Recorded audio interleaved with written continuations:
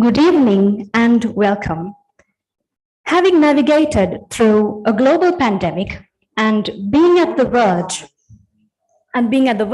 of a climate crisis, we are no strangers to buzzwords such as disaster, risk, and crisis.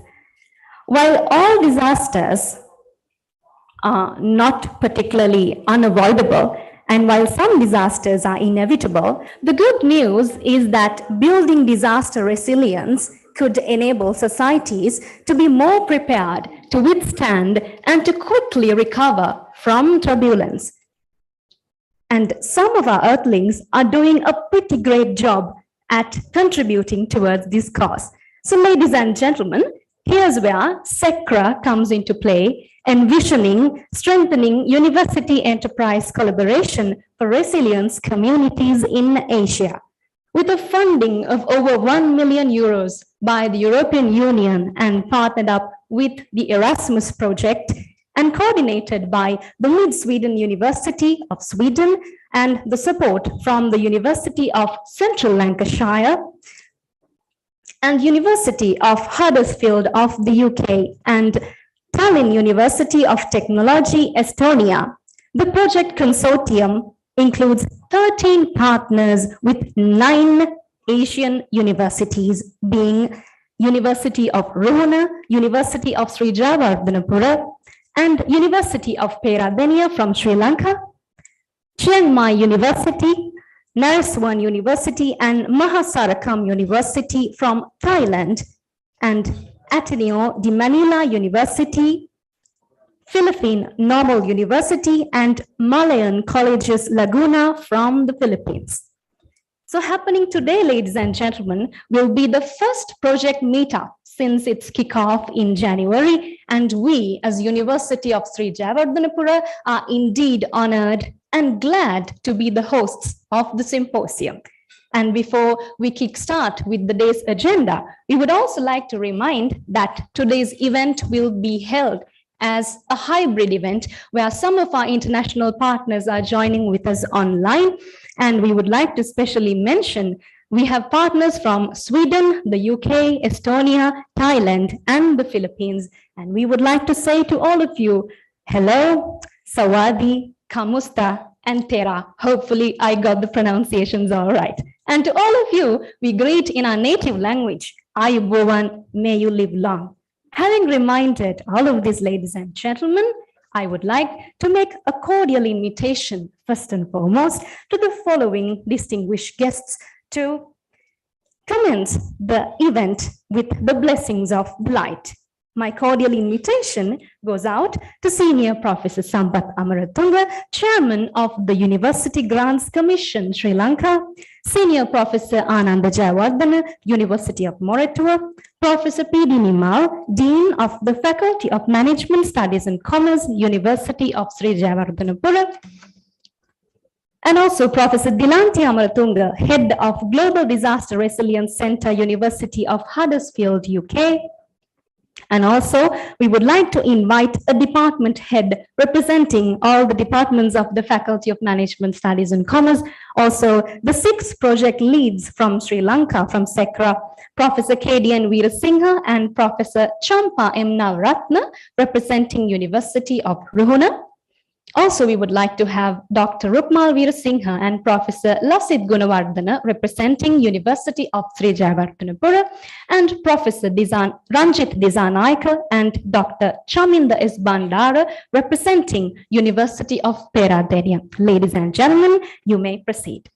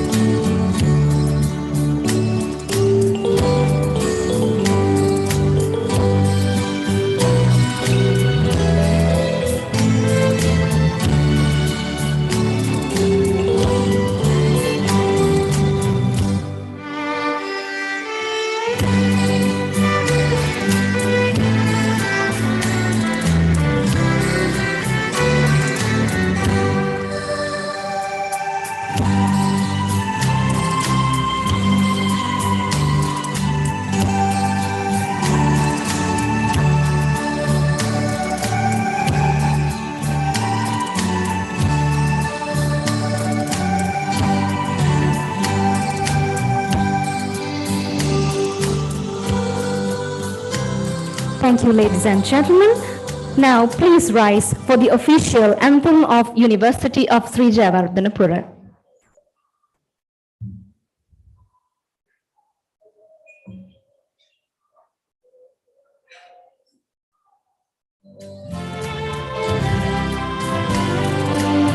Sri Lanka Pindarandirani Srinivasa Mahaganagari Jayawardhanapura Sarasari Sri Namaya Randavam Muduni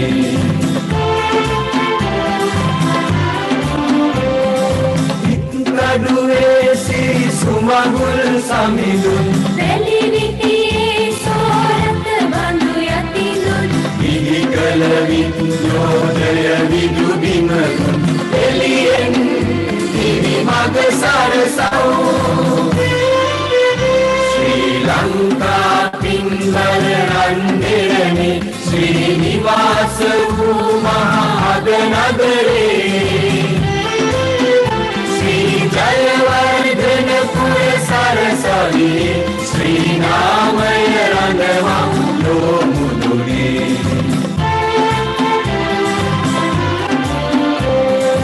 Ayuktiye Vivadashili Asatyayeli Vicharashili Viyak Sabhagat Samajashili Viyatun Vidaya Mogalau Sri Lanka Pindarandirani Srinivasa Mahaganagari Jayawardhanapura Sarasari Sri Namaya Randavam Muduni Vijau Patatan Senta Vijau Patatan Senta Vijau Patatan Senta.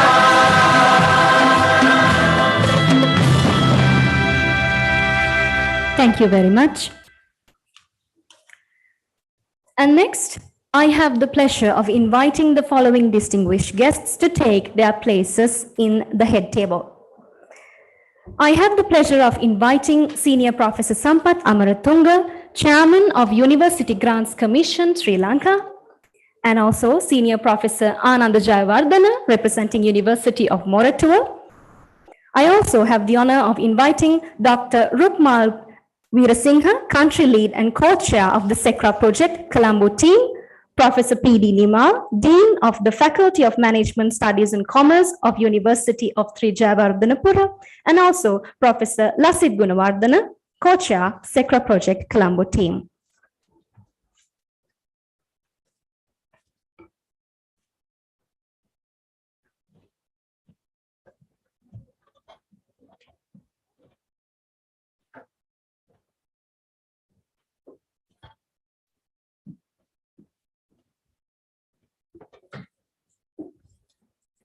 Also, we would like to make a kind request from our virtual audience, ladies and gentlemen. Please have the speaker view of your Zoom applications turned on for the best viewer experience, and also a kind reminder for you to be prepared to turn on your cameras for an official photograph right as we move on to the first break of today's agenda. Having reminded that, ladies and gentlemen, without further ado, let me invite Dr. Rukmal Veerasinghe, Country Lead of the SECRA Project, to deliver the welcome speech. Over to you, sir.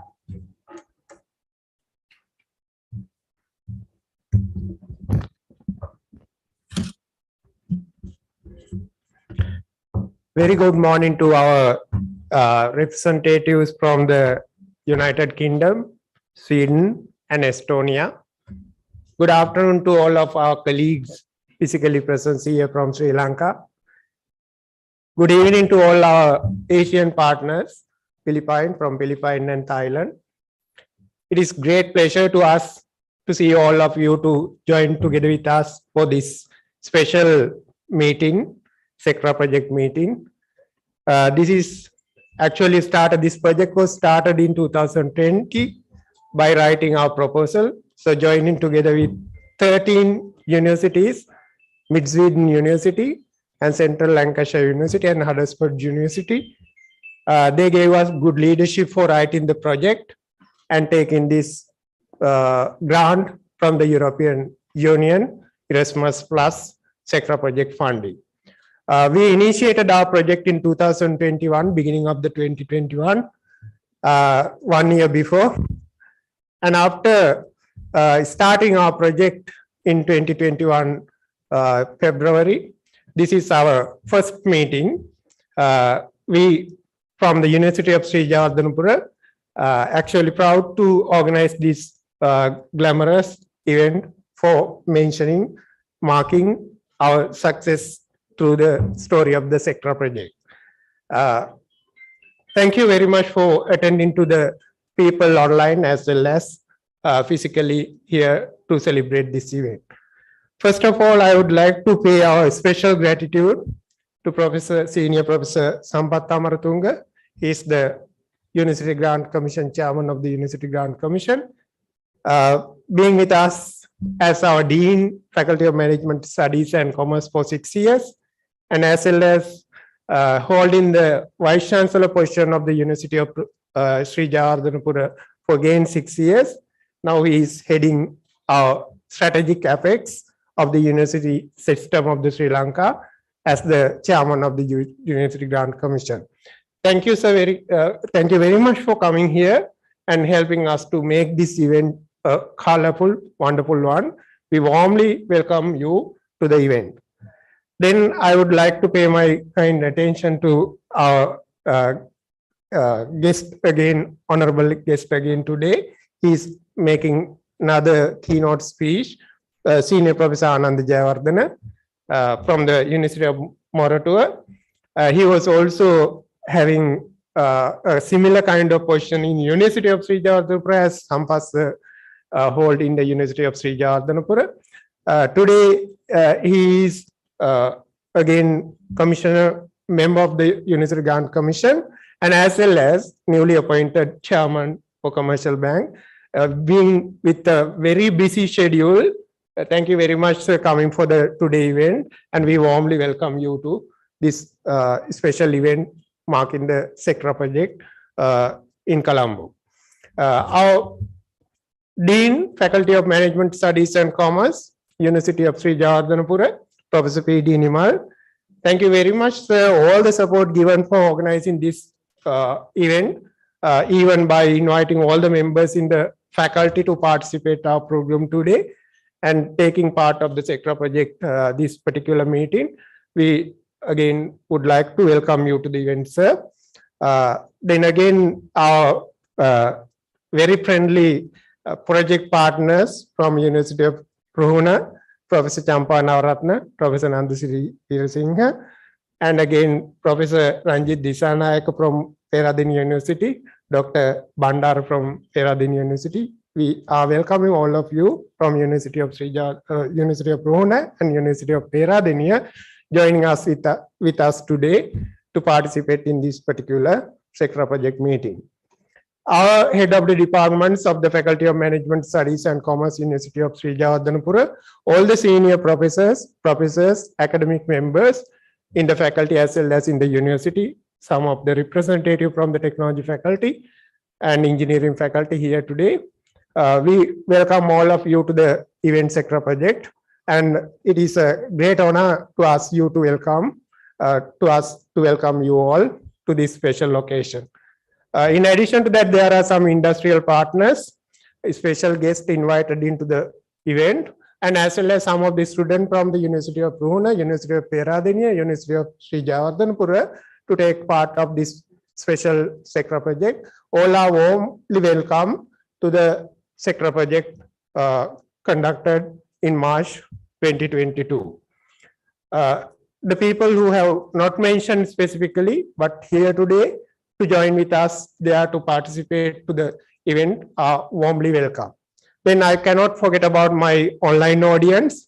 There are university representative from University of Huddersfield, University of Central Lancashire, from United Kingdom, and our special project leading university partner, Mid-Sweden University, including Jorgen and Evie. They will also deliver another welcome speech later.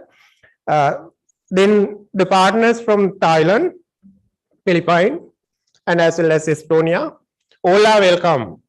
Even your presence in online, you all are welcome to the project meeting conducted in Colombo for the SECRA project.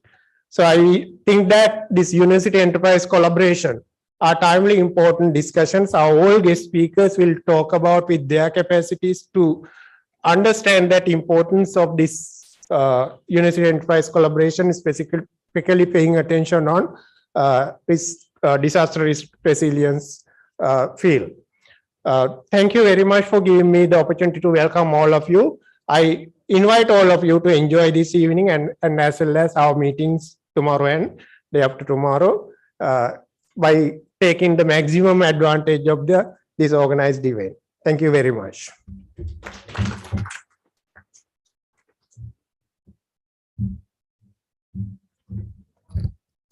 Thank you very much, sir. And next, my invitation goes out to Professor Jorgen Spaff and Professor Evangelia Petridou of Mid-Sweden University to welcome all of you. Thank you very much.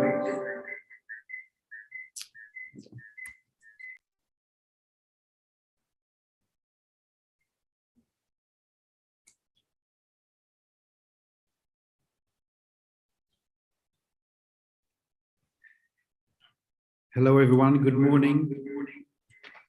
Just a second, we have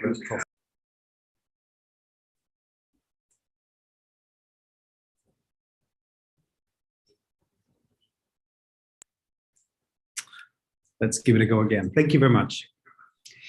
Good morning, everybody, and good afternoon. And we are very happy to see this meeting happening finally.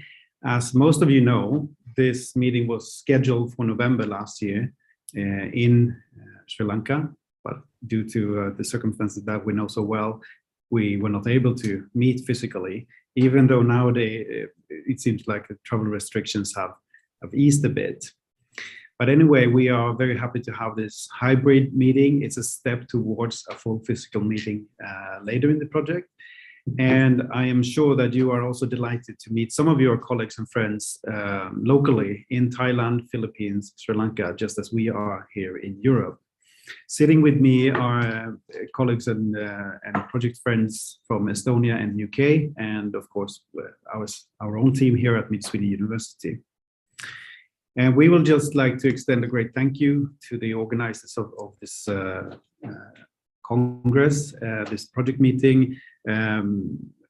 First of all, thank the support from the University of Sri Jayawardenepura, and of course the support of the distinguished guests and external partners.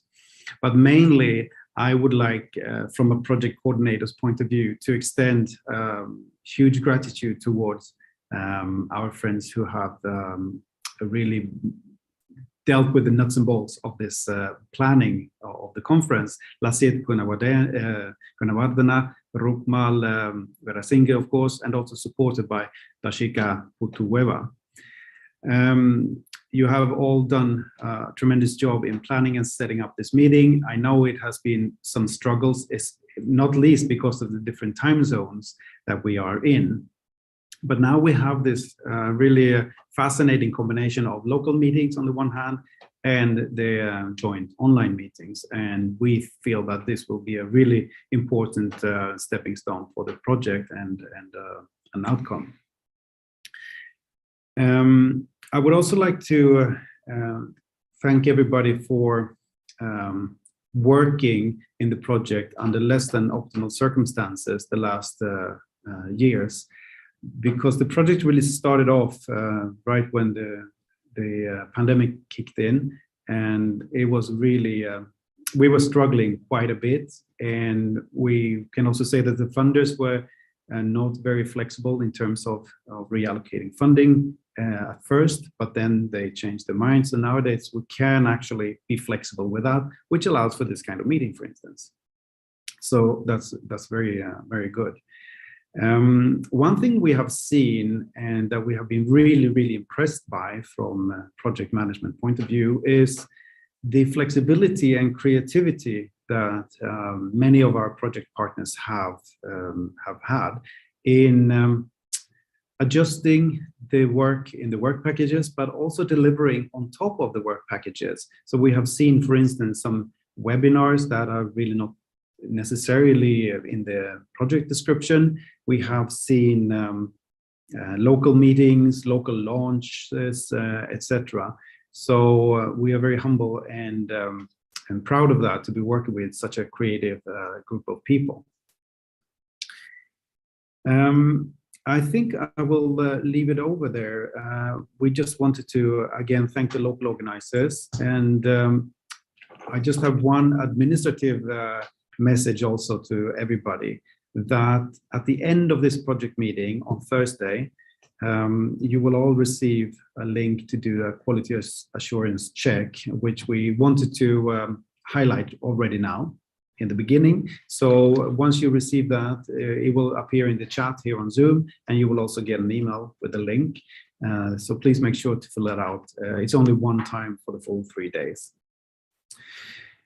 And with that, I just want to say that we look forward to these 3 days with keynote speakers, with seminar discussions and presentations from the project and from external partners, and wish you all the best of luck wherever you are. Thank you very much.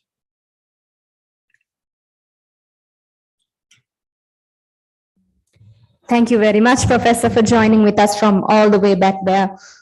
And with that, next, I would like to cordially invite Professor P.D. Nimal, Dean of the Faculty of Management Studies and Commerce of University of Sri Jayawardhanapura, to address the gathering. Over to you, sir.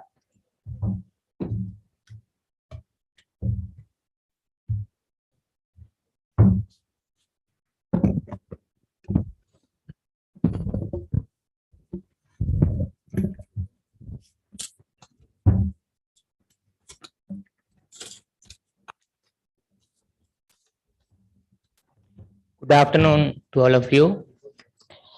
And Senior Professor Sampath Amaratunga, Chairman, University Grants Commission, and Senior Professor Ananda Jayawardena, University of Moratuwa, and all the participants, both locally as well as globally from various countries, and university representatives from various universities of Sri Lanka, and co-leads of the project, Professor Lasit Gunawardena and Dr. Rukmal Veerasinghe, and my dear colleagues of the faculty. It gives me a great pleasure to address this audience on this inauguration ceremony of this program. And first of all, I would like to extend our sincere thanks and gratitude to the European Union for providing financial support of 1 million euros for this project. And also I would like to appreciate especially the co-leads of the project from our faculty, that is Professor Lasit Gunawardena and Dr. Rukmal Veerasinghe, and other collaborative partners from both the local and foreign universities for their dedication and commitment to make this event and the entire project a success. So thank you very much for organizing this event. As you are probably aware, as the Dean of the faculty, I am proud to say that the Faculty of Management Studies and Commerce of the University of Sri Jayawardhanapura is the pioneering management faculty in Sri Lanka and is considered as the center of excellence in management education in Sri Lanka. Therefore, I suppose that with the support of all the collaborative able partners, this project on strengthening university enterprise collaboration for resilient communities in Asia would be a great success. In fact, as a faculty, we maintain very high, close and healthy relationship, which are mutually beneficial with the industries. Some of our activities are, in fact, recently, we opened a liaison office with the help of a head project in the faculty to collaborate all types of agreements, MOUs, and other projects with the organization. And also, we are working very cordially with the organizations to get internship opportunities and job opportunities for our undergraduates. In fact, recently we launched an information sharing platform implemented by the liaison office to find internship placements and job opportunities for our undergraduates. Both organizations and universities can publish their requirements and they can communicate each other and select best students for their employment opportunities. And moreover, we do some industry-university collaborative research projects through the research center of the faculty. Hence, I am confident that projects of this nature would definitely enhance the university enterprise collaborations for resilient communities in Asia. So finally, I wish you all the best. Thank you very much.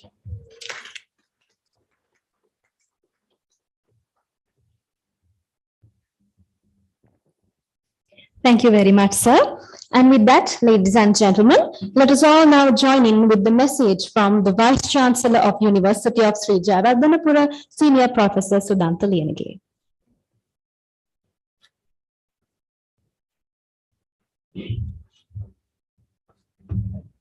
During last many years, now we have changed our directions. So we are working on one line to promote the research and research activities in the universities so our main idea is to improve our ranking. So all the universities in Sri Lanka at present, there are 17 universities. We are all working in that line to improve our university ranking, world university ranking in Sri Lankan universities. So in addition to that, there is another very important thing, though we considered as a teaching university earlier, what we have done at the universities are just to distribute the knowledge among the young people in Sri Lanka or the youth in Sri Lanka. But we have understand there is a mismatch in between what our production or all the universities are giving graduates to the market, but there is a mismatch with the market and their requirements. So therefore, having a close relationship in between the universities and the industries are extremely important. In addition to that, I think we have to give more entrepreneurial skills at the university for all these undergraduates and the graduates who are passing. So therefore, I think I would like to thank the University Grant Commission. Especially, they are providing many opportunities for this kind of collaboration. And now with some of the syllabuses changes, so they allow us to give some credit values for industrial training also. So therefore, I think our students are getting some culture or some ideas about what is happening in the Sri Lankan, especially in the Sri Lankan industry. So unfortunately, at the moment, our most of the industries are in service-based industries in Sri Lanka. So I think most of our management graduates are going to fit into that particular service industries and the service sector. So in addition to that, I would like to see as a Vice Chancellor to having a more and more industrial, proper production-based industries are going to be established in Sri Lanka. Now that is happening. So that is also a very important thing, because if you are working in an industry where you are having some production lines, and especially with some chemical base and other important chemical related industries are also important. So therefore, I think the university academics has to closely work with the industry. As a Vice Chancellor of the University of Sri Jayawardhanapura, I would like to appeal from the UGC. I think when our academia is available to go to the industry and do their work, not only as spending some time with their sabbatical leave, even I think it's better to allow our people, even to the academics, to go to the industry and spend some time, at least 3 months per year or 2 months per year, and have to do something, so that is going to be a very important collaborative step. So therefore, I think definitely we can do this one. So then our academics are also going to have some kind of a personal connections with the industry. That is also very important, because at the moment, most of the industries are not having much of faith on our academics. So therefore, they don't like to have a proper collaboration. That is happening in Sri Lanka. But as a Vice Chancellor, I really want to see a very fruitful, very close relationship in between the industry and the universities. That is not that great at the moment in Sri Lankan context. So, but if you just go to most of the developed countries, to Europe or even to Thailand, Asian countries, they are doing really well with the industries. These collaborations are very fruitful, and most of the time, at least 1 year, sometimes 6 months, are almost all university students are spending their time in those industries. Slowly, we have to change. I have noticed that. I know that the Faculty of Management Studies and Commerce, so they place all the children in industries, and also the technology faculty and engineering. But I think the science, even the Faculty of Arts, we have slowly started all these things at Sri Javadhanapura, not only at University of Sri Javadhanapura, I think in all 17 universities, this new culture has to be built. Then the industry also understand our capabilities of our graduates or capabilities of our undergraduates. That is a very important thing, to convince all the industries to understand and to say our people can work in any place in this world. So therefore, in that event, I think improving this industry-university collaboration is extremely important at this moment. So therefore, I would like to thank all the organizers of this particular workshop. I think it's a 2-day workshop. So, and there are so many discussions happening. That is a one added advantage because of the COVID-19. Usual practice was earlier, everybody has to be physically present in any colloquium or any seminar or anything. Now, even in Sri Lanka, we have remarkably improved our online facilities, distance education modes, distance learning modes. All these things were highly improved now. So therefore, anybody in other part of the world also can be connected. So that's why now I know that the most of the European partners, so you all are just started your work, you all are in the morning time. So in Sri Lanka, we are just passing our afternoon.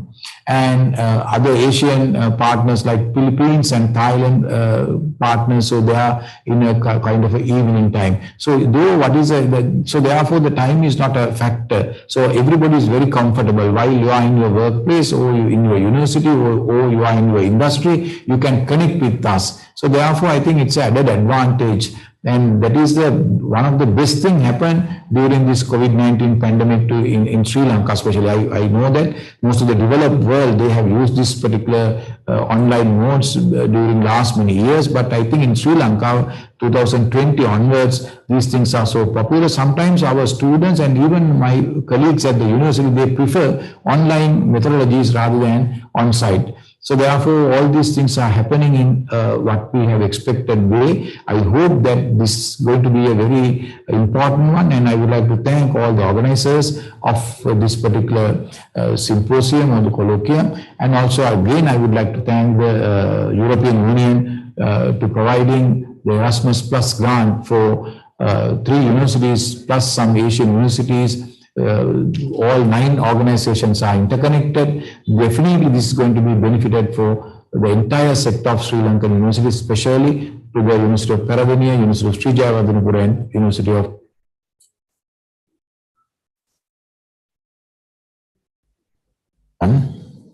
very good morning for all the UK.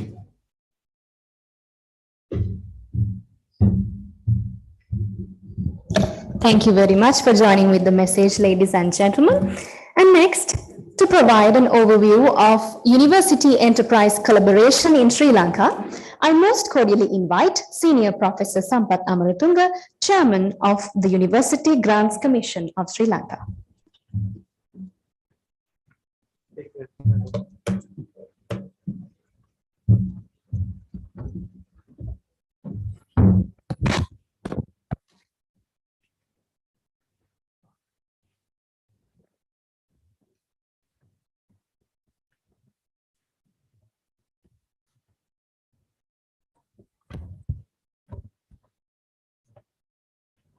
Good afternoon, Professor Ananda Jayawardena, Commission Member, former VC, University of Moratuwa, and also chairman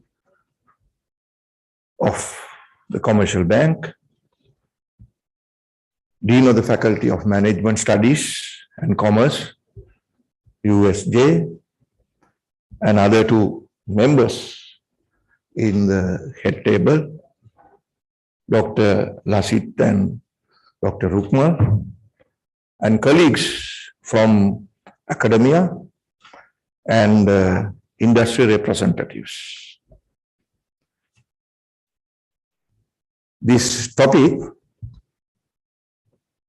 looks like modernization of our own universities. So we are in a struggle with this COVID, how to meet ends in the system. We all know just 2 years ago, we have asked everybody to go home and close universities. Normally, when we close universities, that is the end of entering libraries, computer laboratories, and research centers, so on. But this time, when we close gates, we started the continuation of research and teaching and learning.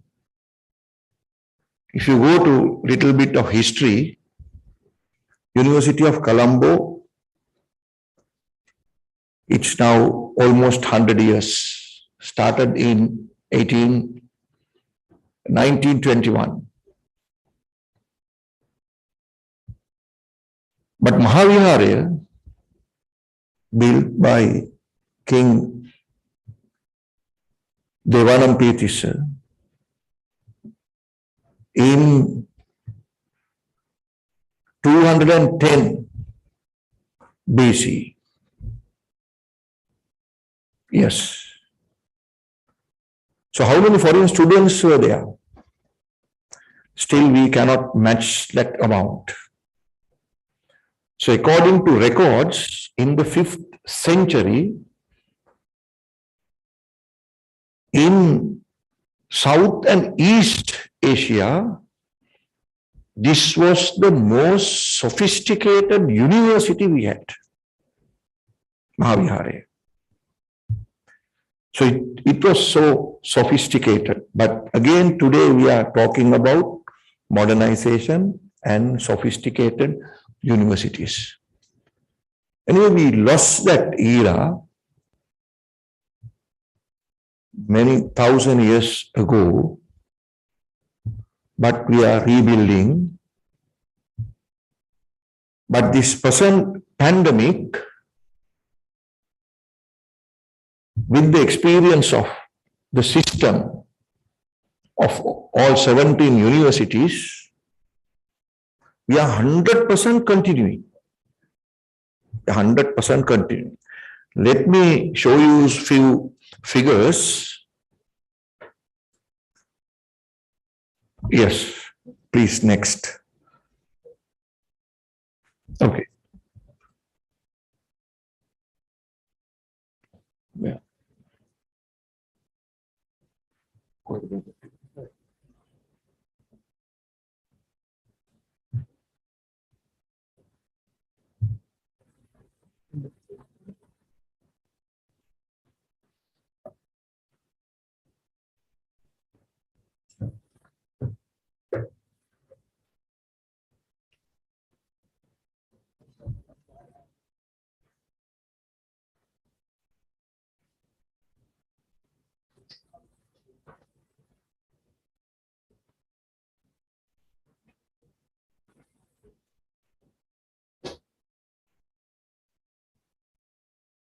Okay.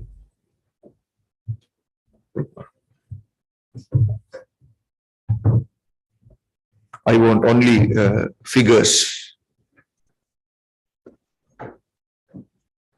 Look at this. You get full data information here. number of meetings and months. Before March 2020, you can see there was no video conferencing. Teaching, learning on internet was zero in the country. So we started in March after closing down all universities, followed by the lockdown, the whole nation, we started that.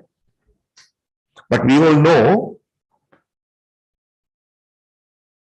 more than 60% of our student population live on scholarships, Mahapola or the bursary.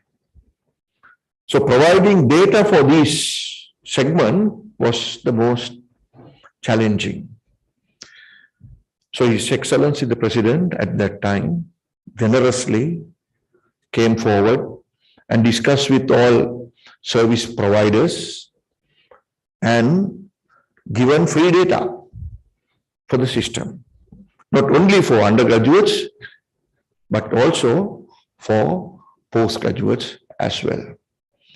So even today, we enjoy this free data package. So because of that, so we continue with full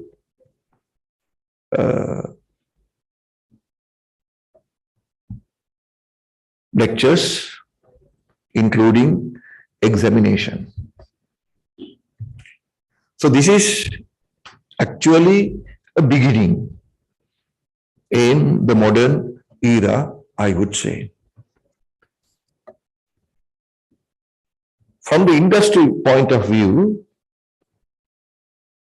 what they say, there is a gap between output, what they want,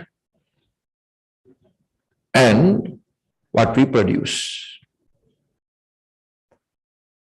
So Open University of Sri Lanka started a new degree program very recently. It's computer software engineering. We are planning to get 10,000 undergraduates enrollment. At the moment, we have taken 2,500. But for the first time, we have invited SLASCOM, which is the Society for Computer Engineers in Sri Lanka, to involve in preparation of syllabuses. So when you register for the university, at the same time, you will be given a place in the industry to work and earn as well. So OUSL charge an amount around 90,000, but students again gain the salary from the industry. So we are trying to ease off this gap between our output and the industry. And we all know when it is come to soft skills, if you take the total population, student population, there are about 20% students. You don't need to teach soft skills for them. But 30, 40 years ago, the system was not like that. But today, more than 20%, at least, they don't need soft skill training by higher educational institutes. And again, another 60%,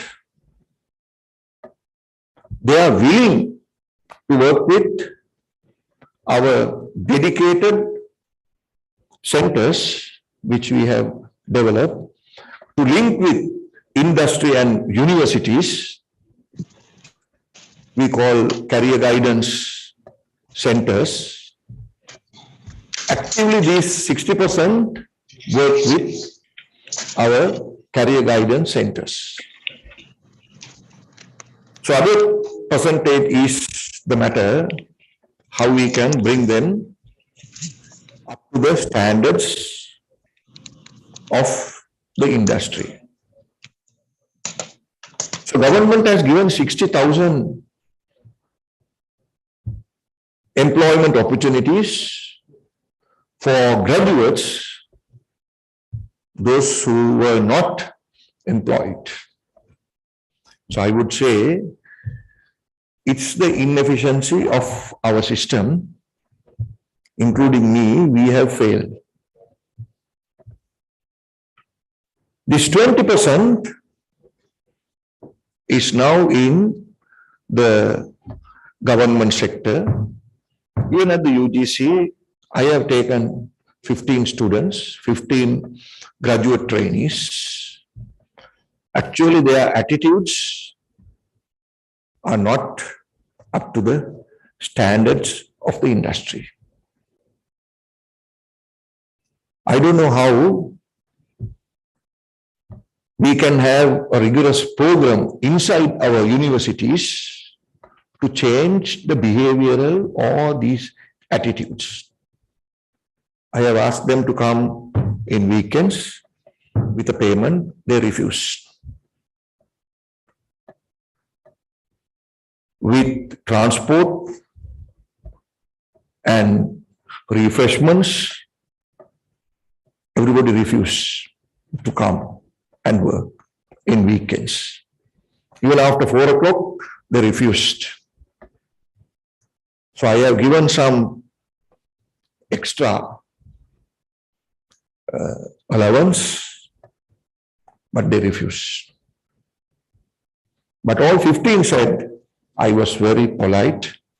I have given them separate seats, desks, chairs, all comforts, but they refused.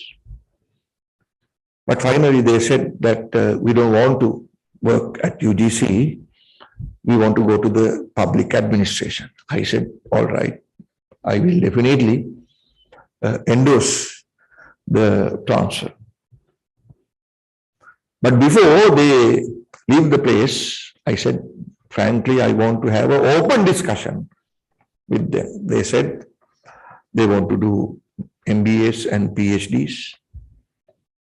So I said, first 2-3 years, you have to devote to the place that you were given the place. And I said, when I'm doing my PhD, I said, I work in a restaurant. Right? I was doing cleaning and all. I have told my students, these people, and I said, you have to totally change your mindset, which is needed by the industry. So public sector is failing because of attitudes and all this. So actually at the industry level, we need a lot of help from industry to guide our own products 100%. I believe 80-85% we don't have a problem. But in order to have full efficiency of 100%, we need that. So I will show you more information regarding industry-university collaboration. Shall we go to the next? So this one, coming under the World Bank project, ahead. In all 17 universities, we have UBL cells, university business linkages. Also in some of the universities, we have dedicated centers for invention and innovation, and venture creation as well. The next presentation. So we have set up this and we have pumped enormous amount of money to run this UBL cells, and we have appointed directors for UBL cells. At the UGC level, we have set up a standing committee for industry, university, business linkages, where we discuss barriers to promote industry-university relationships and things actually we have to carry out at the university level in order to commercialize our products, so on. So I think Professor Ananda is chairing. Yes. So during Professor Ananda's presentation, he will elaborate more regarding this UBL cells.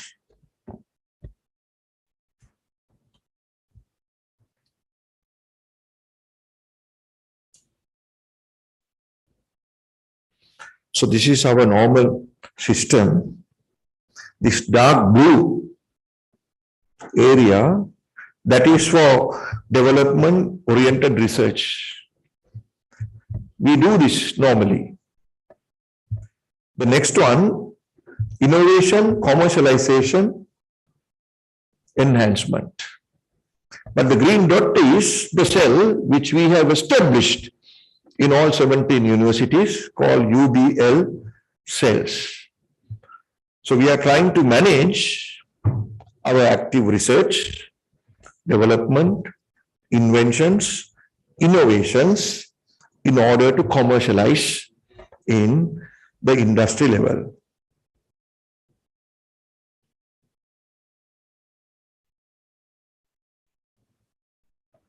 If you just look at this gray colored bars, which shows the total commercialized projects. So University of Colombo, it's 10. So Moratuwa is the highest. It's more than 10. So there is a system, Dr. Rukman, inside universities, where now we are trying to work with industry, which was lacking in previous era, and all researchers were isolated. They are doing their work and they publish. At least they don't mention their publication list when they apply for their salary increment, the annual increment, because system does not force everybody to show the publications, everything. The annual increment is 750 rupees. So you don't need to show how much you publish to the university as well. USJ VC correctly mentioned that we all working towards ranking, and we have changed that mindset as well. And now we are working with the industry for better ranking. And Professor Sudhanta also mentioned that UGC must take some steps and allow academia to go and work in the industry. Soon after that, Professor Ananda told me there is a circular.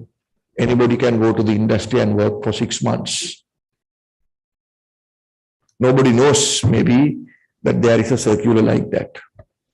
If it is only for academia, actually we must extend that to administrators as well. Bursars, registrars, all others must also go to the industry and come back. So there is a circular. And there is another circular, if you invent something and if you commercialize, so 80% money, you can decide what you are going to do. There is a circular. Apart from this UBL matter. So I know Institute of Postgraduate Management use the circular very much. And companies are now already launched into universities, Moratu and Colombo. We are getting enormous pressure from internal audit and government audit, asking why you all have set up companies. Without companies, actually we cannot commercialize our products. We cannot go to the field and work with the industry, work with the private sector. So we are going to take some remedies to overcome this issue by amending the act. So you can see all universities are here. If you look at this ash bars, you can see it is already started. So you can see what are the projects actually we are taking. The first part, it's all research. But if you go to the bottom line, you can see all patents, Sri Lankan patents, US patents, and international patents, and all coming under this invention and innovations.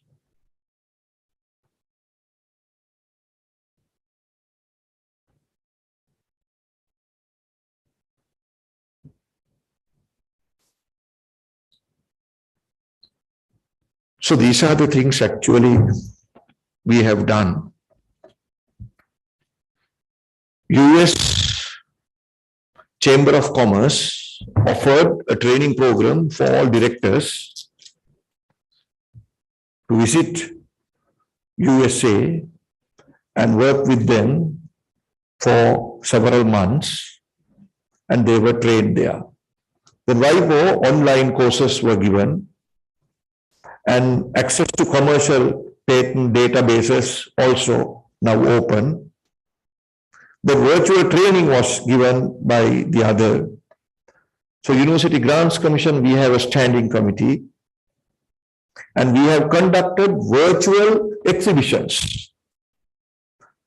The most important thing is, I will show you the exhibitions, what we have so far conducted.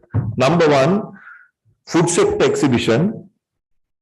Number two, electrical and electronics exhibition. What we have produced, what we have done, what we have researched in universities, we have displayed these to companies and also to Chamber of Commerce. An Indian Chamber of Commerce requested from UGC to have the same exhibition for them as well.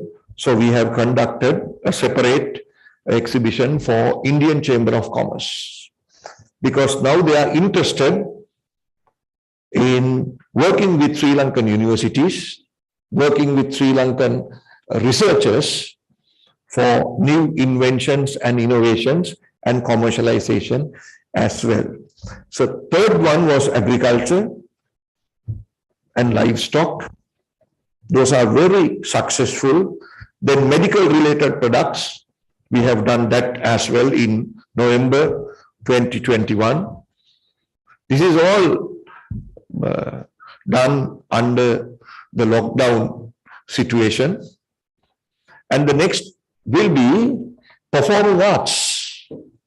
Performing arts. So we have conducted only 4. The 5th will be performing arts.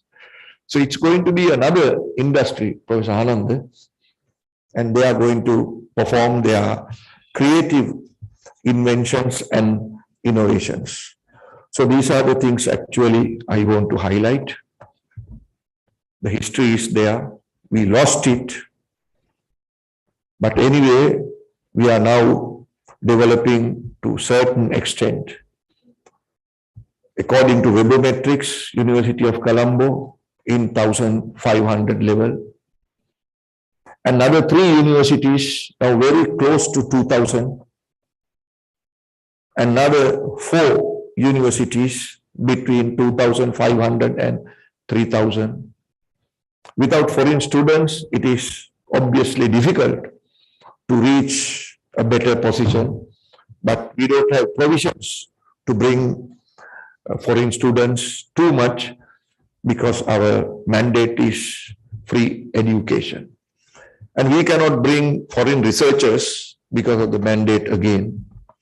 So many red tapes are there, but considering the national objectives as well. So I think we are now in the driving seat and working very much with industry. Of course, management faculties, Professor Nimal, no need to tell. We drive with industry. We have a lot of links, and especially we don't criticize even professional bodies. We work with professional bodies and we promote our students to get the professional qualification as well. So Professor Ananda is the current chairman, Commercial Bank, right? So what else that I can take an example more than to show you the relationship between academia and industry.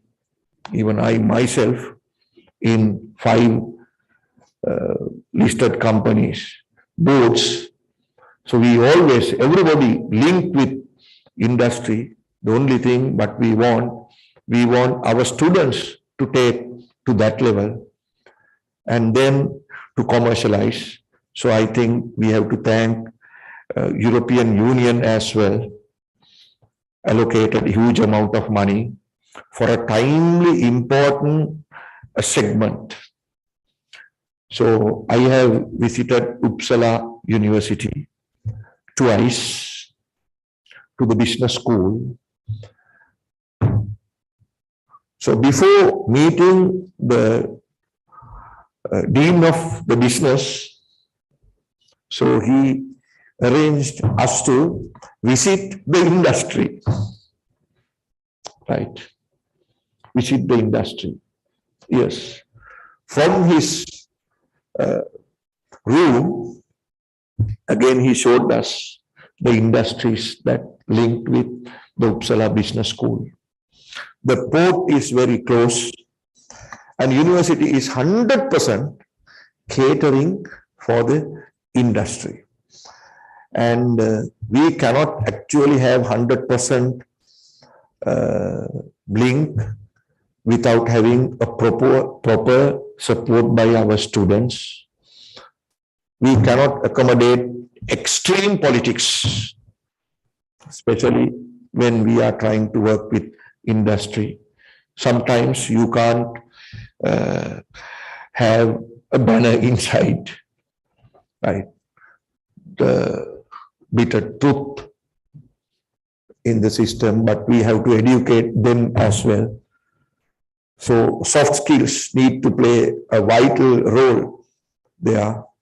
So thank you so much inviting me, and thank you European Union and all participants for patience. Thank you very much.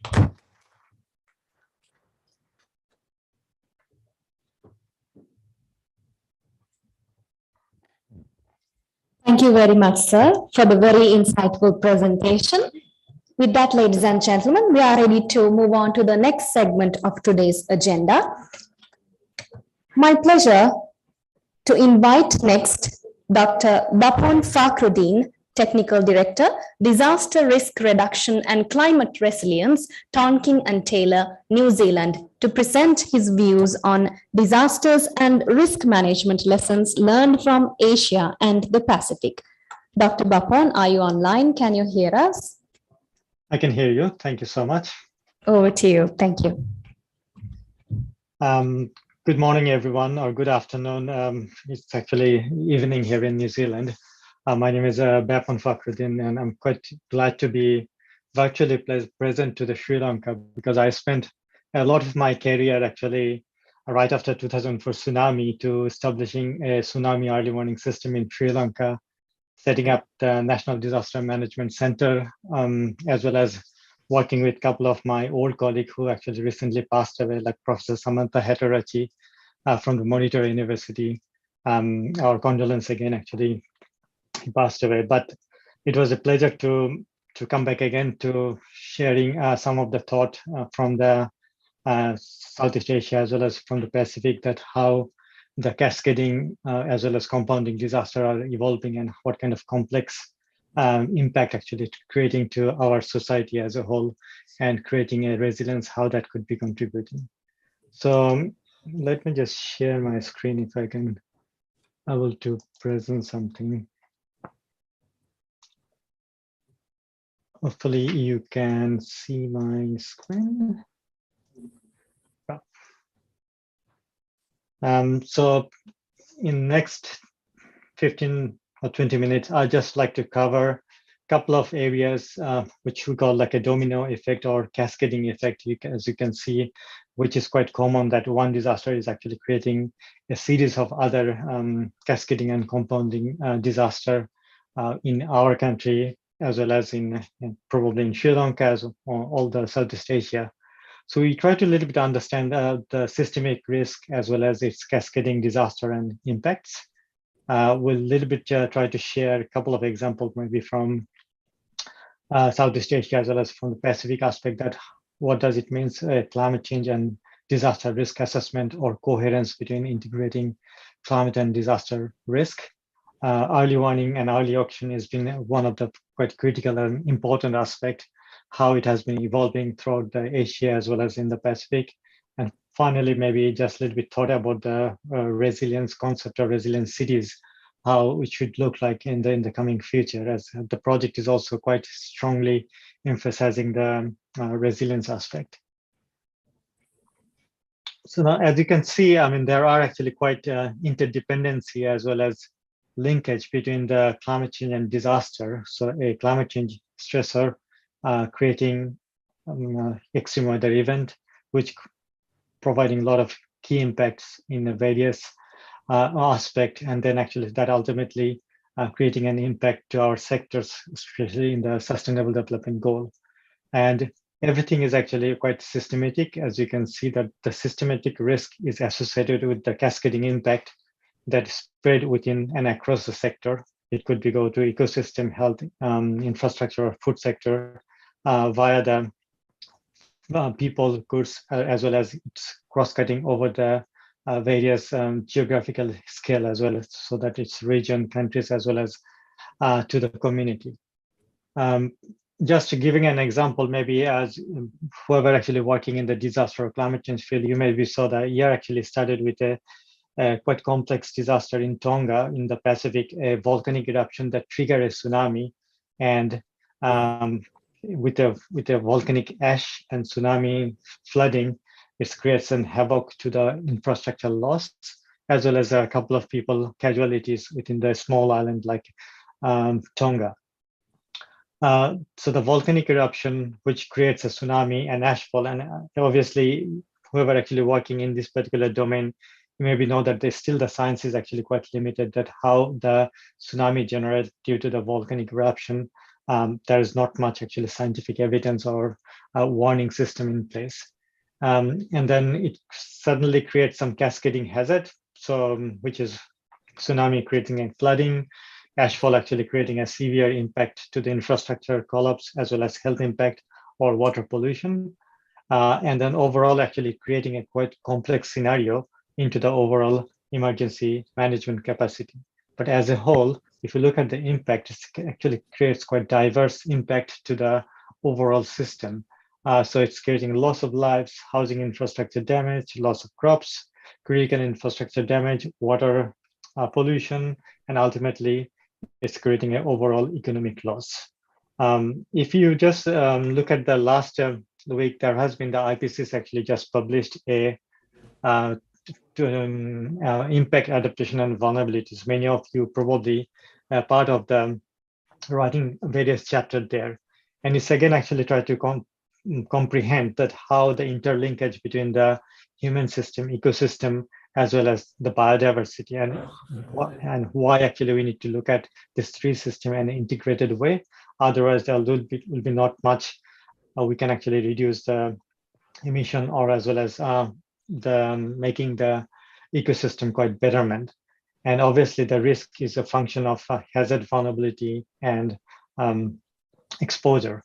But if you look at, I don't know how many of you actually read that 3,000-page document, the IPCC 2022, that paints a quite nice picture of the planet, where you may see that the solastalgic is the norms, and it just may be like an atlas of the human suffering. It try to describe that's what's actually coming for us in the next 50 or to 100 years time. So if we are not well integrated or well transdisciplinary research we do, it would be very hard for us to recovering some of our ecosystem restoration, or maybe enhancing resilience to the community. And obviously, once we try to understand our resilience, one of the aspects is actually we need to understand the risk, how we actually do the risk assessment. It could be climate change related risk, it could be other geohazard or disaster or technological or biological risk. But what does that risk means to us, and how we actually assess the risk? Still, we try to look at more on the physical side of risk, like how the natural hazard creating some risk into the community using a vulnerability and exposure. But there are also a lot of other transitional risk, which has been quite strongly emphasized by developed country, like what you call TCFD, like Task Force for Climate Related Financial Disclosure, which is one of the mandatory action for many of, like in New Zealand, even in many other countries, that we need to, every organization need to report back to the central government that they are actually, they need to disclose their financial as well as climate related financial disclosure in terms of looking at physical risk, as well as looking at transitional risk in terms of policy risk, market risk, technological risk, organizational risk, operational risk. And that could be also applicable for university as well as other institution, whoever dealing with climate change as well as disaster related impact. But understanding this risk will be bringing us an opportunity to how we can actually making our resource more efficient, energy sources, more economic opportunity, market opportunity, as well as resilience opportunity. And I think that risk and opportunity that brings us to going forward more on the strategic planning and risk assessment. And I think that's one of the things we need to emphasize as at the university level, whoever actually we are teaching to our student, that it's need to have a systematic approach. You'll see in a country like Sri Lanka, or even in other country, we developed our NDC, which is a mandatory legal document for Paris Agreement. And then we have also our NAP, which is like a National Adaptation Plan. But often actually this two document has been developed without a proper climate risk assessment. So things need to be done. You have a NDC, which gives you a proper envision or your aspiration to the country, that where we wants to go after 50 years or 100 years, or after 20 years of period of time. And your risk assessment will lead to understanding actually what are the risks you have in future. And then that could lead you to an adaptation plan. And I think that's one of the things we often actually missing into the Southeast Asia. Some of the Pacific are quite getting advancement, but also many other example is like a Philippines and Indonesia could be a good example. That's how they actually adopt that climate change risk into understanding into their different sectoral, and then how that applied to their decision-making process. Here is just an example that how a direct or cascading and compounding impact it could create a small risk assessment. For an example, just a risk to wastewater due to extreme rainfall and flooding could obviously disrupt the overall network, or it could damage to the network or increase the overflow, or risk to the forest due to the increase of firewood, fire in the weather, as well as it could damage to the home or erosion to the land. But ultimately that could actually create more impact to the water quality or water availability or overall water resource management. Often we want to understand our climate change or disaster risk. There are actually confusion on our hazard definition, hazard understanding or defining their families. We worked the last few years together with the UNDRR as well as International Science Council to come up with a quite detailed hazard definition as well as classification review, as well as describing every single hazard, what is the hazard definition it is, how you can actually assess that hazard, and where you can find more resources.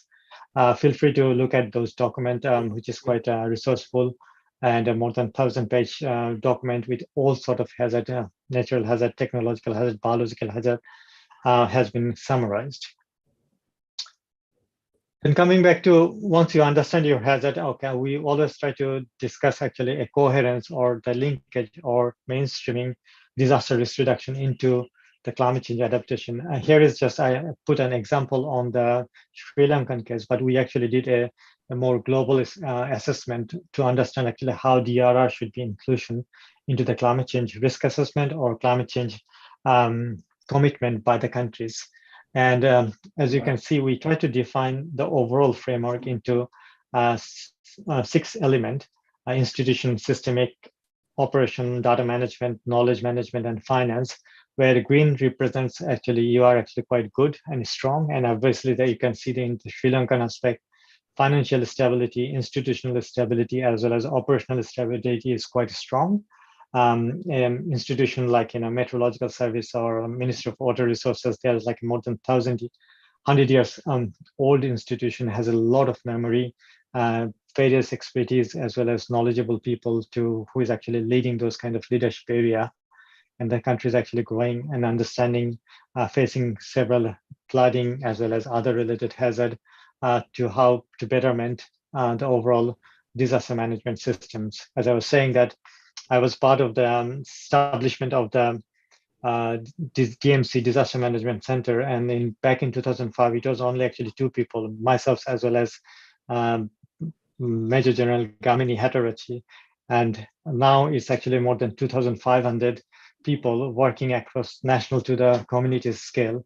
And then so I really feel proud and see actually so much development has been done and so much maturity has been come to the center as well as overall disaster management system. However, there are actually a little bit lacking, as you can see on the orange or in the red sign, especially to looking at how actually we incorporate the systematic Sendai framework into the decision-making process or the overall data management system to properly understand our hazard exposure, vulnerability, and overall risk assessment. And as well as the knowledge management aspect, which is average, but that could be further enhanced. So moving back to the early warning system, which is actually quite complex as well as quite essential. A country like Sri Lanka, as well as many other partner country here like Thailand, Philippines, or Indonesia. This is one of the key for reducing the risk or mitigate our hazard risk into at the community scale. But when you're looking at the early warning system together with the climate change and disaster, you are actually looking at hour to century level aspect. And the other side is actually more global to the community scale, because your weather doesn't have any boundaries. So you actually need to look at your weather in your country, your region, as well as how actually the global weather, atmospheric weather actually moving forward. And at the same time, you need to understand your localized hazard, exposure, and vulnerability, and how that impacting your various domain infrastructure, ecological, economic, as well as human resources.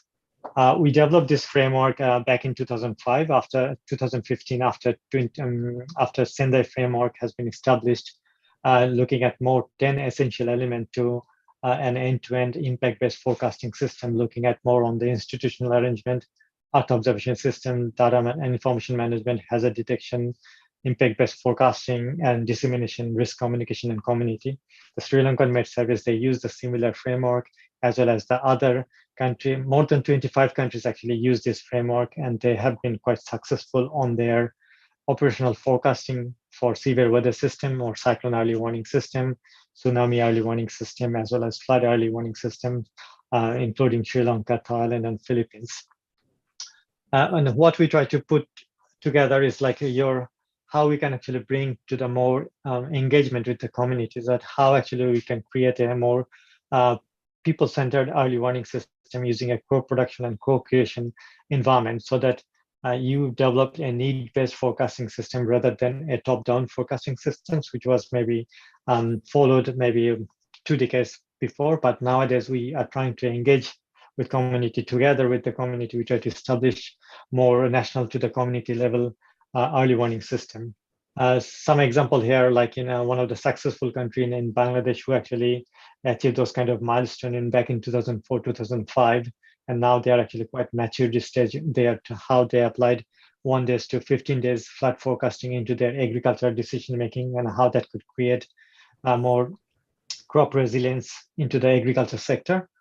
So they try to use those kind of scenario-based forecasting, and based on the scenario, they try to decide whether they'll be doing a harvesting, they'll be doing an early harvesting, late harvesting, or selecting the cropping cropping pattern, or whether they'll be going for fertilizer or non-fertilizer into the field based on the forecast.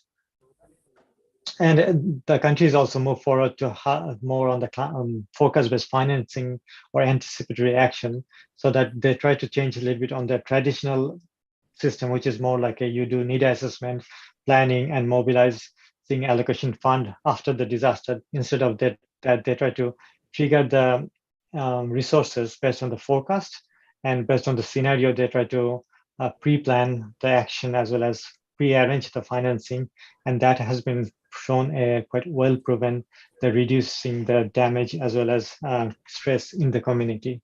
But I think moving forward, we need to look at that how we can actually integrate more short range, medium range, as well as long range weather and climate forecasting into our decision making process. This is quite well applicable in the Philippines and Indonesia. If you look at the Indramayo in Philippines, or Dumangas in Iloilo Dumangas in Iloilo in the Philippines, or Indramayo in the Indonesia, they're the highest rice produced country. And one of the reason is that because the farmers actually understand the climate variability. Farmers use the climate forecast from their met services, and using those forecasts, they're able to draw their crop calendar as well as cropping pattern. But as a local government, they try to create a market opportunity so that they're able to ensure the pricing as well as the sale or goods to be transported to the other provinces. And I think now the opportunity comes for us actually how we can actually work more integrated way, looking at more climate science and various kind of forecasting that you have, the climate change projection, annual and decadal prediction, extreme range prediction, medium range prediction, or short range prediction to understand your climate related hazard or severe weather related hazard, and how that transform into your transitional risk as well as physical risk. And obviously our politician or the policymaker, they want to understand everything on the economic terms. So we need to draw some loss modeling and how that actually creates some potential impact, financial impact in your sector, and then how that could be create and mitigation measures from there on. So there are actually potential opportunity to look at various strategic and planning, or an application and tactical decision making based on various type of forecast, because the more long you go for the long lead time you go, the more actually uncertainty, and that could be utilized for more strategic and planning. And then when it comes to the short range, you can actually do more tactical as well as application level oriented. Finally, I just like to maybe close my talk before asking any question that obviously we all want to be making our city, making our community, making our country a resilience. But if you look at the resilience history, I just try to plot some of the resilience campaign or some of the resilience themes that has been evolved since 2000. And you can see there has been several brand has been came creative city, healthy city, livable city, new urbanization, resilient city. Now we are talking more about the sustainable city, or to reaching our 2030 sustainable development goal. But when you plot their activities, their objectives, their prioritization, you may see actually that doesn't actually cover the whole cross sectoral. So it doesn't cover the whole domain of your vulnerabilities. So some has a maybe quite strong on the human dimension, some has a quite minor dimension in the governance sector. But from 2015, when we actually committed to several global commitment with the Sendai, Paris Agreement, Sustainable Development Goal, as well as New Urban Agenda, we try to focus more on the whole dimensional aspect. And some of the good example, maybe 100 city resilience or making city resilience, they're trying to achieve quite significantly for the all domains.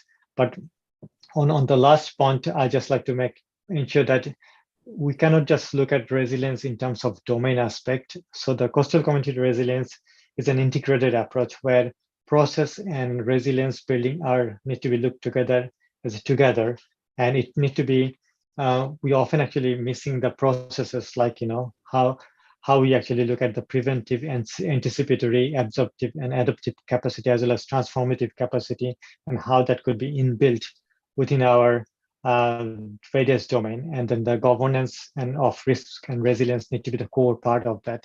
And that's how actually we will be able to ensuring that the process as well as domain works hands in hand and together to making sure that there has been a collective dynamic and behavioral change to improvising the disaster risk reduction and climate change into action.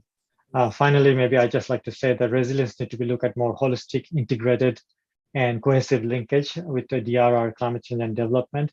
As a New Zealander, as well as in New Zealand, we actually quite rely on our indigenous knowledge, which is our Maori knowledge.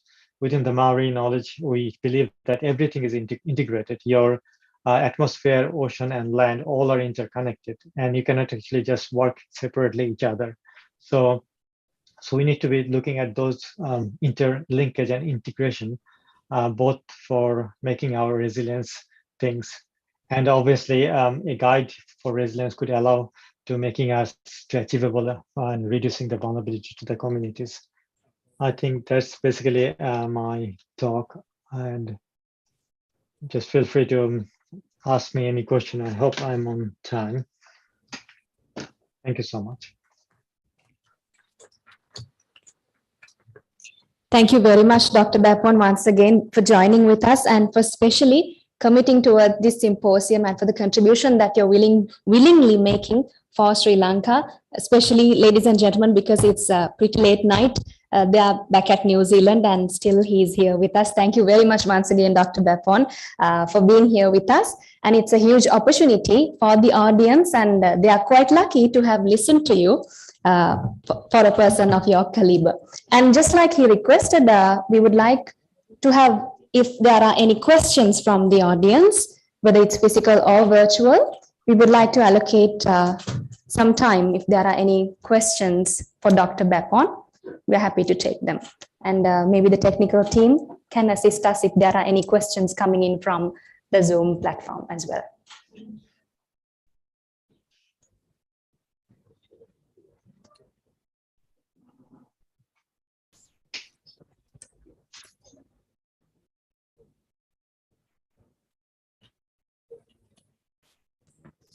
Hi. Yes, you are audible. Hi. Mike, please do the.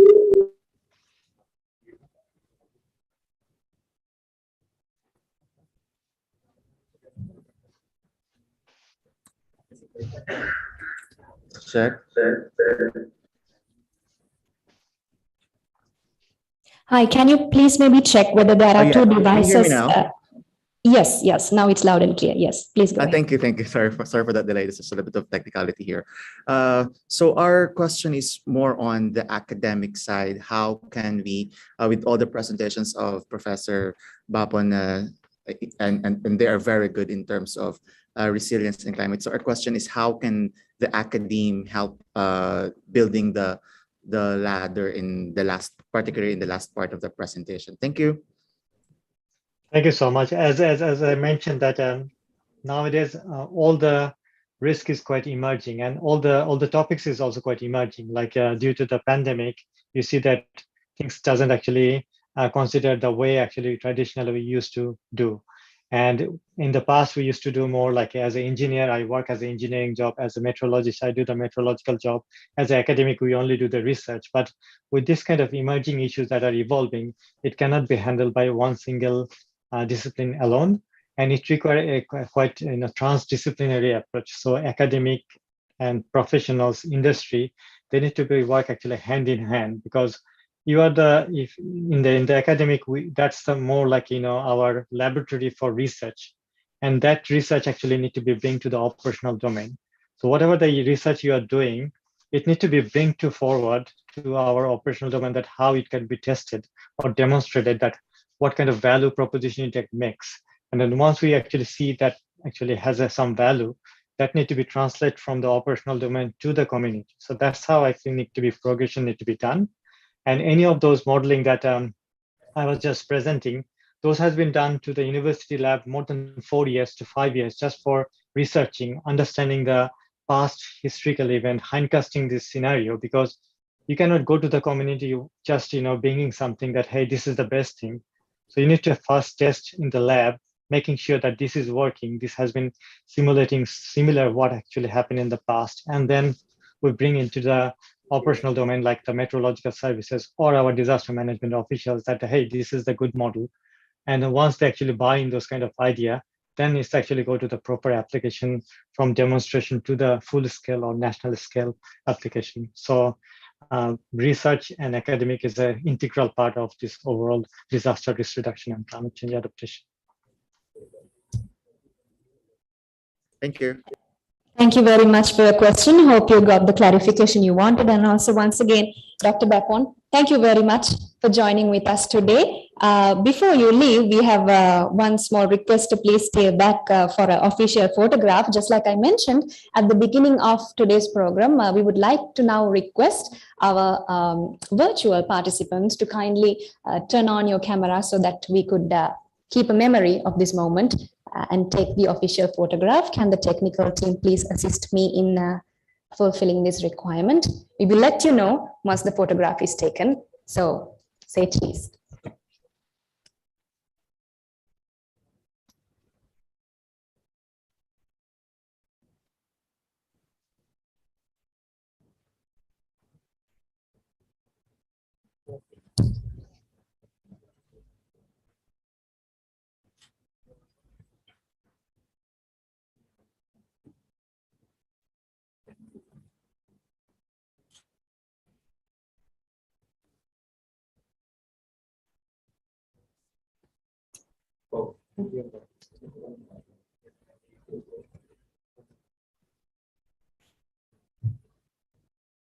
Right, thank you very much. The photograph has been taken, and with that, we would like to go for a small break for 5 minutes, so you all can refresh a little bit, maybe stretch a little bit. And on the other side, we will see you right after 5 minutes. Stay tuned. Thank you very much.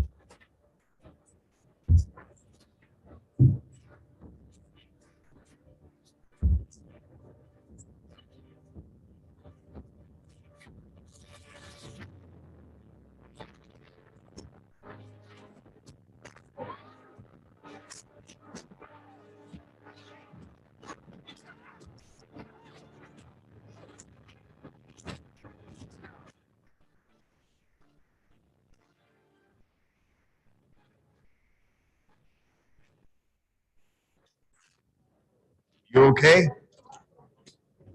You need a minute? Cool.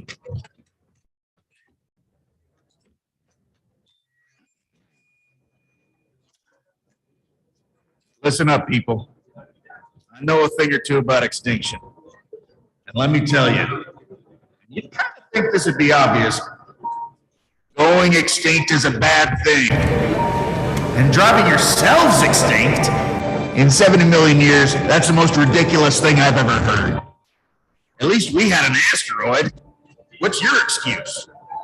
You're headed for a climate disaster. And yet every year, governments spend hundreds of billions of public funds on fossil fuel subsidies. Imagine if we had spent hundreds of billions per year subsidizing giant meteors. That's what you're doing right now. Think of all the other things you could do with that money. Around the world, people are living in poverty. Don't you think helping them would make more sense than, I don't know, paying for the demise of your entire species? Let me be real for a second. You've got a huge opportunity right now. As you rebuild your economies and bounce back from this pandemic, this is humanity's big chance. So here's my wild idea. Don't choose extinction. Save your species before it's too late. It's time for you humans to stop making excuses and start making changes. Thank you.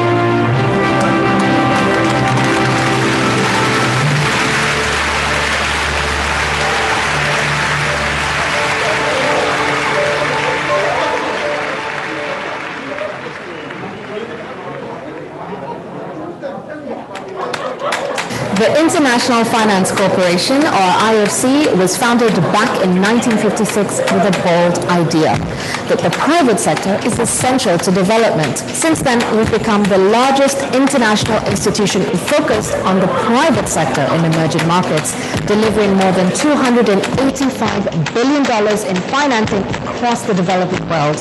And that's helped people in more than 100 countries by creating jobs, raising living standards, and building a better future. Well, what it really boils down to is ending poverty. And we do that by investing in sustainable private enterprises in emerging markets. Loans, equity investments, trade financing, advisory services, these are just some of the financial products we offer. And these help companies to grow, to deliver services, and to gain better access to capital markets. Emerging markets need private sector investment now more than ever. The private sector lifts economies, drives innovation, creates jobs, and boosts infrastructure. Well, our strategy, IFC 3.0, has two major pillars: to create markets and opportunities and bring in more private investment to countries that need it the most. COVID-19, climate change, inequality, conflict, developing countries face urgent challenges. We believe the private sector can help play an important role in solving some of these issues, and we're here to help make it happen.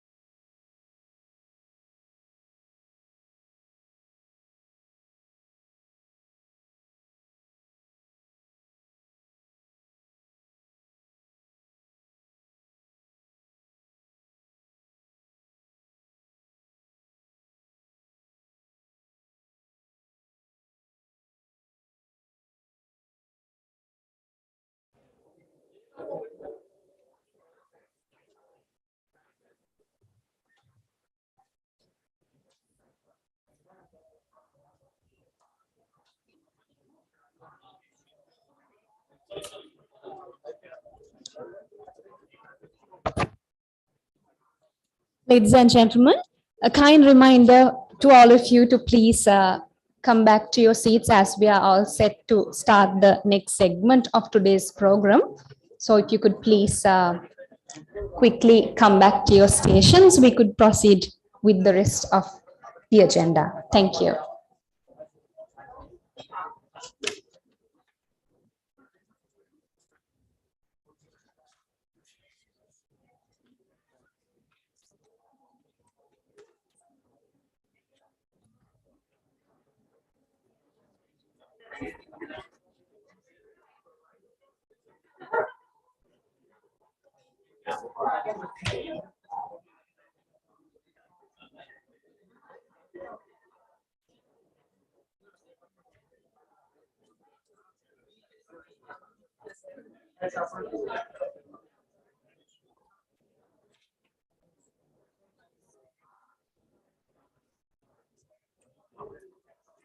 Welcome back, everyone. We are all set to start the next segment of today's proceedings. So next, we have with us another very special personality who's going to share his viewpoints with you.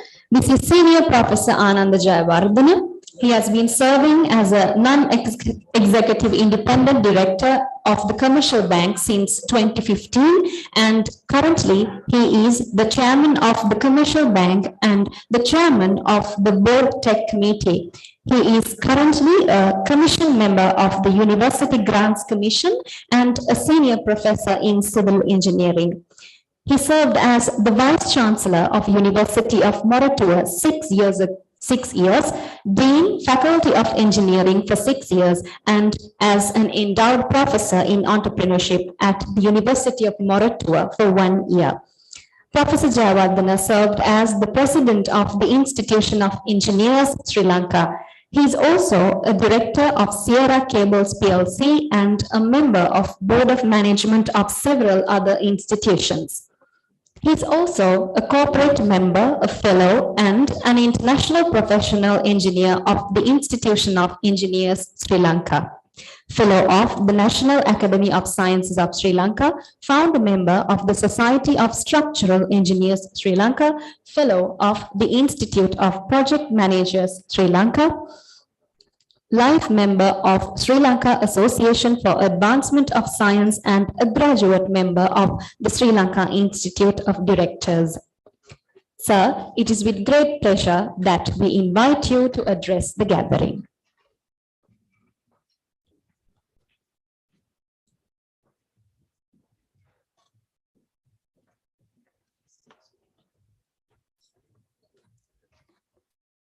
Very good morning, very good afternoon, and good evening for everybody participating through Zoom as well as in the audience. Thank you very much for that very kind long introduction. I didn't expect a long introduction. That's got up to come here straight away. Thank you. And so basically my presentation today is to talk about effective university enterprise collaboration, my experience from an academic perspective. And in the audience, we have all highly specialized experts in these aspects, and we appreciate the presence of delegates, Professor Dilanthi Amartunga from Huddersfield, Professor Richard Higgs from Huddersfield, and all the others joining overseas with expertise, particularly on the disaster resilience and disaster management. My expertise is not exactly disaster management, but certainly in my department, there were experts, as it was mentioned, Professor Samantha Hettiarat, who passed away, having very close these university industry collaborations that we are going to talk about. So with my experience as a dean, as a vice chancellor, as endowed chair on entrepreneurship, what we have been doing at the University of Moratuwa to promote these university industry collaborations, I will share my experience from an academic perspective. And so these, the systems, the models and strategies that we adopted can be useful for any university to promote university industry collaboration. Certainly, of course, it is still valid for disaster resilience as well. So basically, I'll be talking about, for the benefit of the overseas participants, very briefly about the university system here. internal preparation, our own preparation within the university to promote university industry collaborations, and some cases, successful cases from University of Moratuwa, university industry or enterprise collaborations, the good practices that we think is useful, lessons learned, and suggestions for improvement as well. So basically, in Sri Lanka, university sector, we have 17 national universities now. 2 campuses govern under the umbrella of the University Grants Commission, which is highly regulated by the government. We have 2 Buddhist universities under separate act, 1 university under the Ministry of Vocational Technology, another one under the Ministry of Defense. There are private higher education institutions, but they are yet not called as universities. In state universities, the autonomy in terms of the cadre, staff remuneration, incentives, establishment of units, financial spending, procurement, venture creation, equity, all these are very highly regulated by the University Grants Commission and also with the government regulation. So we cannot have a free hand in having lots of innovative things in the universities, government universities. And all our spending, whether they are generated or otherwise, come under the Audit General. So they question and we need to respond to those as well. And we at Moratuwa, a long time ago, we started obviously as an enterprising university, and we wanted to promote this university industry collaboration quite a lot. And we started right at the top by defining our own vision to be the most globally recognized knowledge enterprise in South Asia. We use the term enterprise because we wanted to have the university as an enterprise. And with that, this is just the University of Moratuwa structure. You have the Faculty of Engineering, which has 10 departments with 12 departments with 10 specializations in engineering. You can see all engineering expertise. Faculty of Medicine was recently created just about 2 years ago. And we have the Faculty of Architecture with 4 departments, and the Faculty of Information Technology, and the Faculty of Business. And of course, you have this National Diploma in Technology course as well. So that's just the basic structure of the university. Right.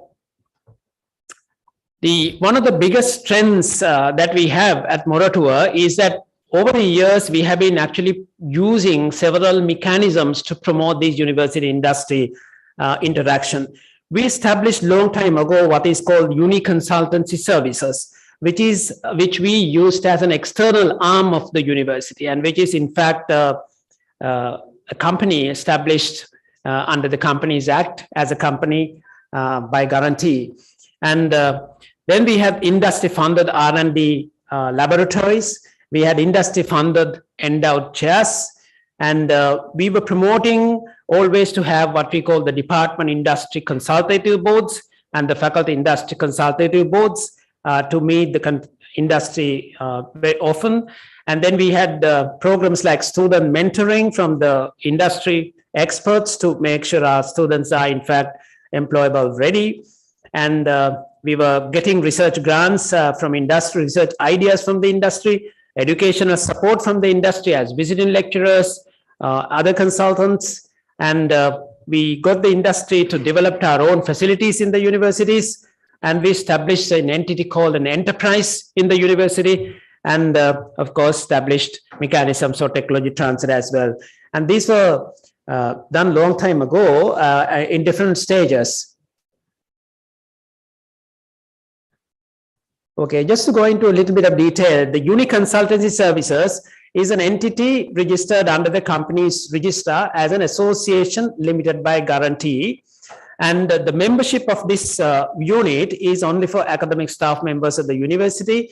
And the board of management consists of university officials by their name, but not their designation. The bursar is there, but by his name on personal capacity, not as a bursar. And some deans are there by their names, not as a dean of a faculty.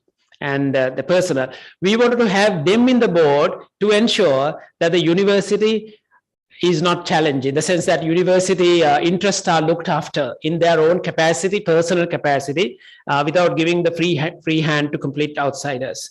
Vice Chancellor is not there because the Vice Chancellor should be there independent to take any decision against or supportive or otherwise. So Vice Chancellor wanted to be completely independent. And the audited by the audit term, and it can bid for projects. Normally, universities are not supposed to bid for projects, right? We can't compete, apply bids for various entities, but this entity can bid for government projects or private projects or whatever it is, can bid. And during the process, you can even get some consultants outside the university system as well. And the model is, if you are going to pay any of our lecturers, right, over and above their salaries, you have to pay 15% of what you pay to the lecturer to the University Development Fund. So that's a model, so that they are not really abused, and the university as a whole will get the benefit. And so we have this arm's length distance between the two units, so that the University Council and the Senate can take an independent decision. And this is considered as a bona fide external arm of the university, and created to promptly respond and proactively respond to the industry needs to look and promote the industry collaborations. And established with the Attorney General's opinion, he said that there is no barrier to establish, but it is not specifically mentioned that you can establish like that as well. So we got our own liberty to establish that. But now, of course, it was at the COPE, it was questioned, why did you have it and all that, but it is not illegal. But the COPE, in fact, appreciated that. And it is good that you are having these kind of things, but it is not clearly mentioned. Therefore, ask the University Grants Commission to get a cabinet approval to establish these kind of entities. And the UGC is now in the process of obtaining cabinet approval so that every university can establish these kind of companies. Right, so this unit has helped the university to foster university industry links in several ways. And of course, it's our duty as a university to safeguard any negative effects coming out of that. And I will discuss later on some of these negative effects that you need to be careful.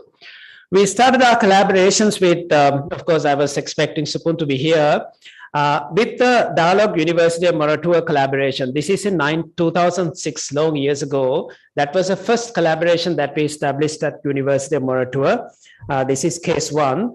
And basically to harness the leading edge technical capabilities inherent to Dialogue, the Axiata Group and the University of Moratuwa to stretch the frontiers of applied mobile internet knowledge or technologies through research and development on initiatives of national and regional significance. So Dialogue funded University of Moratuwa to establish this. Basically, we had a tripartite agreement. One, the Uni Consultancy Services, a company that I talked about, was facilitated to provide human resource expertise. Because the university cannot recruit people, university has a limited cadre, we can't provide human resources to this particular lab. So therefore, Uni Consultancy Services is a flexibility administration and provision of manpower to this particular lab. Dialogue, access to communication network, funding, commercialization opportunities, and so on. And the University of Moratuwa, R&D expertise, students, and postgraduate degrees, as well as other kind of benefits as well. So you can see it's a tripartite agreement. And so we developed several projects like the DAWN, Disaster Early Warning Network. So this was commercialized as well. I will not go into the details very much, but just to give a glimpse of what we have been doing. This is eye monitoring. This actually has a monitoring capability of base stations. And this is a human solution for human-elephant conflict. So that was developed together with the Disaster Management Center as well. And Ministry of Environment. This is ATM machines that we developed as well under the Dialogue lab. And some other developments actually. There are certain other, it's continuing since 2006 until today. The Dialogue lab is there in the University of Moratuwa. You can see that they are funding continuously because they see the benefit of that as well. And then with that, we had another lab which was established several years later. This is Zone 24/7 University of Moratuwa Electronic Systems Research Laboratory. It's Zone 24/7 is actually a UK-based company. We have a Sri Lankan branch as well. It develops and deploys mission-critical quality enterprise products and solutions, provider of global technology, innovation services, and Microsoft certified gold partner, and headquarters in California, and technology development centers in US, Malaysia, and Sri Lanka, and research laboratory at the University of Moratuwa established to promote local researchers to achieve global recognition. So basically it's a global research that we actually try to carry out with our students and staff members at Moratuwa. So these are the agreements that we have signed for that purpose. And so human resource includes senior staff of the department who have the expertise in electronics area, and advisors and consultants from the other company as well. And you can see it's a similar model that we had in dialogue. So, but these models vary depending on the interest of the partners. And so these labs also support postgraduate and undergraduate research. They can go into the advanced technologies and experiment as well. The third one is Samsung International PLC, what we call the DSI group. And they established a collaboration with the Department of Chemical and Process Engineering. And at that time, we had the idea of every department must have an industry-supported lab. And we were promoting the departments. You go and find out your strategic partner in the industry, bring a lab and do research and support the industries like that. So this is SIL University of Moratuwa Rubber Products and Process Development Incubator, and this is still there as well. And background is basically a long-term collaboration with the University of Moratuwa rubber industry, primarily through study programs since 1980s. And Department of Chemical and Process Engineering is equipped with highly qualified academics with long-term industrial experience. And they were actually supporting the creation of this lab to produce several products. And these are the benefits, if you want to just to have a quick look at the benefits of the industry. They receive a solution to the problems that our industry does not have their resources and equipment to answer, because we identified that they have some problems, but they can't immediately come out with the solutions because they don't have the expertise. And the expertise is at the University of Moratuwa or any university, and we were actually making that connection to win-win kind of a situation. So you can see the benefits, and I will not go into the details about the win-win aspects that we were going through. And these are some of the things that we were commercializing from the lab, completed projects to support the DSI group. These are again some of the products that we have commercialized as well. And then we had another case, which is a collaboration with Premium International, University of Moratuwa for Biotechnical Engineering Research Lab. And Premium International is actually a medical equipment importer and distributor. They want to manufacture some of these medical imagery equipment in Sri Lanka, and they want to use the expertise of the University of Moratuwa to manufacture some of these diagnostic imagery tools and equipment at Moratuwa. So we established that, and the collaborations are still continuing, and they were developing, and they have commercialized some of these non-invasive kind of tests equipment from Moratuwa through this as well. This is another collaboration, Holcim University of Moratuwa Research Collaborations, and this was signed in 2013. And basically that supported the materials development in cement and civil engineering. This is in another department. This is a civil engineering department. And then you have Texas Jersey University of Moratuwa collaboration. This is in textile engineering department. So this is another department. Industry placement and training, including foreign training for our graduates, and strengthening research, design, and technical capabilities, product development. And also they supported our annual fashion show, which was a part of the academic program in fashion design degree program as well. Another case, EPIC Sri Lanka University of Moratuwa collaborations. They also supported University of Moratuwa to establish. This is again in a different department. This is back in the electronics department. Then before I finish my term as Vice Chancellor, just signed this agreement, which is a CodeGen University of Moratuwa Cubic Artificial Intelligence Lab. This entire lab was created by the CodeGen, spending about about 15 million rupees by them, and they provided all the equipment, and that facilitated world-class research to be done in this qubit lab. And we could manage to attract first-class Moratuwa graduates to do PhDs, and they are finishing now their PhDs at Moratuwa, which was a very difficult task because Moratuwa PhDs in electronics and computers we can't get because they vanish to other parts of the world to do their PhDs. So with the advanced research that we were doing in this lab, we could retain some of our students to do PhDs. This is actually to promote our research within the university.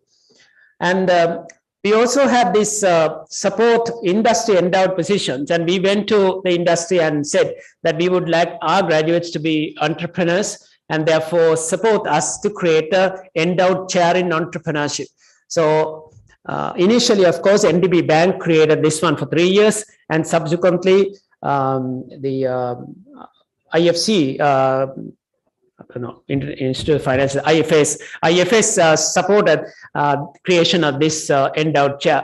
The whole purpose of this chair is actually for the students to become entrepreneurs and to develop these entrepreneurial capabilities. This is another model that we had. And university supported private sector entrepreneurs to develop their own systems. And this is a system designed at the University of Moratuwa Chemical and Engineering Department to convert waste polythene to fuel. And there was an inventor actually wanted the process to be designed, and the university supported that design. So this is again the university industry collaborations. And also the die and mold manufacturing. Die and mold is actually an essential part for manufacturing industry, and their association approached Moratuwa as well as the ministry and said that we can't have our own facilities, it's really expensive, so please have a central facility to provide that service. So therefore the ministry said, okay, you can establish this lab at University of Moratuwa with the support of the Die and Mold Manufacturer Association for them to obtain their services at Moratuwa. So when it is established, it's a win-win always. And Moratuwa students can go to the lab and expose themselves and do their practicals. Manufacturers Association can come and get the services on consultancy basis, and the ministry provides the necessary finance to support the industrial development. So it's another model that we were using as well. Then through the endowed chair, we were supporting to have startup companies by the students. And we had every week a common timetable where all the students in the entire university is free, and they can actually attend these kind of voluntary entrepreneurial lectures as well. So that's actually for the students to have their own companies while they are studying in the university, to have their entrepreneurial mindset. So that way, we were actually supporting this number of startup companies at Moratuwa. So you can see over the years, the number of startup companies improved. And these are all student companies. And these companies have now gone into overseas as well, cutting across the boundaries of Sri Lanka, and have there some branches, overseas as well.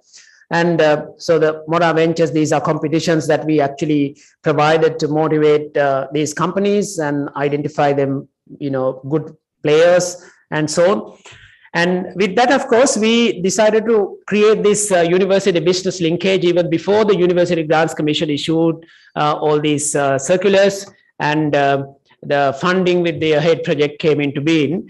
And so this is an enterprise that we created, and it is called The Enterprise. The name is The Enterprise. And in this enterprise, you can see that it is created to support the student startup ecosystem in the university. And we were, in fact, when a student create their company, if they want to use the university as an address, we get the council approval to use a university address within the first 6 months until they really grow on their own to stand up on their own feet. And if we need to support another 6 months, we look at the company and we do support as well.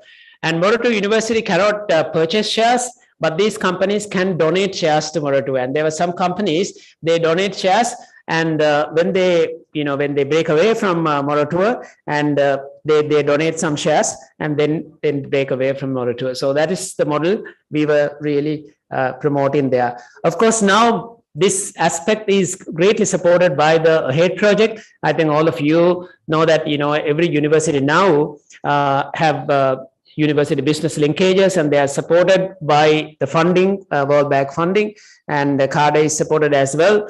And we are taking that seriously at the University Grants Commission to provide sustainability for these kind of projects, because what we have seen in the past is after your project is over, and these projects don't become very sustainable, because we need to make sure the post like UBC manager is there, and these are new CARDA posts that we need to establish and supported by the government as well. So we are looking into the possibility of support in this aspect.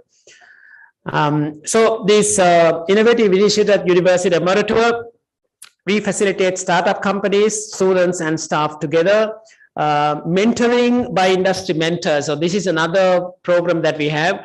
We promoted every department to have this student mentoring, where during the second semester, they are connected to a mentor in the industry. So every week they have their session partly at the university and then partly in their own executive boardrooms. And some of the mentors bring them to 5-star hotels. And we found that sometimes that is the first time a student has gone into 5-star hotel as well. And so these really change some of these ways that the students think, and their attitudes, their attributes that we want to actually promote as well. The holding competition and facilitating external events, then provision of student consultancies to industry.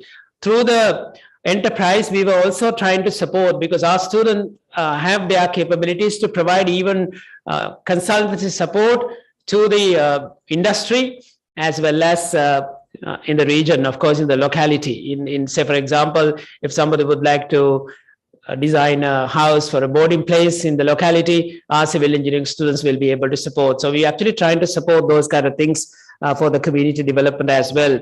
Venture capital provision, we were trying to connect all the time when students come out with these ideas, innovative ideas.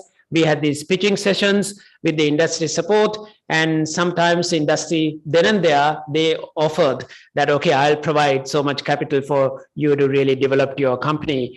And direct intellectual property, commercialization aspects, technology transfer, all these policies were existent, and we were always developing to see how best we can have these legal requirements, as well as how do we share any benefits when we have a commercialized event product as well. And of course, now through the support of the World Bank, we have these infrastructure facilities developed. Of course, they were there earlier, but now it is better developed. And so fostering startup, these kind of supports are given now. This is very recently now through the AHEAD project. As you can see, some of this technology evaluation, intellectual property services, product incubation, startup pitching, enterprise development, technology licensing, investor linkages, exclusive business development support, technology marketing as well, technology marketing and marketing, global networking as well. So these supports are given. It's totally up to you to decide what kind of supports that you should give to support them, and you can decide to give that kind of a support. So it's always open. You think what is suitable, and then you just start and do it. So we want to really promote this university industry interaction throughout the university, and I think we were successful in that as well. We continue to promote this. And best practices, I can suggest Uni Consultancy Services, which is an external commercial arm. And we got the idea when I visited a university in Australia, Queensland University. They had an industry arm called UniQuest. So I came here and discussed with the Vice Chancellor that we need to have also something like that. And then we decided to have this external commercial arm. We call external commercial arm. Industry funded R&D laboratories, several established. And in terms of intellectual property, we need to be flexible depending on what they give and what you can provide. If you have huge expertise, we can demand the intellectual property fully for University of Moratuwa. If they give a lot of funding, and if they also give expertise, we can negotiate with the intellectual property. So we have flexibility to decide on that. Industry funded endowed chairs really can promote what you want to promote, like entrepreneurship. So Then department industry consultative boards is very useful, and every department is supposed to have this 50% participation from industry, all key sectors, and 50% from the academia. And these sectors represent your employers, the students' employers. And every year we get a feedback from the industry about the attributes of our graduates, the syllabuses, the curriculum, the delivery, the support, our constraints. If they say you need to include this aspect, we ask, okay, tell us what is the aspect that you want to reduce, because we don't want to overload the students, right? So this is very useful, very important thing that we are continuing even today. Department Industry Consultative Boards. Student mentoring is also very much promoted. Research grants. We actually got some industry, they say, okay, I give you 5 million and you promote your research like that. So we say that we need to promote research. So sometimes we get these kind of block grants. Sometimes industry says that, okay, we would like to do this particular research projects. We will give a grant. So please go ahead. Educational support, teaching, research industry, that is basically from the industry. And we have been getting lots of industry support to do teaching as well, and to develop facilities. And enterprise is an idea that I actually got from the National University of Singapore. They have an enterprise, and of course that enterprise is very well developed. They pick and choose students who are good innovators from any department in the entire university and send them to Silicon Valley and all that. So they are supporting to that extent, and then connect with the industry. So that's truly wealth creation with support, and we can't go ahead to that kind of a limit, but I think it is at least something we can really promote, and maybe one day we will be able to do that as well. Then intellectual commercialization policies and technology transfer office and all that as well. And with that, of course, some lessons learned.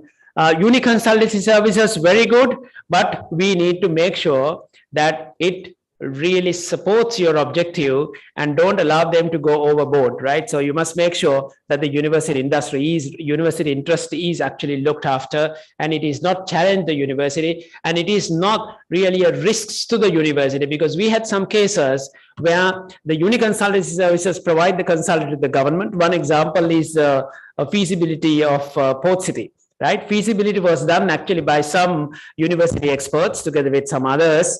And of course, the university was not really aware of that, because it is an independent unit, but the university expertise, when there was an issue everywhere, it was University of Marotta is the one which did the feasibility study and all that when this issue was there.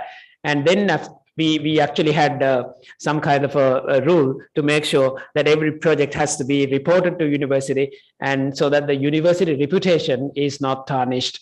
So that is one aspect. We also need to make sure they are not earning so much of money and exploiting the university resources. We need to have a proper model so that this is properly productively used. So these aspects you need to carefully look at.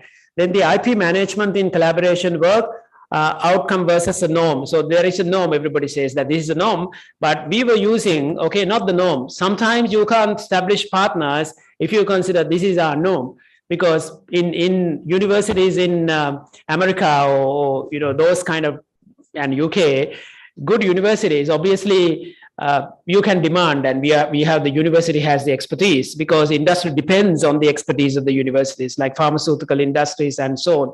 But here we are infants. We need to first establish a collaboration with the university. We need to actually sell our expertise to university, because industry, and therefore we need to be flexible initially. So I think we need to have that kind of a thing. What is the outcome that you aim for, but not considering all your rules and regulations, but to have that flexibility when it comes to IP. Later on, you can change your IP. When you are expert, you can say, we want 100% IP. That's fine. Initially, first establish the collaborations. Equity ownership in startups. How do you, provide that kind of investing versus donations? We can't invest money. University cannot invest money in any company. Auditor General will ask, okay, how do you, what risk that you take? Who asked you to provide this consolidated funding to this? We can't even use a generator funding, because the moment generated funds comes to university coffers, it's government money, right? So you have to follow through all the rules and regulations of the government. Then the DICBs, FICBs is excellent, very good, and you need to have constant university collaboration. It actually has added advantage. When the industry come to the university and meet and listen what we ask and all that, at the end of the day, we don't need to really believe and take everything on board. That is why we name them as consultative board, not advisory, right? Consultative. We just consult and we do what we think is correct. But of course, we listen to them. And they go out and they tell the story. If you have a problem, why don't you ask University of Moratuwa? Why don't you talk to this particular person? That actually has spillover effects of development of university industry collaborations. Recruitment of contract staff, university versus outsourced staff, then UBSC manager, academic person, marketeer. And, if you really want to promote these university business linkages, we want to have a marketer rather than just an academic to do that, because we have identified your expertise that you need is different. And possible conflict between UNIC and the UBSC. So these are some of the things that we need to really look for. And some suggestions for improvement: we must have always the top management commitment right at the top, starting right from the mission or vision statement from the Vice Chancellor downwards. You must have that commitment. You need to have the regulatory flexibility, autonomy by the UGC, DMS and Treasury. Regulatory flexibility has to be there. So we need to make sure that flexibility is actually given to universities. Incentives, empowerment for those involved in the university. We need to have some kind of a model without violating the rules. We need to have a model to have that flexibility. And capacity building, awareness of world trends. Of course, you need to be connected with the antennas extended to see what's happening in the world, learn from that, connect with them. And that's when you say networking, you not only network here locally, but you need to network with local and international companies as well. We were actually trying to have these collaborations with international companies like Samsung and things like that to get, but it didn't successful. But maybe one day we will be able to do that as well. Flexibility of government auditing function, and we also need to probably educate to some extent, and we need to have those rules established so that the auditors will not have a big problem in that. And of course, we say it's a change of the genes and the culture. In the university, we need to have that, changing of the genes a little bit, because it's very difficult to motivate academic staff members, because for their promotions, they need publications, index publication and so on. I think UGC also has a role to play. And beyond that, commercializing an invention is a struggle. And you need to actually develop prototyping, talked about IP and crossing the bridge, investments, all that is there. And so it's a big task. And that is why, despite the fact that we have wonderful researchers, innovators, and it's very difficult to commercialize certain things in Sri Lanka. So this is a bridge that we need to really, bridge to be bridged, and need to facilitate the ecosystem. And that's a holistic idea about that aspect. So those are the things that I just would like to share. And if you have any questions, I'll be pleased to ask you. And so that we are also learning from other universities as well. And if you have that kind of a mindset and support from the top, I think we can promote these university enterprise collaboration. Thank you very much.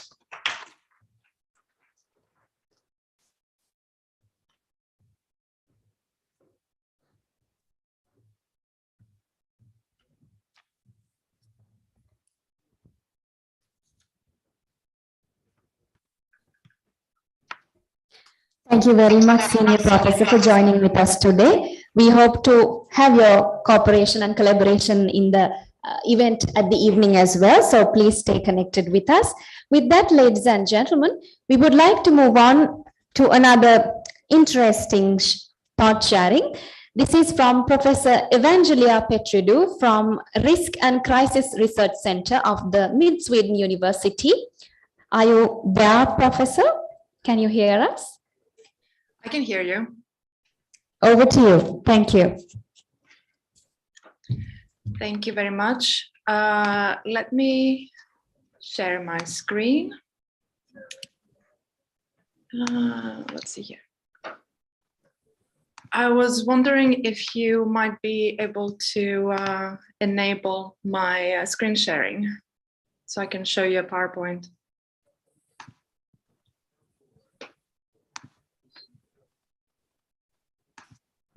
Let's see. Wonderful. While I bring this up, let me thank everyone for coming to this meeting and for your interest in what we're doing in the project and what we have to say. I will try to be concise so we can keep our schedule. This presentation is slightly a bit different. It's from data that we collected in work package 1.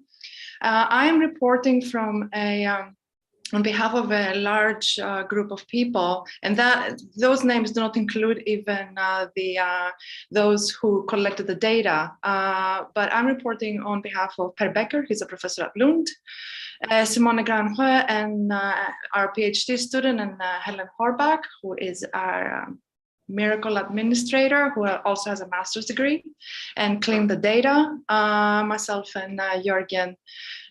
So this is really a presentation from data collected from work package 1.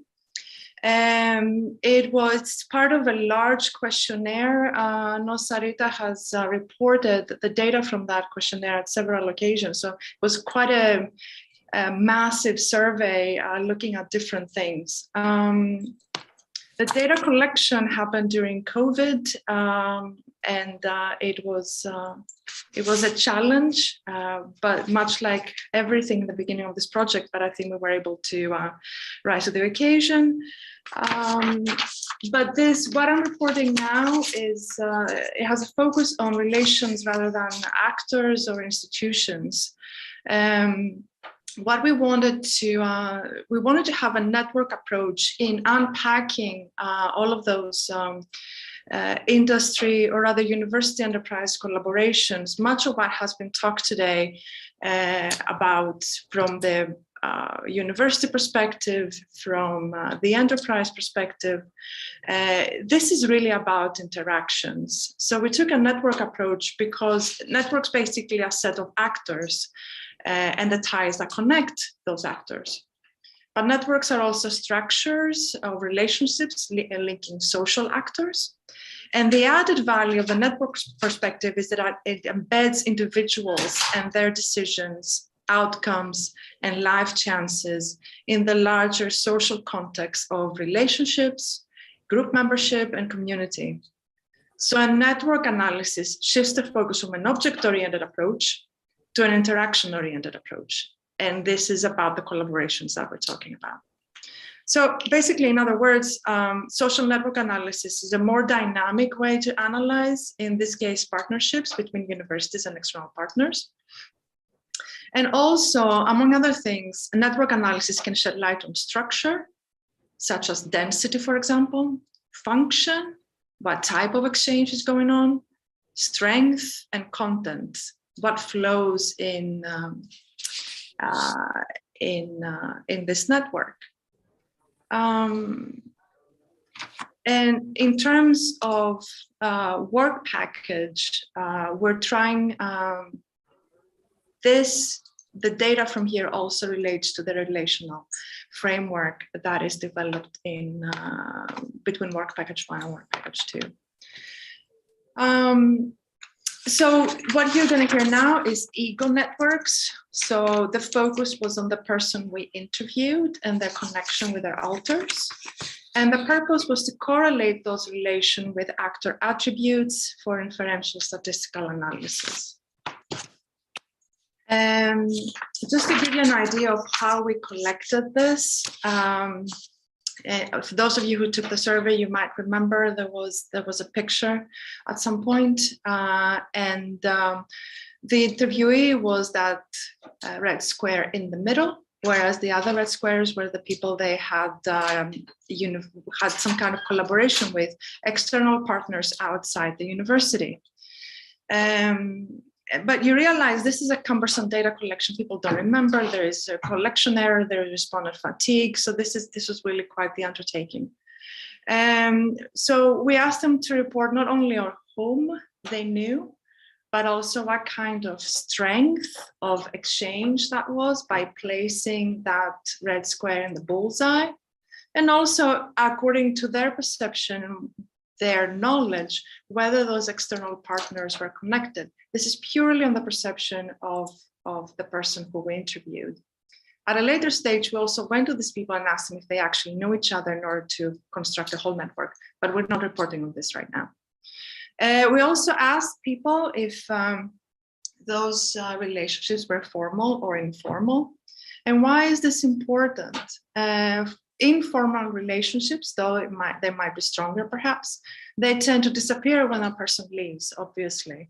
They're person related. So if that person changes jobs or leaves or whatever, then that collaboration is gone.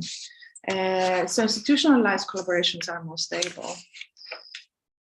So again, this allows us to go beyond the individual analysis and to just incorporate contextual effects, trying to, as explanatory variables, trying to explain different outcomes.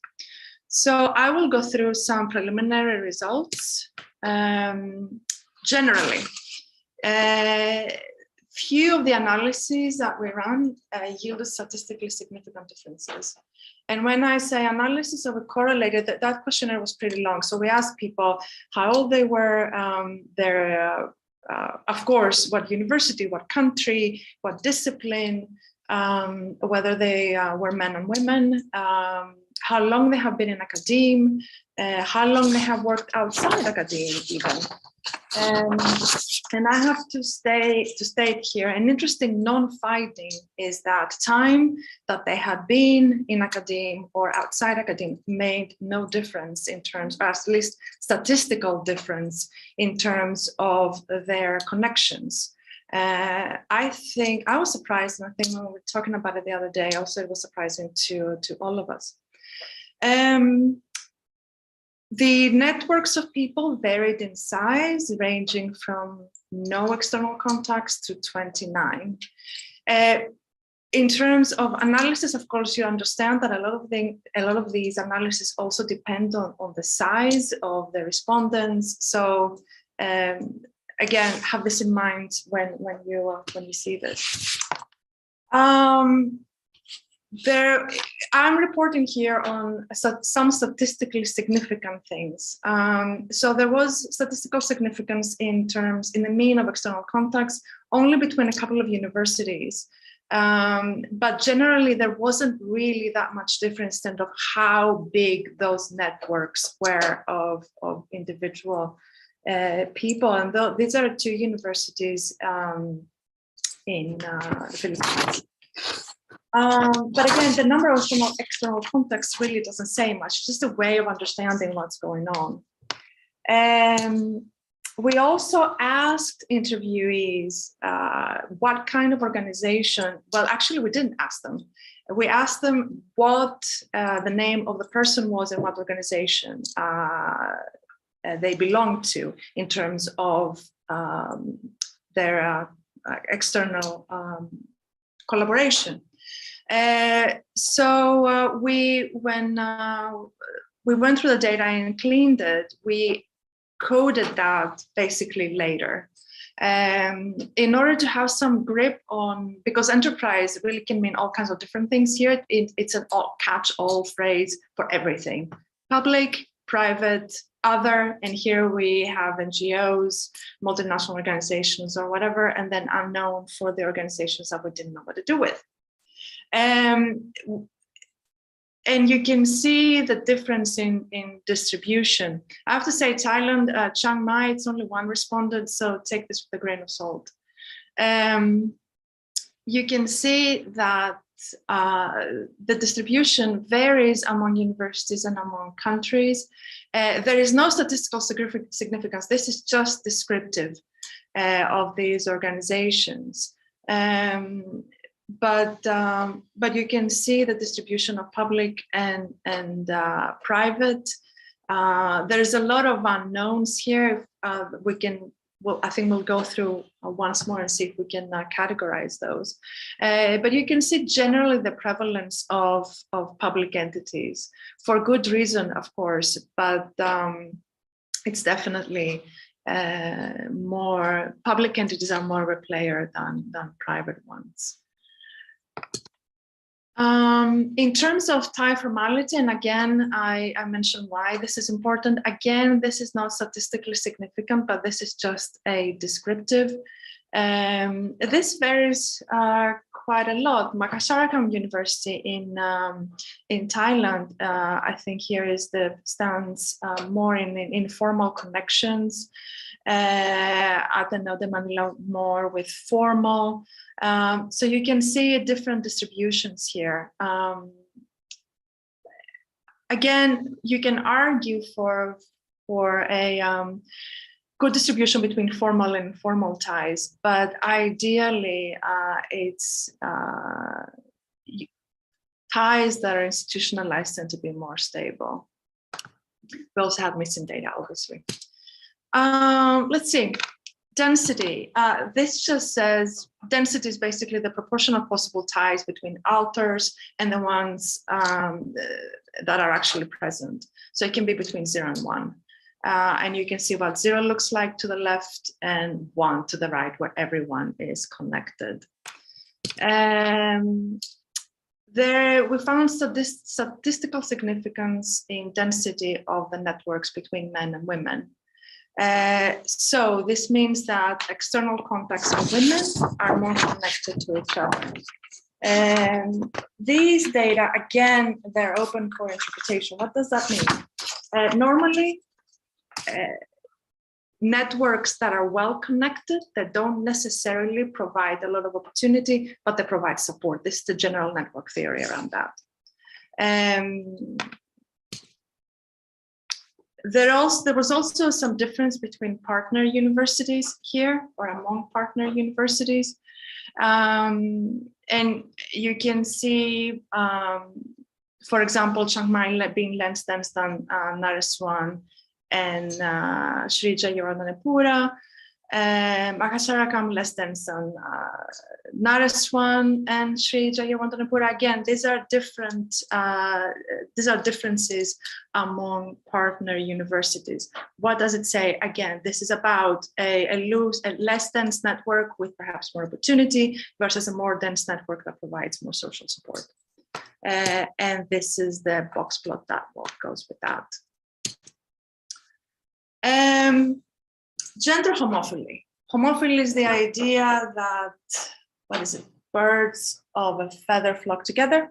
Basically, similar people tend to associate with similar people.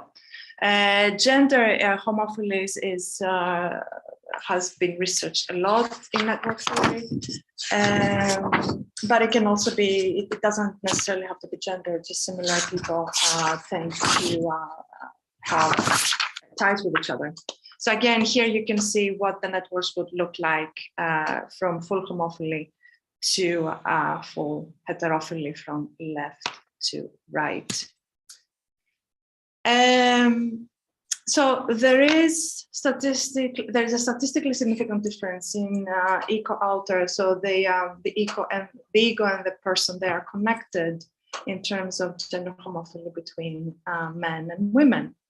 So that basically this means that the women among partner universities, the staff at these universities, are slightly more often connected to male than female external contacts, while men among partner university staff are more often connected to male than female contacts. Granted, there's probably more male contacts out there to be connected to, fine. At the same time, it's still interesting that women among the partner university staff have generally more gender balanced personal networks. So they're more likely to connect to women than their male counterparts. So you can look at it this way. And the final thing I think I will report is this idea of constraint of personal networks on partner university staff. So constraint versus constraint is a measure of the extent to which the alters are connected to each other. forming clusters or connected altars that constrain the freedom of action in the partner university staff. They reduce the non-redundant sources of input, but provide social support. Again, it's sort of the same idea. And this is, again, what the networks would look like, ranging from extremely low to high constraint. There was a statistical significance here in terms of country. So Thailand has higher constraint than Sri Lanka and the Philippines. And again, this is about the connection of the altars, which again, we can look at, because this is from the perspective of the interviewee. We can look at this more closely when we actually talk to the altars. And let's see. And my last slide here, I do believe. There is also a difference between men and women. This is a different metric showing sort of the same thing. Women are more connected to each other, so they form clusters of connected altars that constrain the ego's freedom of action, right? So it can also be interpreted as women being more knowledgeable of the social relations of the people they interact with. It's just they're more connected to each other. So again, this is preliminary results we're working through to write a report. And with that, I will conclude my presentation. Thank you so much.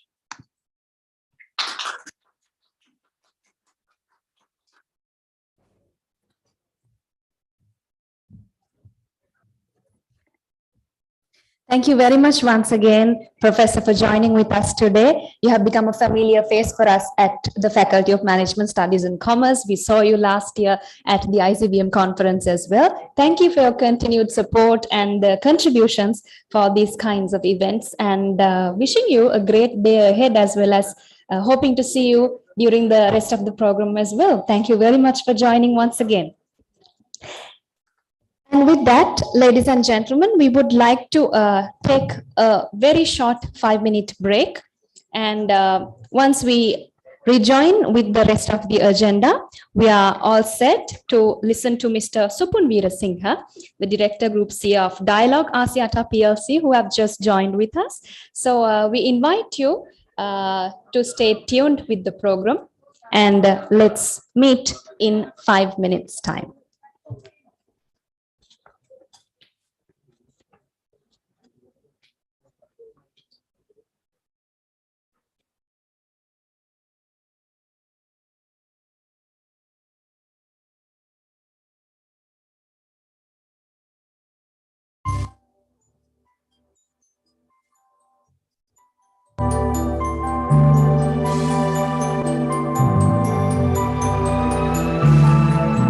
The University of Sri Jayawardhanapura, previously known as Vidyodaya University, is located in an attractive landscape in the administrative capital of Sri Lanka, Sri Jayawardhanapura Kotte. The legendary Buddhist prelate, Venerable Hekkaluwe Sri Sumangala Thero, pioneered the Buddhist revival movement by establishing the Vidyodaya Pirivena in 1883. Venerable Valavitiye Soratha Thero, who was a disciple of Venerable Sumangala Thero, upgraded the Pirivena to a university in 1959.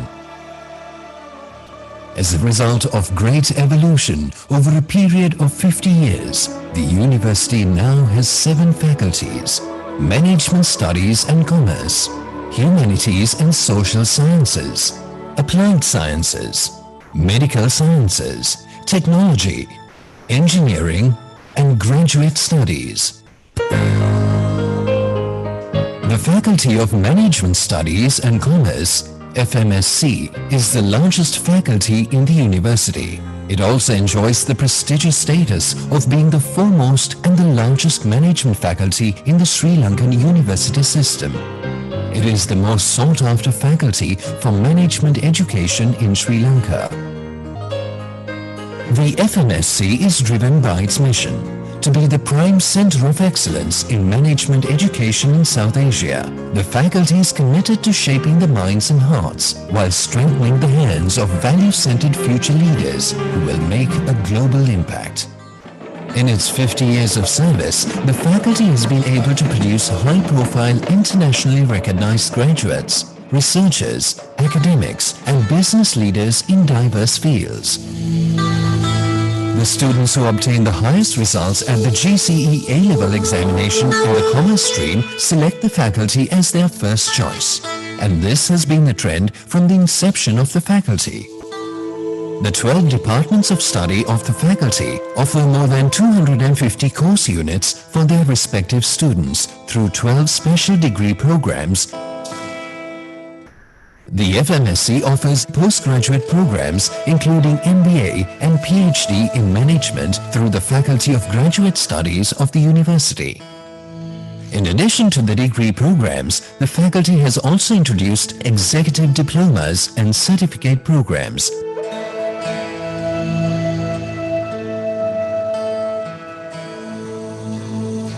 The FMSC is committed to high-quality teaching, learning and research, and dedicated to national development initiatives and community engagement by promoting an intellectually stimulated, multidisciplinary environment. At present, the faculty has 170 academic staff, including more than 60 PhD holders, and these numbers continue to grow. This is the only management faculty in the country that can boast of such high caliber of teaching staff. The research culture of the FMSC is a strong indication of innovation and intellectual contribution that assures its leadership in management education in the country. The International Conference on Business Management, ICBM, which is one of the major annual academic events of the faculty, and many other conferences and symposiums organized at the faculty and the department levels, as well as journal publications of the research groups, create an excellent forum for the academics, students, professionals and practitioners to gain new knowledge and research experience by actively engaging in such activities. Further, the academics and students of FMSC are involved in national development and community engagement projects every year. The faculty has several service centers and units, apart from the main academic departments, to equip the students with more skills. The Business Communication Unit provides the necessary facilities for the undergraduates to overcome academic, professional and communication-related problems. Information Technology Resource Center, with a network of about 1,000 computers, provides networking and state-of-the-art multimedia facilities to its students. The university has a library with a complete array of valuable books in the field of management and commerce.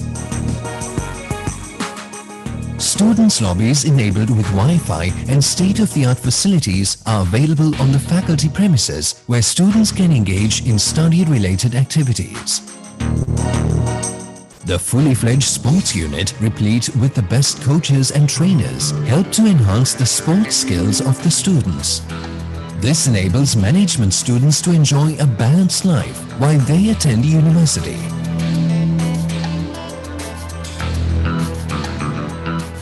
Apart from these facilities, each department of the faculty has a separate student association to facilitate the extracurricular activities of students.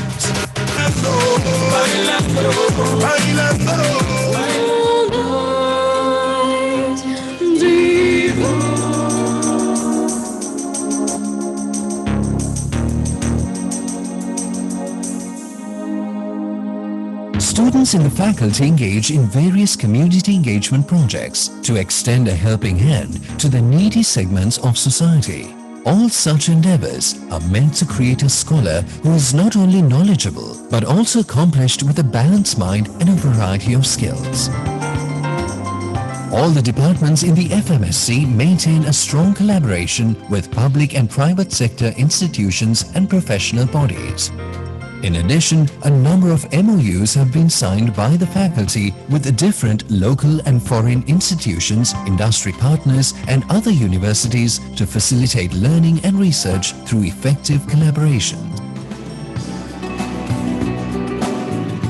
FMSC is a dynamic, progressive, and modern faculty. It continues to strive to further enhance its quality and expand the opportunities for higher education in management and related disciplines, in keeping with new developments, innovations, and changes that are taking place in the local and global context, and to produce employable, market-oriented graduates in line with the national education policies and market expectations.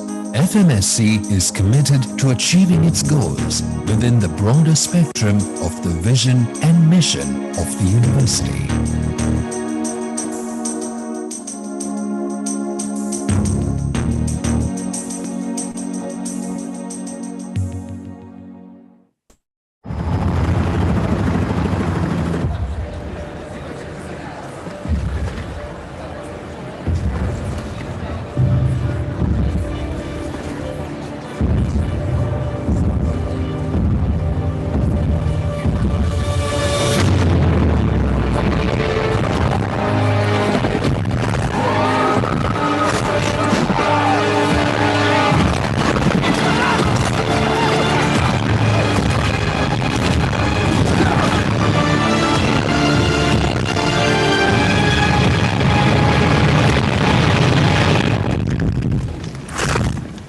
You okay? You need a minute? Cool. Okay.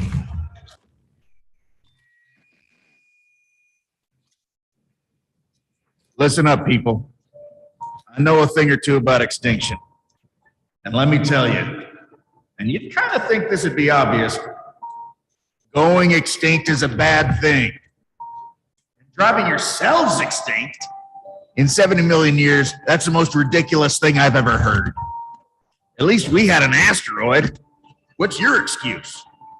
You're headed for a climate disaster, and yet every year governments spend hundreds of billions of public funds on fossil fuel subsidies. Imagine if we had spent hundreds of billions per year subsidizing giant meteors. That's what you're doing right now. Think of all the other things you could do with that money. Around the world, people are living in poverty. Don't you think helping them would make more sense than, I don't know, paying for the demise of your entire species? Let me be real for a second. You've got a huge opportunity right now. As you rebuild your economies and bounce back from this pandemic, this is humanity's big chance. So here's my wild idea. Don't choose extinction.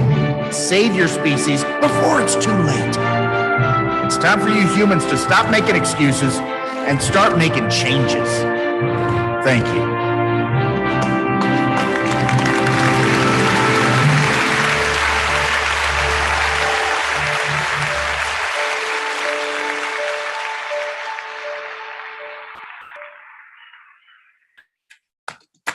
The International Finance Corporation, or IFC, was founded back in 1956 with a bold idea that the private sector is essential to development. Since then, we've become the largest international institution focused on the private sector in emerging markets, delivering more than $285 billion in financing across the developing world.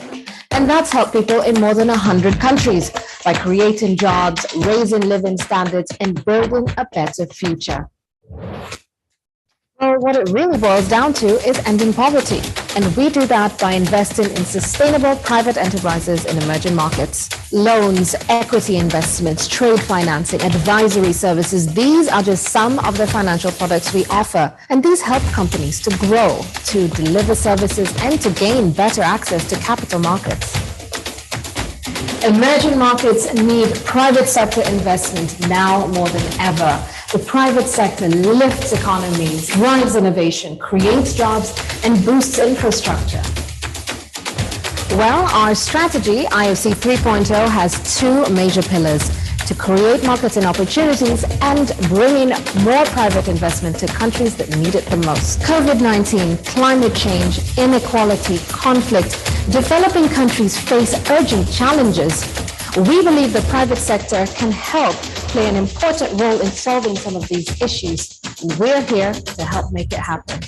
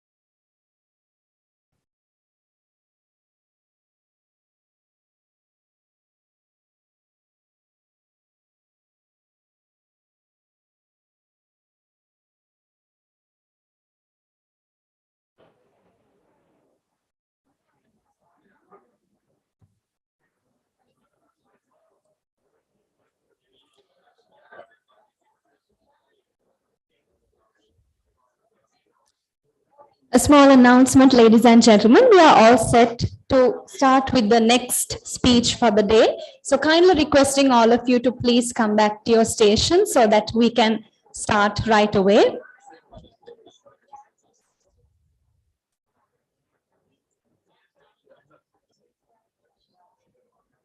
We are requesting all the members of the audience to kindly be seated so that we can proceed with the rest of the agenda for the day. Thank you very much.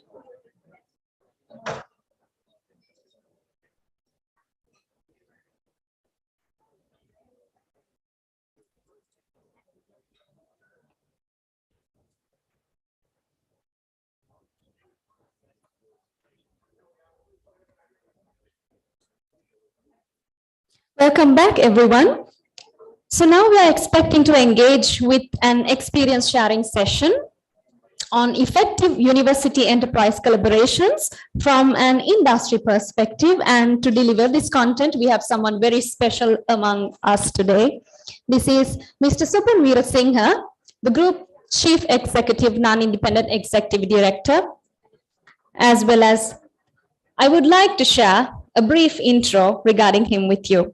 So Mr. Supan Veerasinghe was appointed as the Group Chief Executive and as a member of the board of Dialog Axiata in January 2017.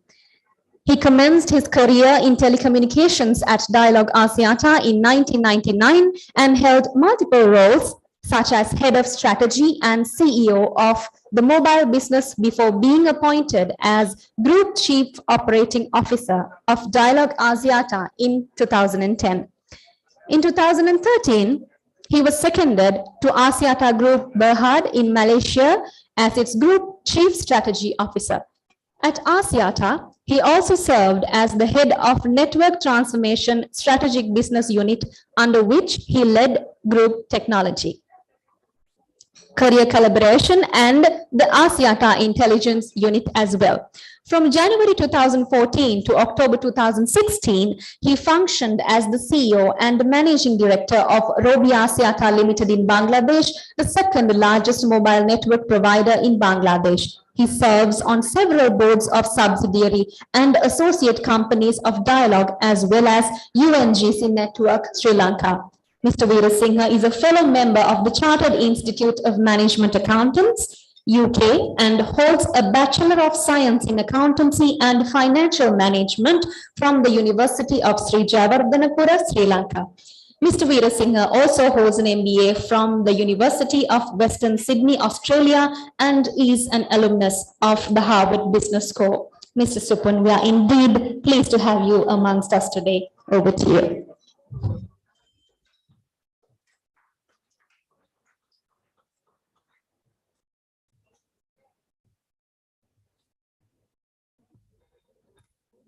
Slides. We'll have the slides.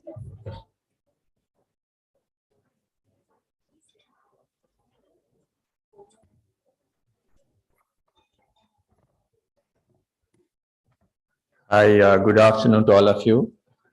Firstly, thank you for inviting me. It's indeed a great honor and a privilege to be in this audience and share some of our experiences through working with the academia and other partners in the industry in terms of helping Sri Lanka and also the region to improve the resilience, mitigate or prevent some of the disasters, and then recover from those challenges. I will take you through a few slides which will outline the work we have done.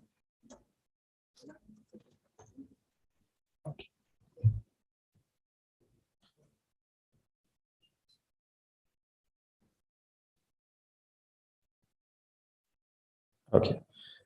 So in terms of managing resilience involves, in our perspective, three things.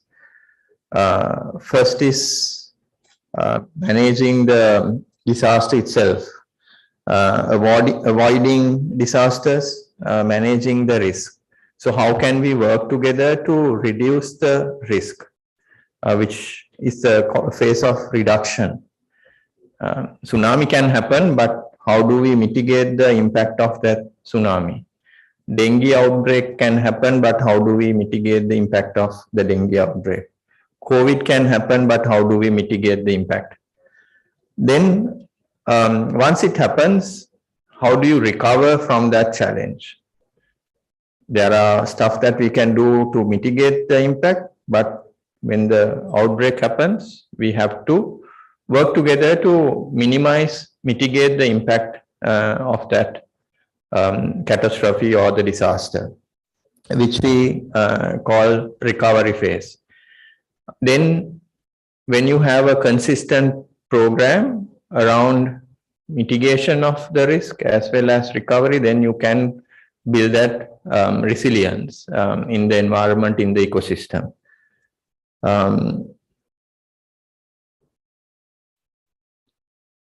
Maybe if you can move the slides, yeah. I will talk about some of the examples, case studies on disaster risk reduction, work that we have done on recovery, and then our initiatives towards building long-term resilience programs. Because we believe that as the largest connectivity provider in the country, connecting over 17 million Sri Lankans, we have on one hand a responsibility and on the other hand a great opportunity to help the country, help all Sri Lankans to improve resilience. So what we are looking at, the first phase is disaster risk reduction. And in that, the biggest disaster that we have seen as a country was tsunami way back in 2004. We didn't really know there was a tsunami or a thing called tsunami, a disaster called tsunami until December 26, 2004. But thereafter we work with the university. We have established a research lab at the Moroto University. We established in year 2002, where we work with the Moroto University lab and Microimage was an industry partner. Together we created an early warning system, which we call DUNE, Disaster Early Warning Network, which was then adopted by the Disaster Management Ministry of Sri Lanka as the national platform. So we did this free of charge with the university. All partners together came to support the country and deployed it. So today this is being used to warn when there is a flood, when there is even a tsunami threat, or when there are larger environmental issues, to warn people in nearby areas. Before this fall, I was in Bangladesh. Even there, the typhoons, the bad weather with change in especially post-summer is very high, and then we need to warn consumers. So we use SMS to warn them. Here, it's a mix of SMS, cell broadcast that we use, as well as the sirens that the Disaster Management Ministry has established to warn people. Next one. Then We also launched a service called Sayuru. Sayuru is a service which we have extended to dayboat fishermen. Because there are large number of dayboat fishermen who goes fishing onto the sea without really checking about the weather conditions. And they don't get real-time updates of the weather, and then they fall into trouble. So Sayuru service was launched in 2018, which is again a free service. Anyone can sign up for it. They get alerts if the weather is bad, and it's localized. So a fisherman in Jaffna gets localized alerts saying don't go, and it's a call. We don't really, because sometimes they don't see SMS, we get an auto call saying please don't go to the sea because sea can be rough. And that is one simple service which is very relevant to the fishermen, again a very vulnerable segment. Then we also have launched a service called Govi Mituru. Govi Mituru is a farmer's friend, which was launched with the help of GSM Association, funding from UK DFID, where we have over 500,000 customers who are actively getting updates on agriculture. So how do we use that platform? That Govi Mituru platform is agri advisory service. We charge ₹1 a day, and they get personalized agri advisory services. So when there is some pesticide or some disease that is happening in an area, farmers in that area, local area, is updated again through auto call saying that this is happening. Please go and check your cultivation, and this is what you need to do to prevent it. So all these are ways of reducing the impact of a disaster. How we bring simple technology to reach to the last mile consumer, the impacted person, to mitigate that damage. Next one. So this is one example how we helped the farmers to protect their cultivations. Kind of early warning before the crop gets damaged, because we have profiles of each farmer. When they start cultivating a crop, they create a profile.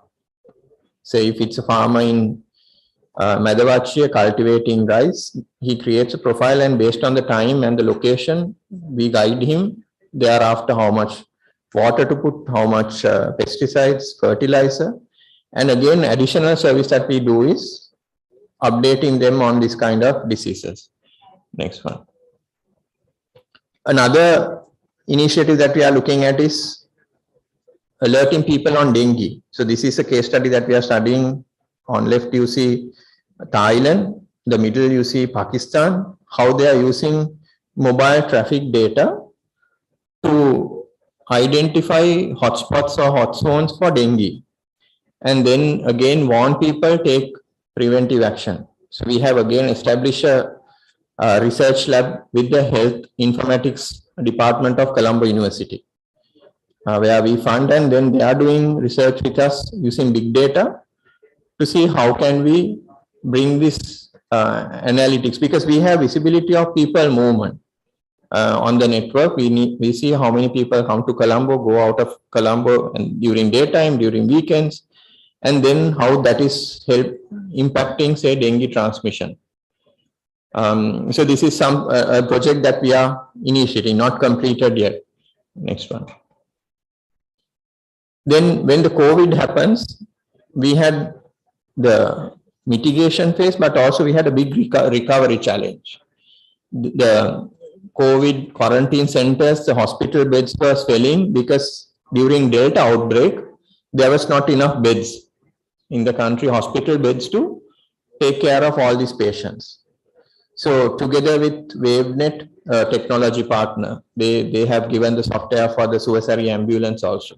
Again, all these are free of charge projects. We don't commercialize. We give work with the government and the relevant agencies free of charge. So WaveNet, then Bank of Ceylon, GMOA, Ministry of Health.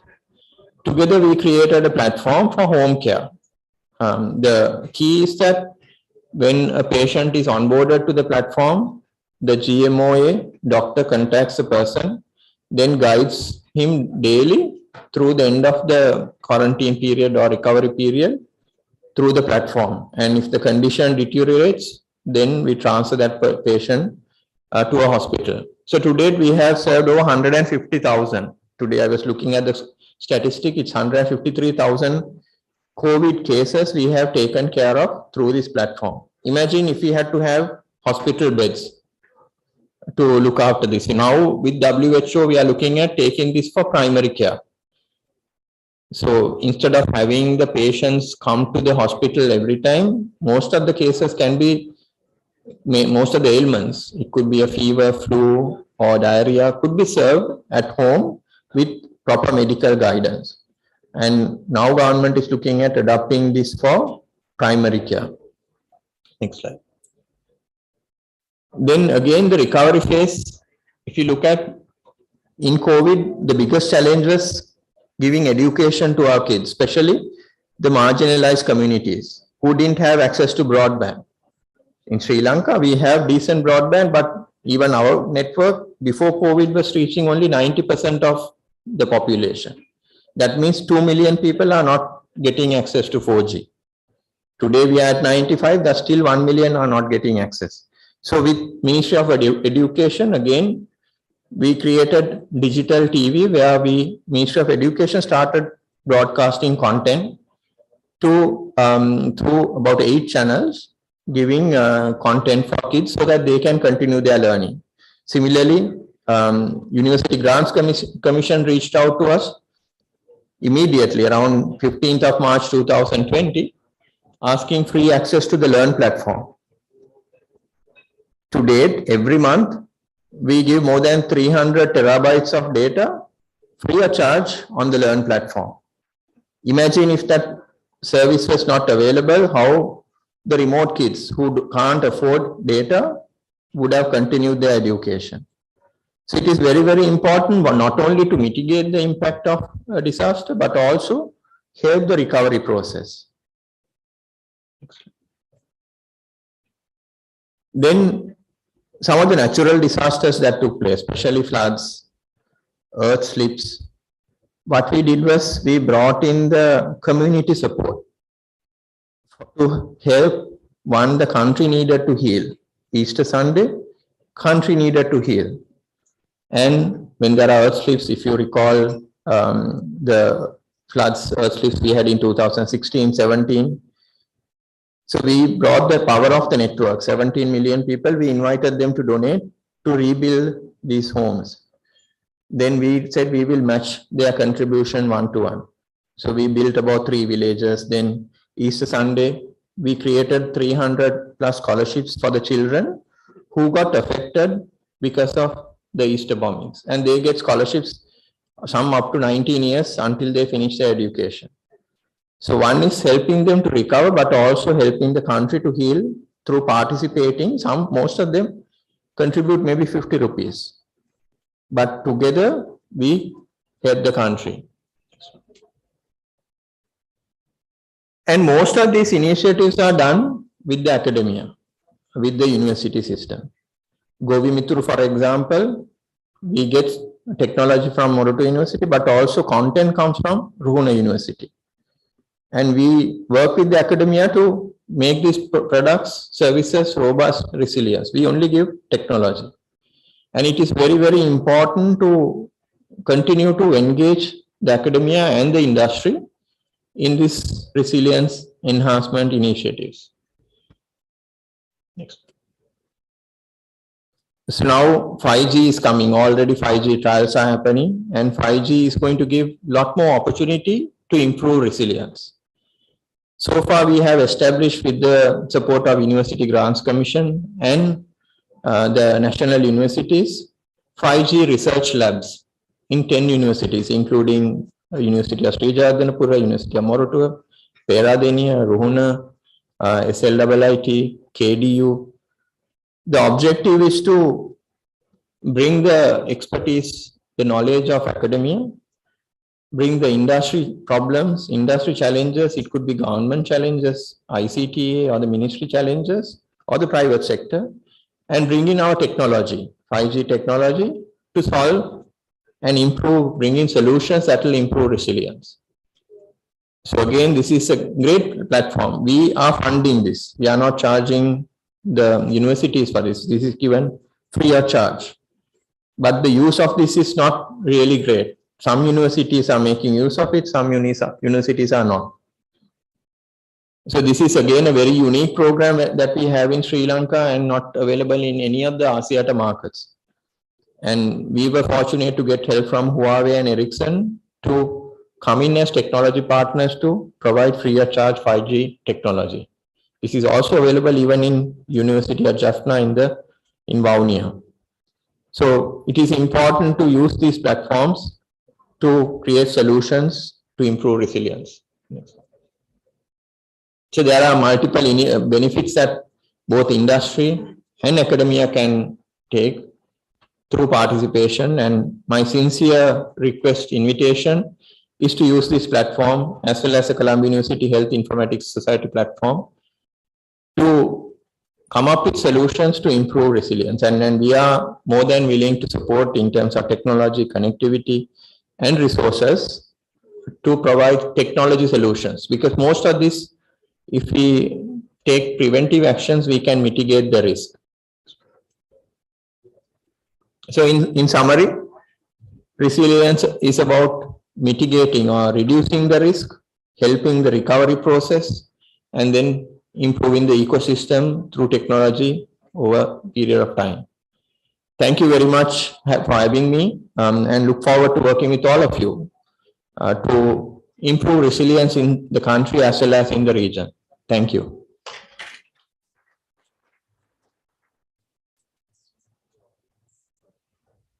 Yeah, maybe if there are any questions, I can take a few questions.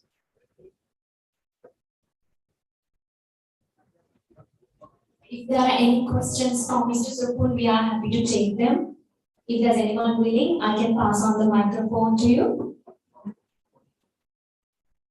And also, yes, the online participants also have the chance of passing on your comments or posing your questions to Mr. Supun. Our technical team will be handling the Zoom platform. If there are any questions, please let us know. Thank you.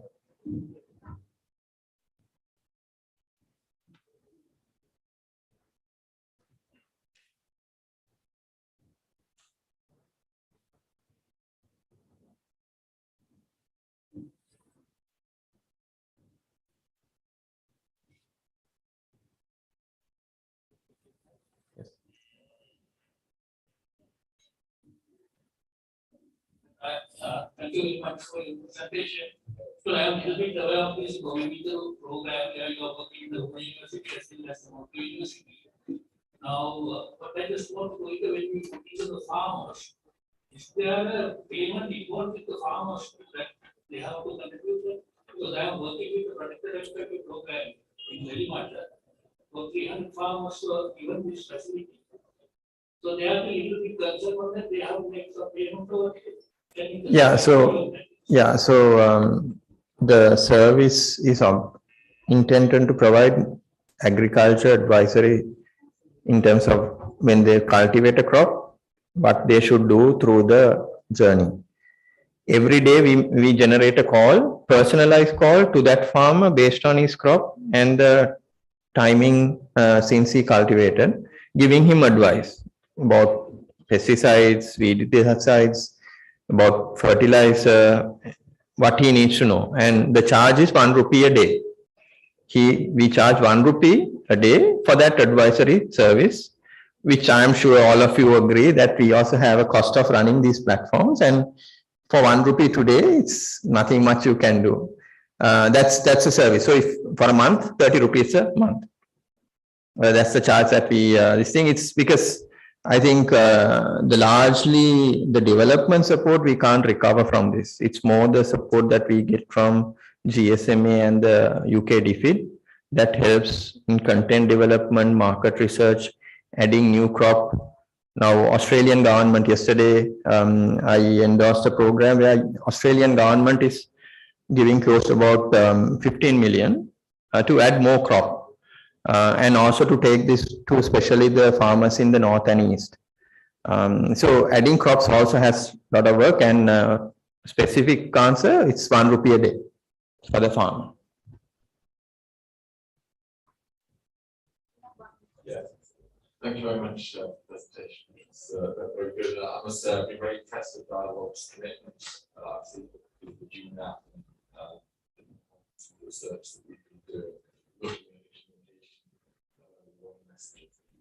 I suppose what struck me is that your presentation, it almost seemed quite altruistic for a commercial organisation to be interested in a topic like disaster resilience. I just wondered what you as an organisation get from this kind of investment, addressing a societal issue rather than direct commercial benefit. Yeah, it's a good question. So, no, I think our larger purpose is empowering and enriching Sri Lankan lives and enterprises. And what we have always believed in is if you take care of your customers, if you take care of your community, they in turn reward you back. So tsunami was something that we really felt hard, and we felt that we couldn't do much with technology to prevent the damage. So then we came together to help in that situation. I remember in 2017, we had a very challenging financial first half. Then there was a massive flood that impacted the Ratnapura district and Matara district. Then there was public also came to us and said, can we do something together to help those people? But despite having a challenging first half, we said, yes, let's come together, because it's that trust that they have placed helps us to drive that cause. Even during COVID, we, I think, invested close to about 450 million in building ICUs, giving health infrastructure. Because I think if the country sustains, if the consumer and the community is looked after, then we will be successful. We have been in Sri Lanka for the last 25 plus years, and we always believe that you can't be successful on your own without taking care of the country and the community.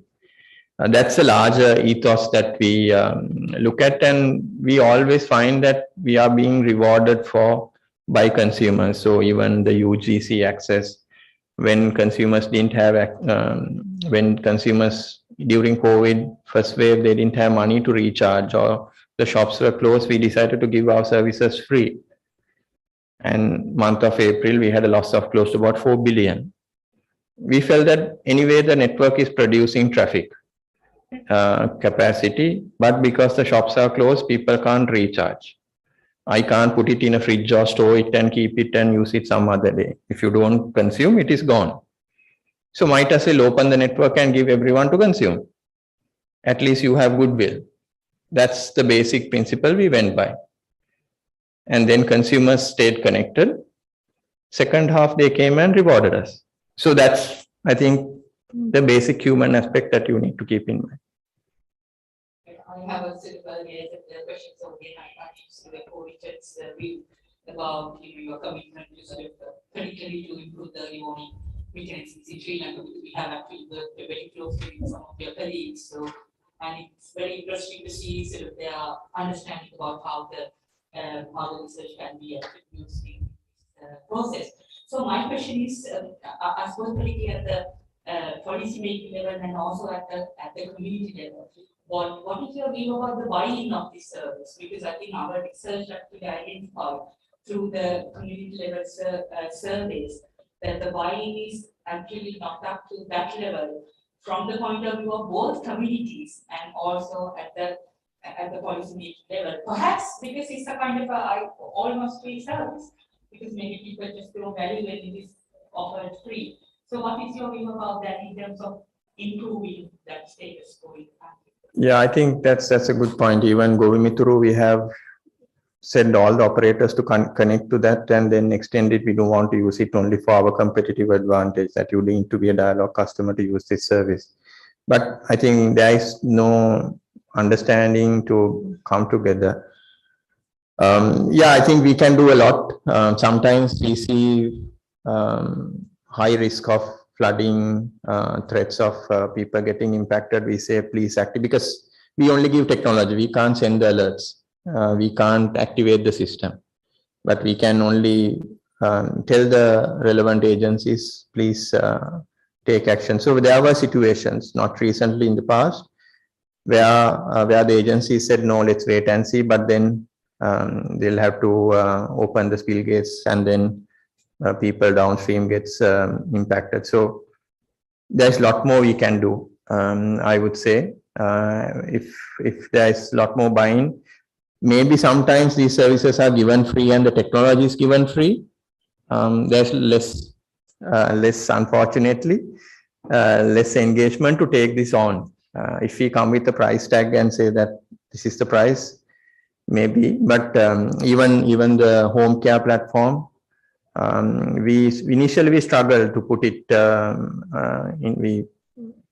we got it ready, but then it came to a grinding halt before the Bank of Ceylon with the GMOA managed to resurrect it. So sometimes everyone doesn't see this as a common challenge, and that we need to work together. That's the unfortunate part. But I think we are always encouraged by the individual cases of how people's lives have been saved or how they are positively impacted through these technologies, to keep doing more. But I'm sure your point, totally agree, we can make the impact 10 times more if we have the support and sincere commitment in this journey. Minimum 10 times more impact can be achieved. And there are a lot of donor agencies who are willing to come to support. That's why I said Australian government, they are coming and supporting dialogue because they have trust that we will do the right thing with them. And there are many agencies like that who we can bring together. But to create that impact, you need the government agencies as well. You can't do it on our own.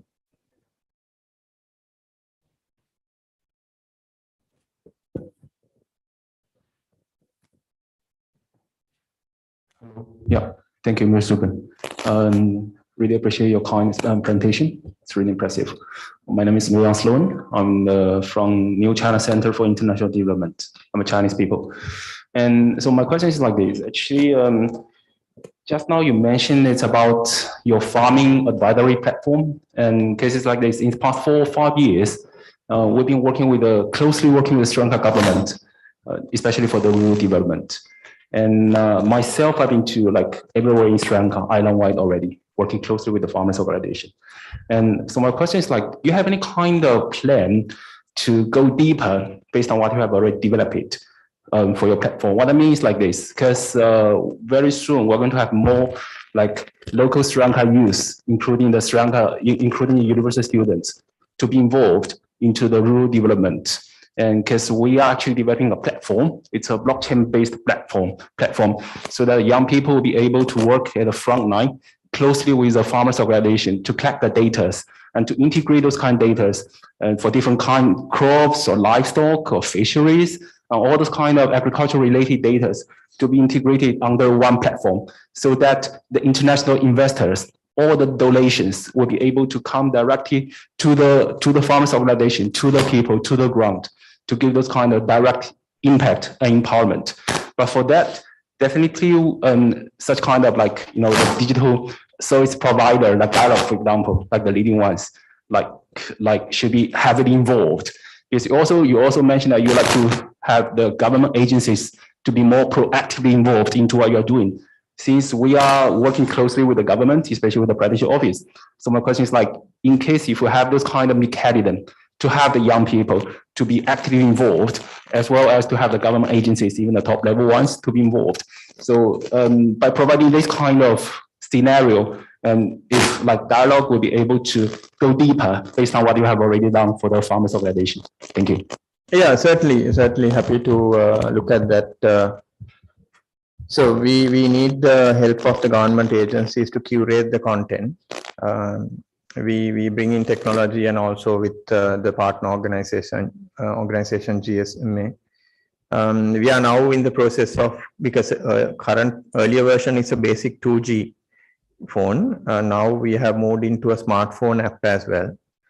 So they can give more richer content and also consume richer content. And happy to look at, even as of now, there is an active program with UK, DFID and GSMA. Because Sri Lanka is one of the projects that GSMA is funding in addition to Bangladesh, Pakistan and Africa. So they also bring in their expertise and their learnings from those markets when we develop our platform. So happy to work with you and look at how we can further accelerate the adoption and taking it to remote parts of the country, especially on the smartphone platform. Thank you.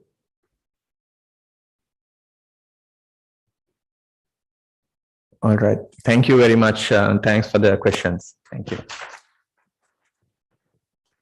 Thank you for your questions, ladies and gentlemen. And thank you very much, Mr. Supun Veerasinghe, for accepting our request and joining with us today. Also, a kind invitation for you to please accept the humble token of appreciation that we have prepared for you. To do the honors, may I cordially invite the Dean of the Faculty of Management Studies and Commerce, Professor P.D. Nima.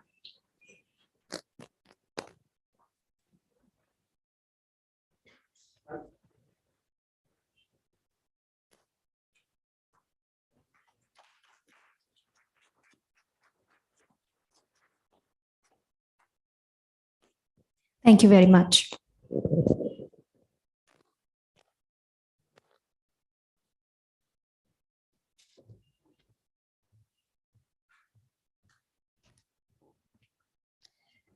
So, ladies and gentlemen, this marks the conclusion of the hybrid event that we have been having so far. We have online representation from a lot of partner countries that are joining with this project.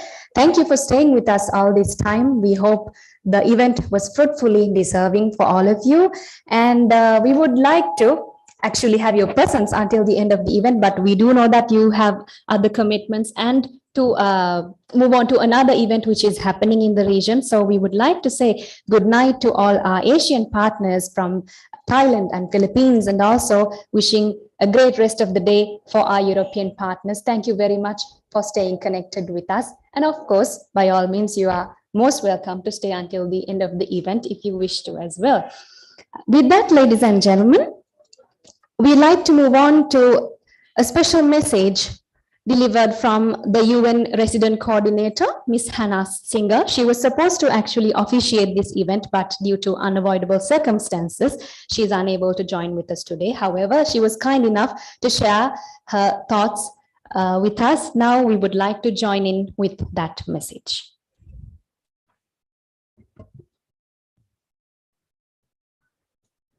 Good afternoon, dear colleagues. I'm delighted to have the chance to address you virtually. Sorry for not being able to join you this afternoon. However, my colleague, Abdulrahim Siddiqui, representative and country director of UN World Food Programme, will be representing me and providing you with a concrete overview of the UN activities in disaster risk reduction in Sri Lanka. I wish you all the success in your discussions today on chartering a way forward to bring together the academic community working on solutions for disaster risk reduction in Sri Lanka and the wider region. Now, last year, the report by the Climate Change Panel was, as the United Nations SG called it, a code red for humanity, which revealed that human-induced climate change is already affecting many weather and climate extremes in every region across the globe. I'm sure you're fully aware of that. It is clear that we needed and need urgent action now. As we would all agree, we need science-backed solutions to tackle environmental issues, climate change, and work on disaster risk reduction. As we just celebrated International Women's Day, it would be an opportune moment for me to highlight that in these efforts, it is vital that we engage more women and girls. Women survival rates are lower in disasters, and their access to relief and assistance decrease, threatening their livelihood, well-being, and recovery. For example, you might recall that during the tsunami 2004, 70% of the victims were women and girls. It only makes it logical that those who are most affected by climate change and disasters, women and girls, and marginalized persons, need to be involved in the design and the implementation of climate response action. Therefore, women and girls are essential, effective, and powerful leaders and change makers to address climate adaptation, mitigations, and solution. It is through gender parity in science that we will ensure inclusive disaster risk reduction. I hope you will consider this in your discussions today. Thank you very much, and the very best of luck.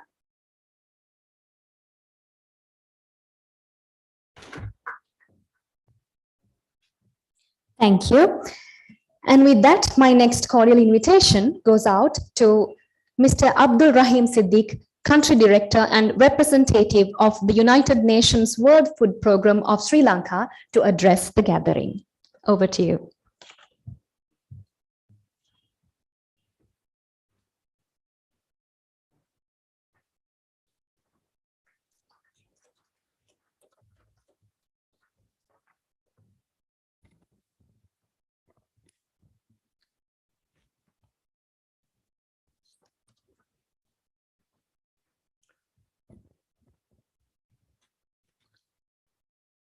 Distinguished scholars, academia, ladies and gentlemen, very good afternoon. I have the privilege to say a few words, as the resident coordinator has already mentioned that he could not make herself available in this gathering due to unavoidable circumstances. So first of all, thank you for this opportunity to elaborate on the important role of the United Nations in Sri Lanka.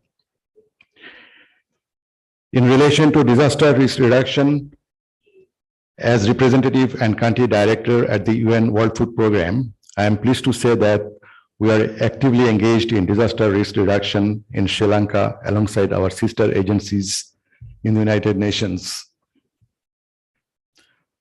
All our interventions are directed by the United Nations Sustainable Development Cooperation Framework, which was co-signed by the government in 2017 for the period from 2018 to 2022, which guides the work of all the UN agencies in this country. Within this cooperation framework, one of our main pillars is enhancing resilience to climate change and disasters and strengthening environmental management. The United Nations works towards enhancing the country's resilience to climate change and natural hazards and to reduce institutional, community, and household vulnerabilities, while improving capacities to better prepare for and adapt to a changing climate.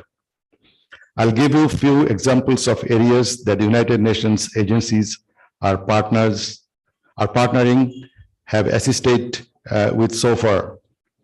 Number one, we support national and provincial authorities to build stronger systems for disaster risk management that helps them better to prepare for, manage, effectively respond to disasters, including leveraging digital solutions. We also work to strengthen integrated water management, increase water availability, and reduce the risks of floods and landslides. We help enhance capacities in sustainable technologies, lowering greenhouse gas emissions, sustainable water and land management, disaster risk management, and climate change adaptation. We also like to focus on improving climate risk analytics to identify present and future climate change impacts, while supporting the government and communities in developing their capacities to access reliable forecasts, early warning, and climate advisory services. To ensure that our efforts are inclusive, we have adopted a child-centered approach to disaster risk reduction, enabling school safety programs to safeguard children's rights This includes child-centered risk assessment, child participation, and child protection during emergencies. We also conduct specific interventions targeting older persons while ensuring that persons with disabilities are included and supported through our projects. In our work, we believe that gender considerations should be consistently applied in all initiatives, especially in understanding gender-specific risk factors, developing concrete actions. Women's participation is critical in designing and implementing disaster risk reduction programs. And we have worked on integrating gender in preparedness, response, and recovery strategies. We are also supporting the government to develop a shock-responsive safety net system to ensure that vulnerable families affected by climate shocks have access to food and nutrition. The UN has also supported the development of vital national plans. Our efforts are primarily focused on preventing disasters and minimizing their impact because we know that emergency preparedness saves lives and is more cost-effective.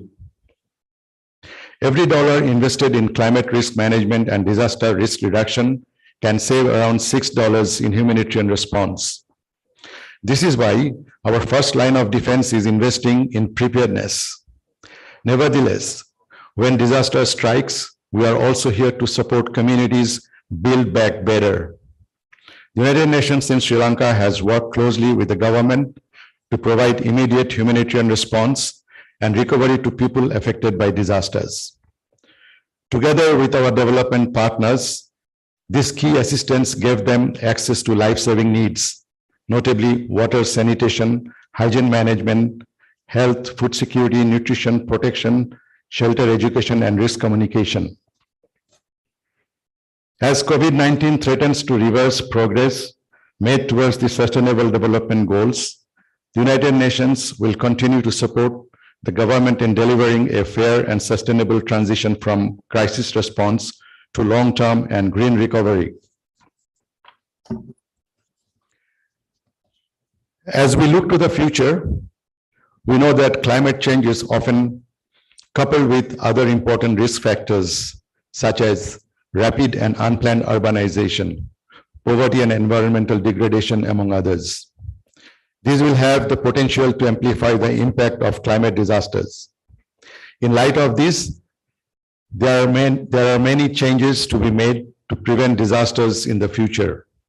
This includes, first, promoting sustainable industrialization, designing resilient infrastructure and fostering innovation that reduces vulnerabilities. Second, enhancing early warning systems to prevent disasters and ensure effective preparedness and response. Third, strengthening disaster risk reduction, early action, and recovery by improving digitalization of disasters data and through innovative approaches. And lastly, improving knowledge and data on the nexus between climate change and migration with the aim of preventing forced internal and international migration. The new UN cooperation framework for Sri Lanka for the next 5 years, that is from 2023 to 2027, which is currently being developed, will look closely at all those areas to ensure more people and communities, especially the vulnerable and marginalized, are more resilient to climate change and disaster risks, so that they have enhanced water and food security and equitably benefit from ambitious climate action and sustainable management. The UN country team in Sri Lanka will continue to build on our work together with our many partners to ensure that disaster risk reduction remains a cross-cutting necessity in the country's national development process. And most importantly, we will make sure that during our preparedness process, no one is left behind. I thank you very much for your attention.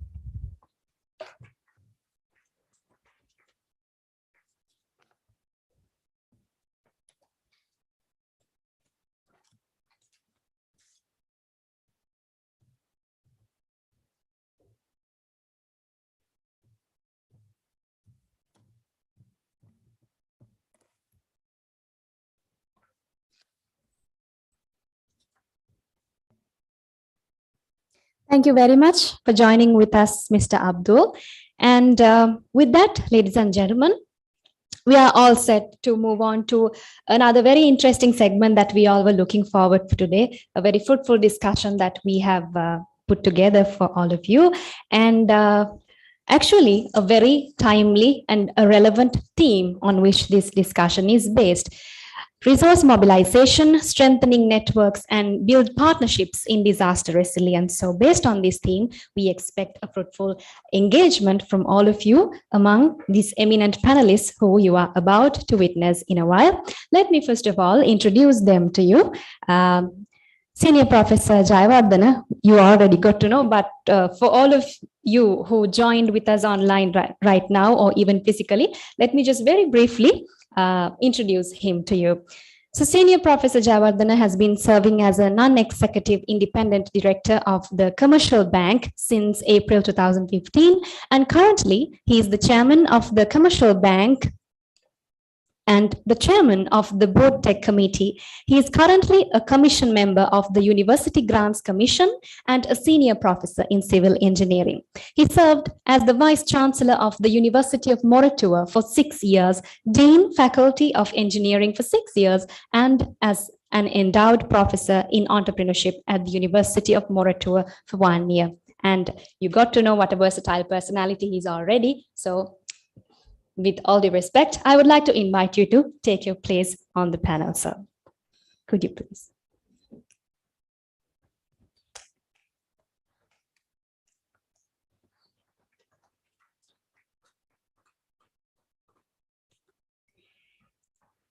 Next, joining with us, we have Mr. Abdul Rahim Siddiq, Country Director and Representative of the United Nations World Food Programme, Sri Lanka. He has over 30 years experience at the United Nations World Food Programme, managing complex emergency operations as well as country programs. He assumed duties as representative and country director of WFP Sri Lanka in April 2021, bringing extensive knowledge from the fields of food and nutrition security. He spearheads WFP Sri Lanka's activities outlined in its country strategic plan, which was developed to support the government in strengthening access to nutrition food, addressing malnutrition, and building the resilience of smallholder farmers against recurring climate-related shocks. Next, joining us on the panel, we have Professor Dilanthi Amaratunga, who is a professor of disaster risk management at the University of Huddersfield, UK. She is an internationally renowned leading expert in disaster resilience with over 30 years of experience in the higher education sector. Currently, she heads the Global Disaster Resilience Center at the University of Huddersfield, which is a global leader in interdisciplinary research, education, and advocacy to improve the resilience of nations and communities. She maximizes the impact of her research based upon identifying and coordinating powerful research collaborations across Europe, Asia, North America, Africa, and Australasia. These collaborative research programs raise the recognition and reputation of her research and, in turn, the universities as an international player, while simultaneously enabling her to increase its research capacity and deliver world-class research output. She has managed the successful completion of many international research projects, generating significant research outputs, and has been able to secure a number of significant high-profile grants. Next, joining with us, we have Mr. Victor Anthony Pillay. Mr. Victor is the country officer of the International Finance Corporation for Sri Lanka and the Maldives, and a part of the country management team since June 2016. He was acting country manager from 2021 to 2022.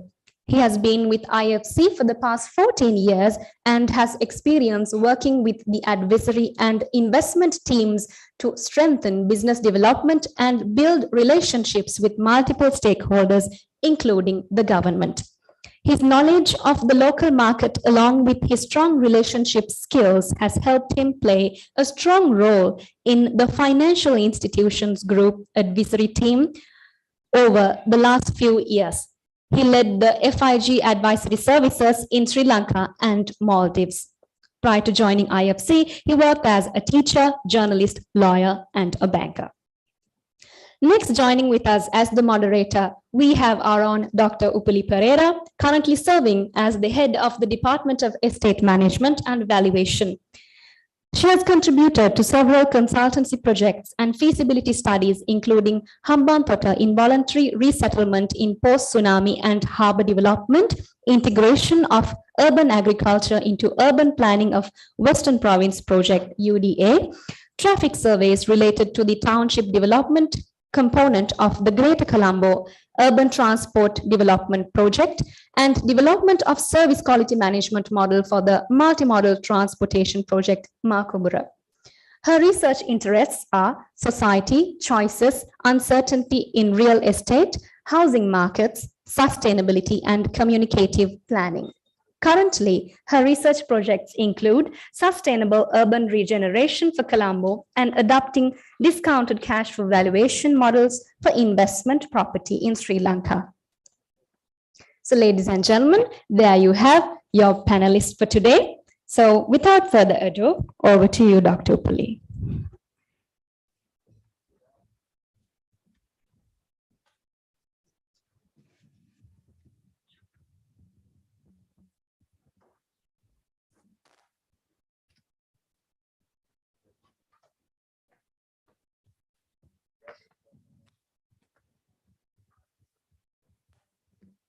To all the distinguished members in the room and also the our participants in the Zoom platform. If there are any members still joining with us. And also thank you very much, Sami, for the very nice introduction for all the panelists and about myself. And congratulations once again to the SECRA project, Colombo Symposium, for the wonderful insights given to all of us so far. So before I commence the panel discussion, let me set the background for the theme that the symposium has chosen. Today, as we all know, Asia is one of the most urbanizing region, and the rest of the world is also urbanized. And what does that mean is there is a lot of concentration of people, building, infrastructure, so that on the other hand, there is a concentration of wealth of society. So that the disasters that is happening is putting a lot of strains on this built environment and the people. So therefore, disaster resilience and management is one of the most conversed topics all around the world, and particularly Asia is gaining that importance as well. Now, if I look at Sri Lanka, for instance, according to the Informed Global Risk Index, Sri Lanka is positioned as one of the medium risk countries. And in terms of disasters, what we have most in the top is the floods, the landslides, soil erosion and sea erosion, and droughts, and of course the tsunami in 2004 and dengue outbreaks, and of course the COVID. So I've jotted down some numbers which was released from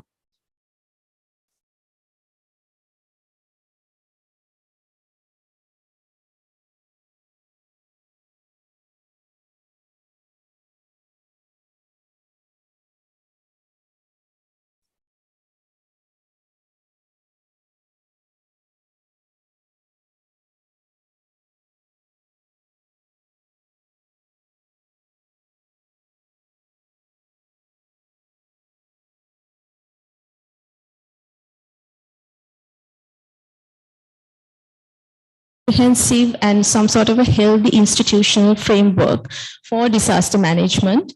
For example, we have the Disaster Management Act disaster management policy and the National Disaster Management Plan. And of course, the National Council for Disaster Management, headed by His Excellency the President. We have the Disaster Management Ministry for Disaster Management.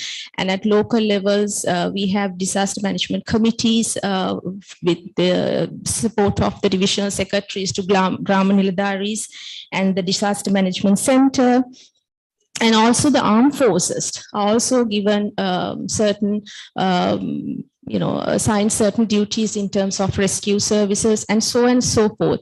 But this institutional framework that we have essentially needs to be supplemented through, they need to be empowered, and certainly capacity building is really necessary.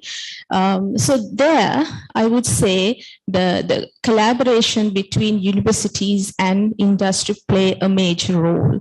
And we are really appreciative.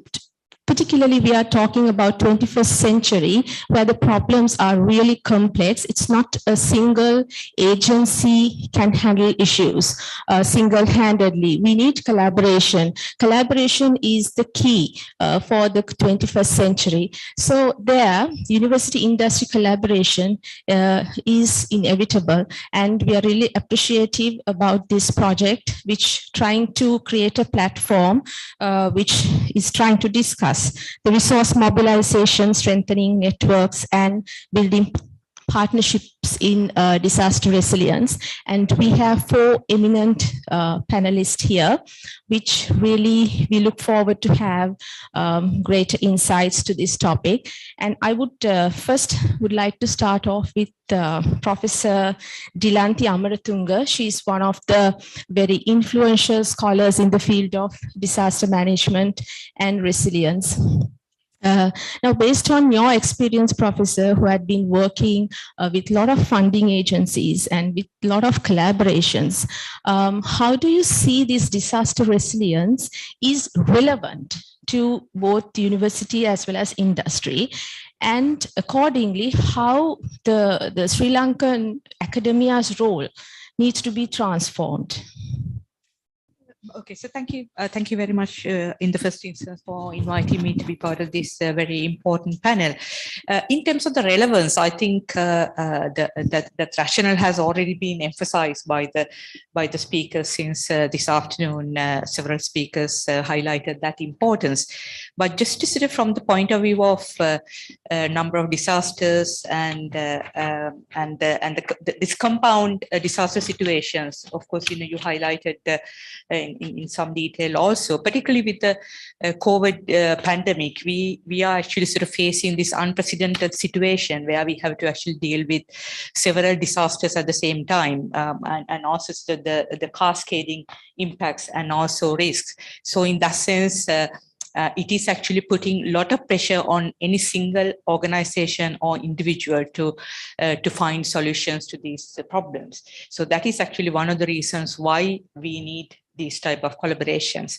So the second reason is, of course, I suppose I'm hoping that a lot of you have heard about the Sendai framework for disaster risk reduction, which actually came into place in 2015, which is actually the blueprint for disaster risk reduction until 2030. So it actually highlights the role of multiple stakeholders in finding solutions to the problems that we all face today. So in that sense, if we sort of just redefine that term, multiple stakeholders, of course, the industry and academia are very much part of that. So again, that is actually another way of looking at it. And then another point is, again, this emphasis about science-informed policy. So that is extremely important, particularly in some countries, in certain societies, that link is actually very poor. I think it is fair to say that. Whereas the policymakers work independently to scientists, and the scientific scientists publish their work independently to policymakers. So in that sense, I think creating that link is extremely important. So in order to do that, I suppose this link between academia and industry is very, very important, so that both parties will benefit from that process by means of capturing industry needs in carrying out research, and also on the other hand, transferring the research knowledge that has been built to the benefit of the industry. So in that sense, I suppose it is really, really important and very timely. In terms of redefining the status of academics in Sri Lanka, I suppose it is fair to say it is already there. The enthusiasm is already there. Because, for example, we actually started a project back in 2016 called Ascent, which actually looked into disaster resilience capacity development within the university sector in Sri Lanka. So from that point onwards, we have actually had several very enthusiastic dialogues around this topic. So in that sense, I think the academia in general, have an idea. But having said that, it is not enough. So there need to be, I suppose, maybe more emphasis on the benefits of this collaboration. I think people need to understand what it will bring to as persons, as individuals, and also as their from the point of view their institutions. So that emphasis on that benefits schemes is really important. And another point that I want to put forward is actually this idea about co-production. For example, one of the previous speakers from Dialogue actually highlighted this idea of co-production. We really need to be working with industry. And I suppose the idea of us living in a research lab or in our office, carrying out our own research is long gone. We really need to be working with other people, with industry in terms of capturing that, and also this concept of co-production. Of course, it works both ways. It is actually for mutual benefit, so that we need to actually look into that equation from both angles. So the concept of co-production, I think, may be perhaps something that the academics in Sri Lanka maybe need to get a little bit more hand to it. I suppose I covered some points there. Thank you very much, Professor. I guess we also, do you think we need to have a lead as academics as well, like not to talk the talk, but also walk the walk? I suppose yes. I really think, and also sort of the need to have role models and so on and so forth. I think that is really, really important. I think in that sense, platforms like this is extremely important in terms of, I think, demonstrating and showcasing the good examples. I think that is very, very important. Yes. Thank you very much. So with that, I would like to move on to Senior Professor Ananda Jayawardena. You actually had a very excellent presentation, which actually ran out of questions. And anyway, so we know that when we speak of this new role of academics, and certainly the funding, especially the external funding, is one of the most important factor for that to happen. So as a member of UGC and as well as the chairman of Commercial Bank and as well as the former Vice Chancellor of University of Moratuwa, how do you see the new role or the vision of university system itself, or the universities should be transformed into, and also I would like you to stress a little bit on the importance of external resources as well. The university system, if you consider, I hope you can hear me, right? If you consider the university system, right? So basically in the past, we all consider the universities are teaching universities, and we have been just producing graduates to the market, and then find that most of the graduates are not employable, and the industry complain that they don't have attributes that they want. So we have been transforming from that point to produce employable graduates and to produce graduates who will contribute to the solving national issues, supporting the economy and all that. So now there is a very clear understanding, specifically if you consider graduates like engineering or medicine or law or those graduates, there are internationally identified, recognized attributes. And we educators need to make sure when these graduates pass out, they have these attributes. And these attributes include all the aspects that we talked about to practice a profession which will support the national economy. So that way, I think we have improved a lot. But in terms of universities certainly need to transform from the teaching universities to teaching and research universities. Now, we have been trying to promote those kind of activities in the university, but then if you consider to transform teaching to teaching and research universities, you need funding.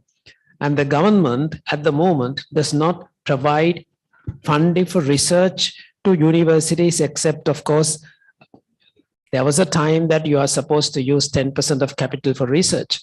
But of course, when the funds are limited, you can't allocate that to research, and you allocate that to, resource enhancements for teaching and all that. So there is no dedicated funding for research.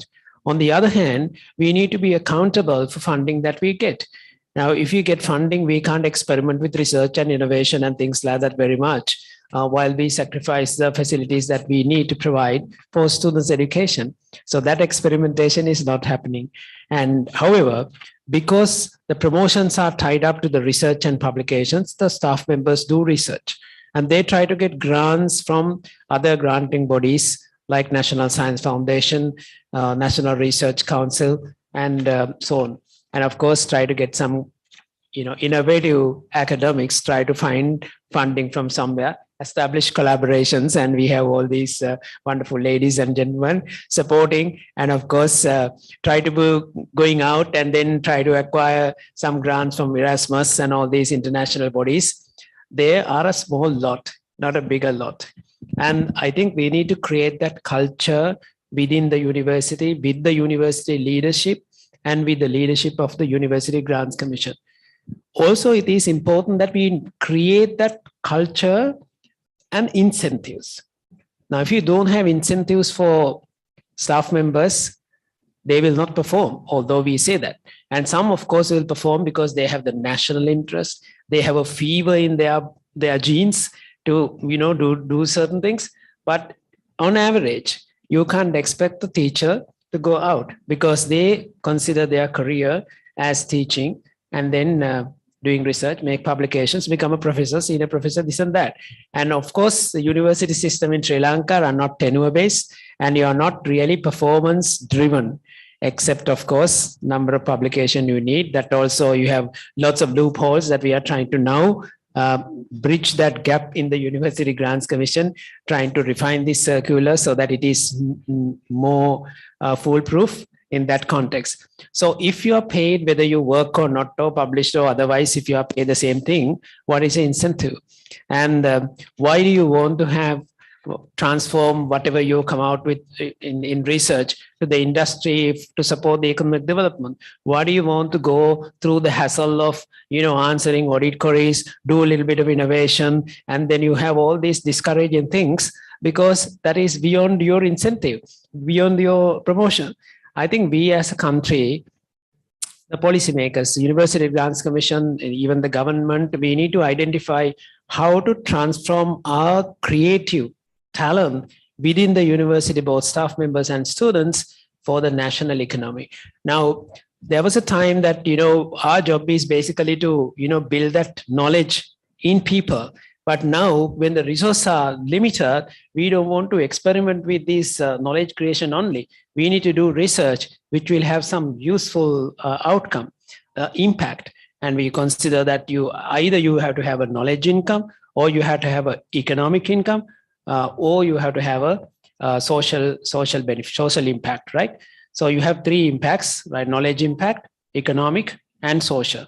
So we need to make sure that all our grant schemes that we do, all this are aligned for this kind of impact. And that way, we should be able to, at least the granting bodies and all that, we should be able to align our efforts, our limited efforts, in the universities and in other institutions and industry to aim for that.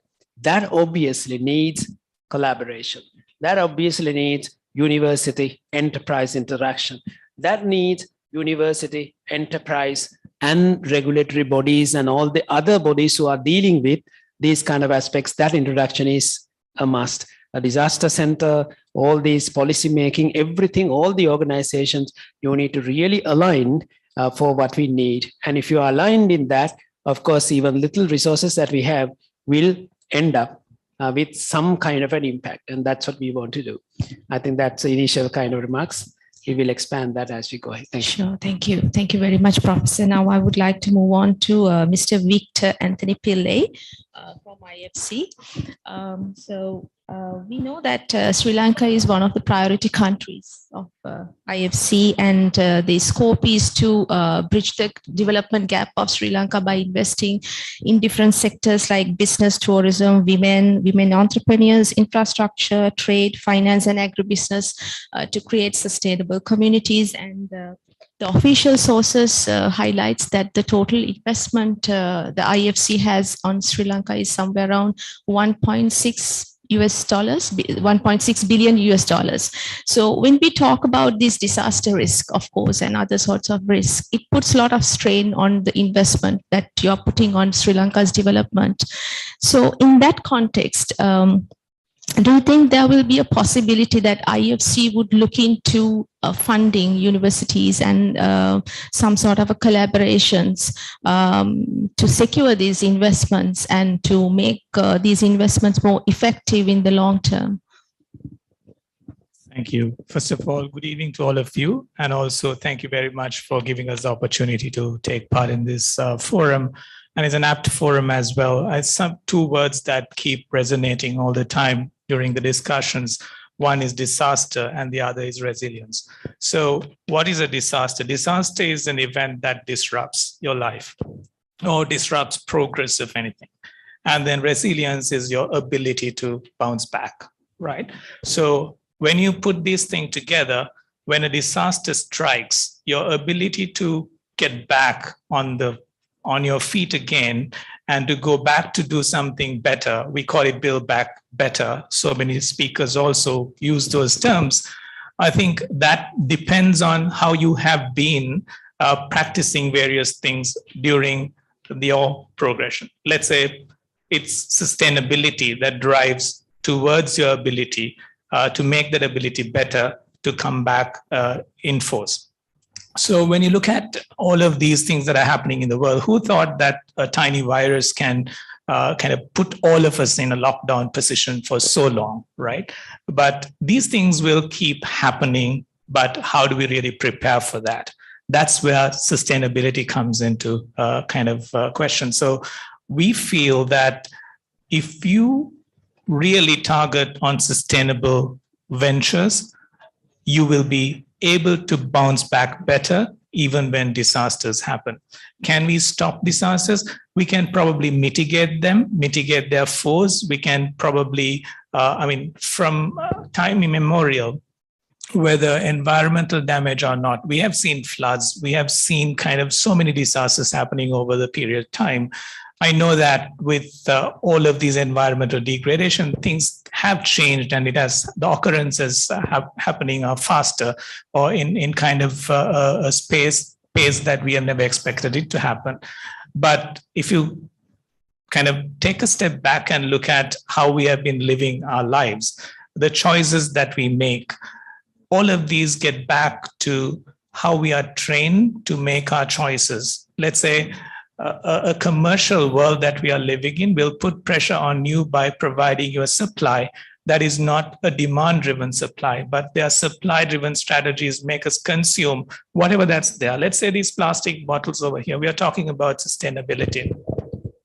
If I turn back and say, no, I'm not going to take it, and hundreds and thousands of people say that I'm not going to take it, they might think of an alternate to put those water in, right? So it is the choice that we make. Where does it happen? Education is one of the most important things. When I say education, it's not the tertiary education that's going to change you. It's the education at the primary level. What you do to your children. I mean, what I teach my children, education does not come from schools alone. It's how I put in my child's mind, how they should live.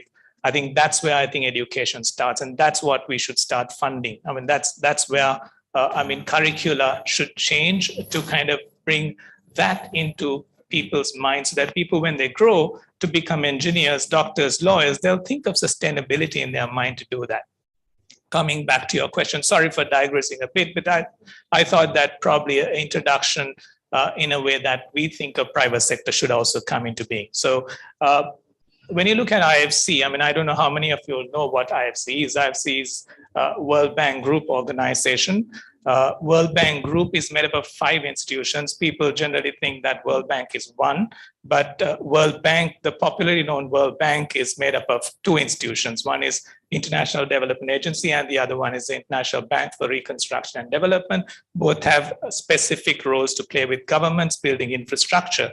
But once you build the infrastructure, what is next? Somebody has to use that. The policies have to be used by someone. That's when the society and the private sector come in. And to develop the private sector, International Finance Corporation was created with a specific mandate to invest in private sector. That's where I come from. Then the third organization is Multilateral Investment Guarantee Agency, which guarantees non-financial risks in developing countries. So if I move into a country with a multinational investor and there is risks other than financial risk or project risk, say something that's beyond their control, a war or anything that can impact, Multilateral Investment Guarantee Agency can insure that. So that will promote people, even in difficult situations, to invest in countries. And then the 5th institution is the ICSID, which is the International Council for Investment Dispute Resolution. So you have all 5 institutions under one umbrella, which can create the infrastructure, private sector, insure, and also resolve issues that you may have in terms of alternate dispute resolution mechanism. So all those 5 are in this organization. So when we work together as an organization that is created by the country partnership framework, which guides us to say how all 5 institutions should work towards the development of the country. So that is not understood generally when people talk about the World Bank. So in private sector development, you mentioned that we have invested actually it's $1.8 billion right now. So where did this money go? Right, it's over a 30-year period. And the last, let's say, 18 months, we invested close to $500 million. And we probably do not do justice to what we do by not promoting ourselves in the paper, because that's not what we do. But probably I think now, for knowledge sake, for people to know what happens and where you can access for these sustainable financing, we probably need to do that job better. But also, when you take the example of all our investments, we follow the environmental and social governance standard at the highest level. I know how many of you know that 2003, the Equator Principles were developed after IFC's environment and social governance standard. So every single investment that we make needs to adhere to that. I know we have members of the board of Commercial Bank who are an investee client of IFC, who is the first green bank in Sri Lanka. And we are very proud of that fact that they are a sustainable institution. So this is what we create. The example is here, but every single institution we work will end up as a sustainable institution. So for us to mitigate or build back better, sustainability is the core, and that will be the heart of every single investments that we make. Thank you very much. So what you're suggesting is the investment that you make at the stage of investment, you make sure that the particular sector is investing sustainably so that the resilience is embedded within the sector itself, enabling the resilience there. Good question, because the problem is that if you take a banking sector in Sri Lanka, the financial institutions that we work with will have that highest level of environmental and social governance, right? But if you take their competitor, they will not have that. So it's not a level playing field. So now we are working with the Central Bank of Sri Lanka to put together regulatory reform where sustainable banking network would bring in some kind of level playing field for all. So they'll have to follow that. And that will transform the sectors, because financial sector is a good conduit through which you can actually make that change that is required in the rest of the real sector. So that is what our intentions are. It takes time, but you'll have to do that. Somebody has to take that step. Right, thank you very much. And with that, I would like to move on to Mr. Siddiq. So your presentation highlighted some of the works that UN has done in Sri Lanka. So alongside what Mr. Anthony mentioned, does UN has any difference in terms of funding and supporting enterprising between universities and industry, or would it be the same? Thank you very much for giving me the opportunity to say a few words. First of all, yes, to answer to your questions, definitely academia can play a vital role in achieving the Sustainable Development Goals. As we all aware that those goals or universal goals, global goals were launched in 2016, and we have only 8 years left in terms of attaining those goals by 2030. So what we believe is that academia can play a major and vital role in terms of building evidence-based information, which could be used for all the stakeholders. Now, having said that, I would like to mention that the role of the academia has been already used by different UN agencies. I don't have an accurate mapping of which agencies are involving or engaging academia for these purposes, but I can just say a few examples. For example, the United Nations RC's office is engaged with the University of Colombo, is basically promoting the academia and the professors to deepen understanding of these Sustainable Development Goals. As far as a World Food Program is concerned, we do engage different research institutions, academic experts to generate evidence and information. Now, if you're asking me if there's any specific allocation or resource mobilization for this purpose, I would say that it depends on the context. Some of the UN organizations, depending on their mandate, they have specific provisions to utilize academics for different purposes. Now, I'd like to just say that academia can play a major role in bringing all the stakeholders in the society in terms of identifying the data gap, the information gap, and informing the policymakers so that, because we have seen that any information which is based on scientific evidence and research is acceptable by all corners without any political influence. So having said that, I would like to say that the core value of the United Nations are based on open communication, mutual understanding, and equal opportunity. Thank you. Mr. Siddiqui, just a follow-up question and also the round 2 question as well. So we know this World Food Program particularly is supporting, has a mandate on disaster resilience and particularly responsive stage for disasters. So could you please elaborate a little bit some of the best practices? Sure. Thank you. Just to let you know that World Food Program is working in more than 80 countries around the world. And the nature of engagement is different in different countries. For example, the nature of engagement in Syria is completely different than the engagement in Sri Lanka. So I would just like try to highlight on what WP is engaged in Sri Lanka and how can we sort of explain the way we do resource mobilization for our activities in Sri Lanka. Now, just to let you know that in Sri Lanka, WP has been engaged since 1968. And over the last more than 50 years, there had been ups and downs in terms of our engagement. There was a situation where WP was distributing massive food across the country. But I'm happy to mention that over the years, those kind of free food distributions have been stopped.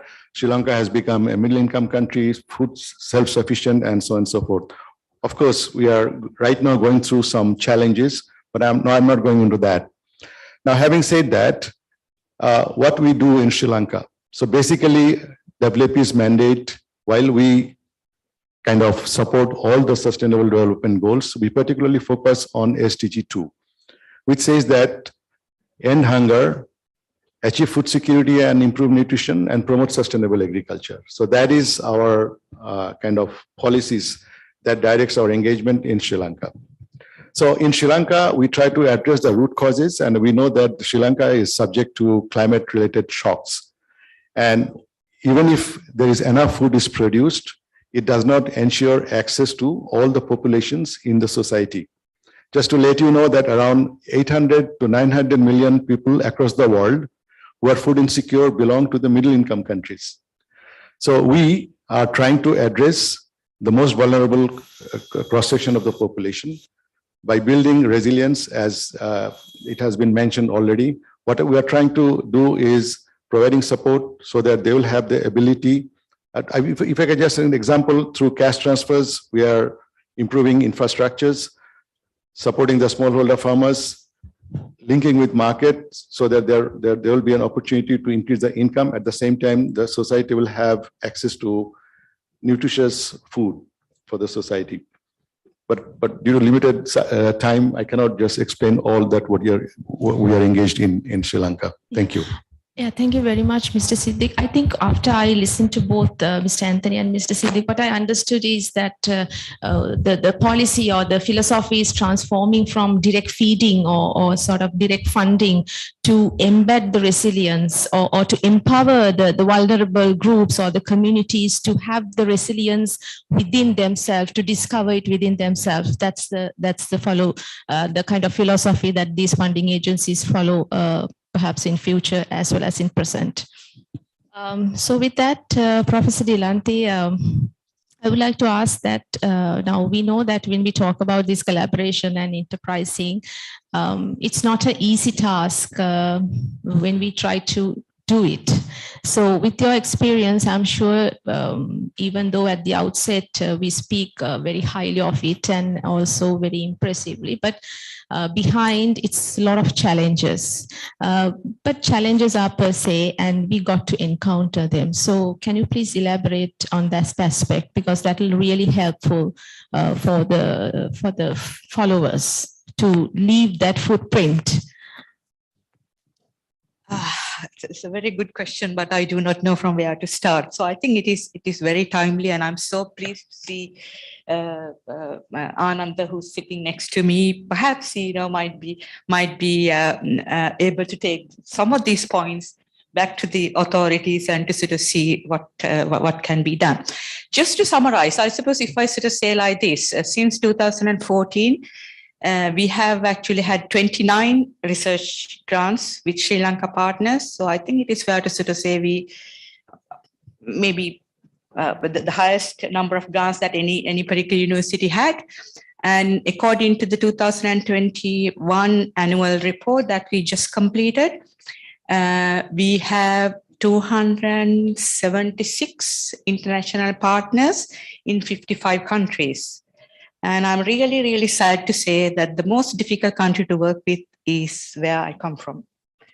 So that is actually the situation. Why? And this is actually, of course, absolutely nothing to do with the researchers, because I work with people, I don't work with institutions.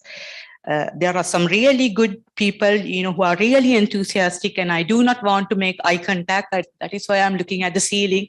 There are a lot of people in this audience. But the issue is the barriers. Okay, so first of all, I think the lack of understanding of the schemes. I think there's a lot of talk, but there's a major lack of understanding.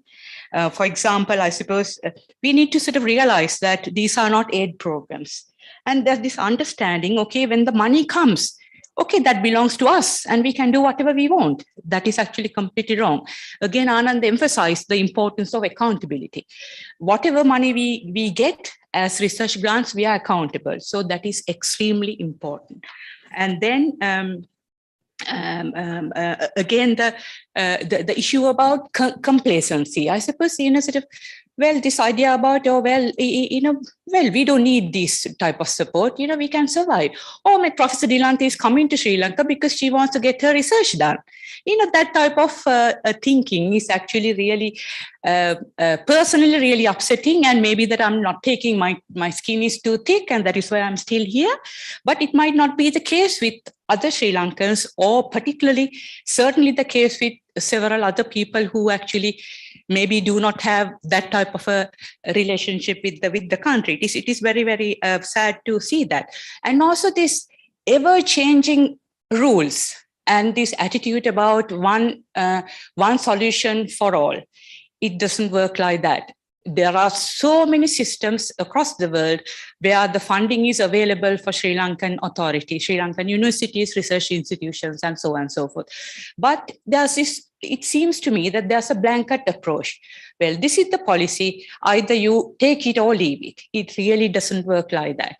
That is why I suppose the world has become a very good place, because we are very different to each other, and we think differently, we act differently. But unfortunately, the system here actually expects that everything should be in just one shape, or if that is not the case, that is completely out.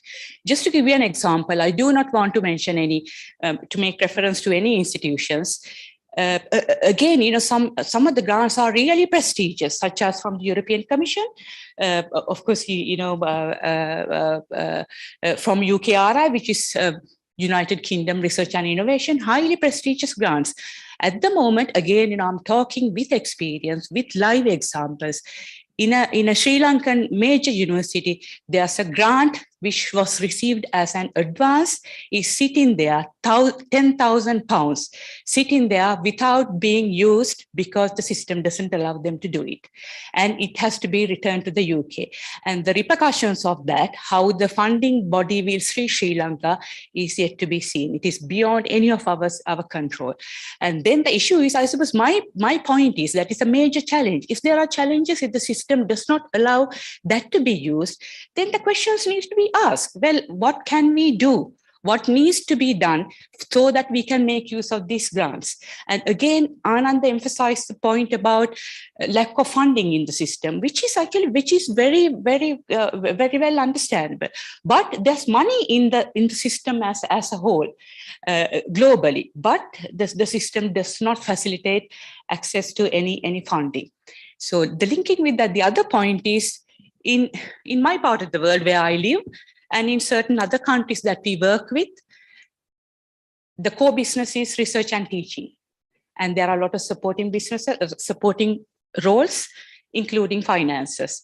In Sri Lanka, I suppose it works the other way around as far as I'm concerned in the university system, whereas the finances are the number one core business and the research and teachers are there to support it.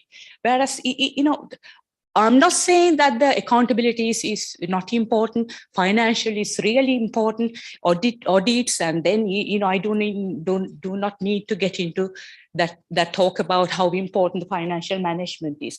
But it shouldn't govern the research and the teaching agendas.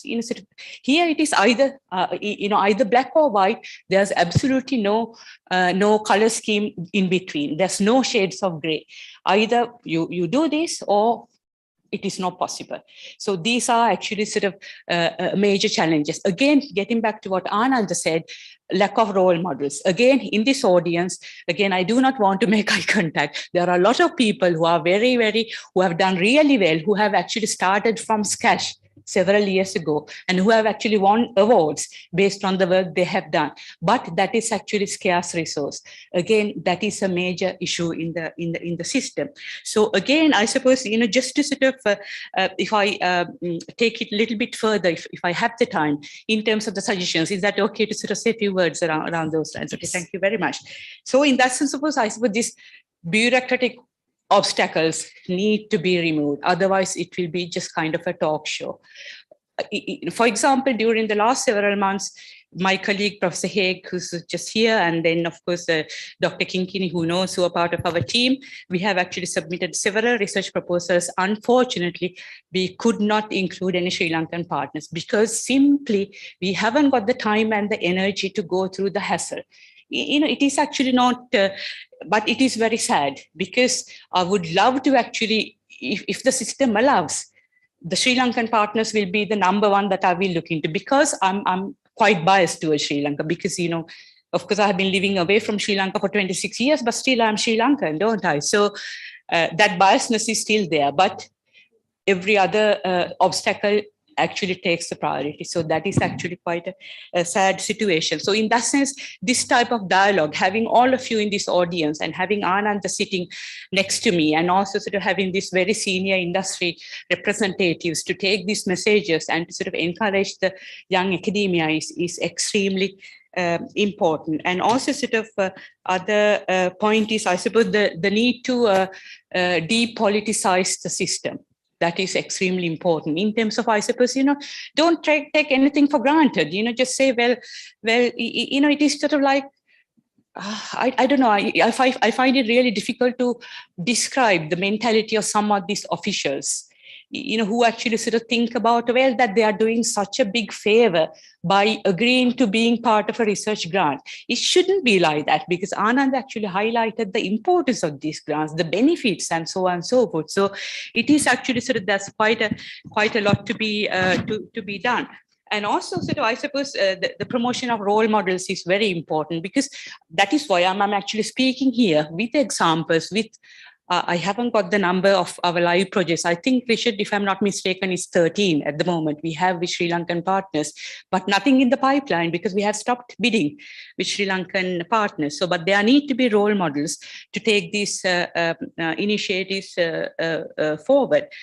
And also sort of another point that Anand emphasized, I suppose one of the suggestions is to incorporate international partnerships related work into the promotions cycle.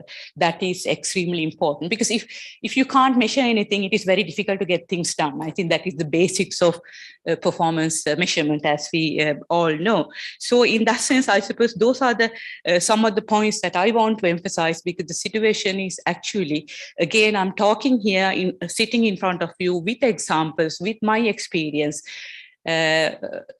Just to get back, I think I got my first research grant with Sri Lanka in 1999. It was a very, very small grant, but since then, there have been actually sort of a huge success. And as I sort of said, 29 grants since 2014 at the moment, 11 active research grants. Either we are leading or we are a partner. But the future, I do not know. So if I feel like this about this type of an arrangement, and once again, with all these research projects, we have industrial partners. Yeah, so they are not actually just academics sitting around the table and enjoying a cup of coffee and tea and having a chit chat. No, it is actually capturing the industry needs and then providing that input to the research programs. But if I feel like this about the challenges, but of course there are suggestions, but I'm hoping that there will be some actually sort of something coming from this type of discussions to solve the issues that are there, perhaps that the wider audiences do not want to admit. It is just, oh, well, we'll let's just leave it. But this, again, the wider problems, for example, there's a sort of danger in Sri Lanka being blacklisted by these funding agencies. Now imagine that £10,000 being returned to the UK without being used. What will they say? They say, oh, that means that the Sri Lankan universities do not need any research funding. And it is just one click of a button for them to ban the Sri Lankan institutions being part of any research grants. That will have huge repercussions in any field, particularly in medical field, because the medical institutions actually get a lot of funding from, I'm here referring to UK. So I think those are some of the things that needs to be done. And again, the shirt needs to be cut according to the size. One shirt won't fit into all the gentlemen in this room. Similar thing applies to research grants. Thank you. Thank you. And I guess it's not really being offensive, but not simply being offensive, but I guess your prerogative is to leave the footprint behind so that it'll kind of give a lesson learned for us to think about these reflections. And I'm sure Professor Ananda, you would have now waiting to reflect back on this. And yeah, I must say, I think if I don't say this, I think it is actually I'm doing a lot of injustice. For example, I think during Ananda's time as the Vice Chancellor, that was actually one of the best times with that particular university that we had. It was sort of very supportive. One email, everything was sorted, and then it was fantastic. So in that sense, I'm hoping now he's actually gone beyond that, and that okay. So you're not under a lot of pressure, Ananda, but at least for the benefit of at least for the benefit of our upcoming researchers. And then these days again the situation is not that great. The number of emails that I receive, I think lots of people are just so frustrated, and then I think we really, and this is we have absolutely fantastic people to take these agendas forward, but they need to be encouraged, supported, and facilitated. Yeah, Professor Dilanti, but just a quick question. Now, we talk about these issues that we face in Sri Lanka, but at the same time, I just wonder, like, there can be certain challenges which are even in the other parts of the world as well, even in the developed countries. So, like generally, otherwise we might think that everything out there is really pretty easy. It's not the case. It is not. But the thing is, I think we actually sort of, that is why we have this coordinated approach. For example, if you sort of take the UK education system, we have the core business, the teaching, research, and enterprise. And then we have the supporting roles, the finances, the admin people, but we all actually work as a team. But whereas in Sri Lanka, either you belong to my camp or you are not part of my camp. So it really doesn't work like that. And I totally agree with you. Some days I really, it is not easy to, it is not a bed of roses. I totally agree with you. But there are ways and means of solving the problem. And that is why I think that is why I very clearly say at the moment, out of all the partner countries that I work with, it is very sad to say that Sri Lanka is the most difficult country to work with as a researcher. This is not doing consultancy, not bringing in NGO money, whatever, but this is doing pure research coming from very reliable sources such as European Union and UKRI.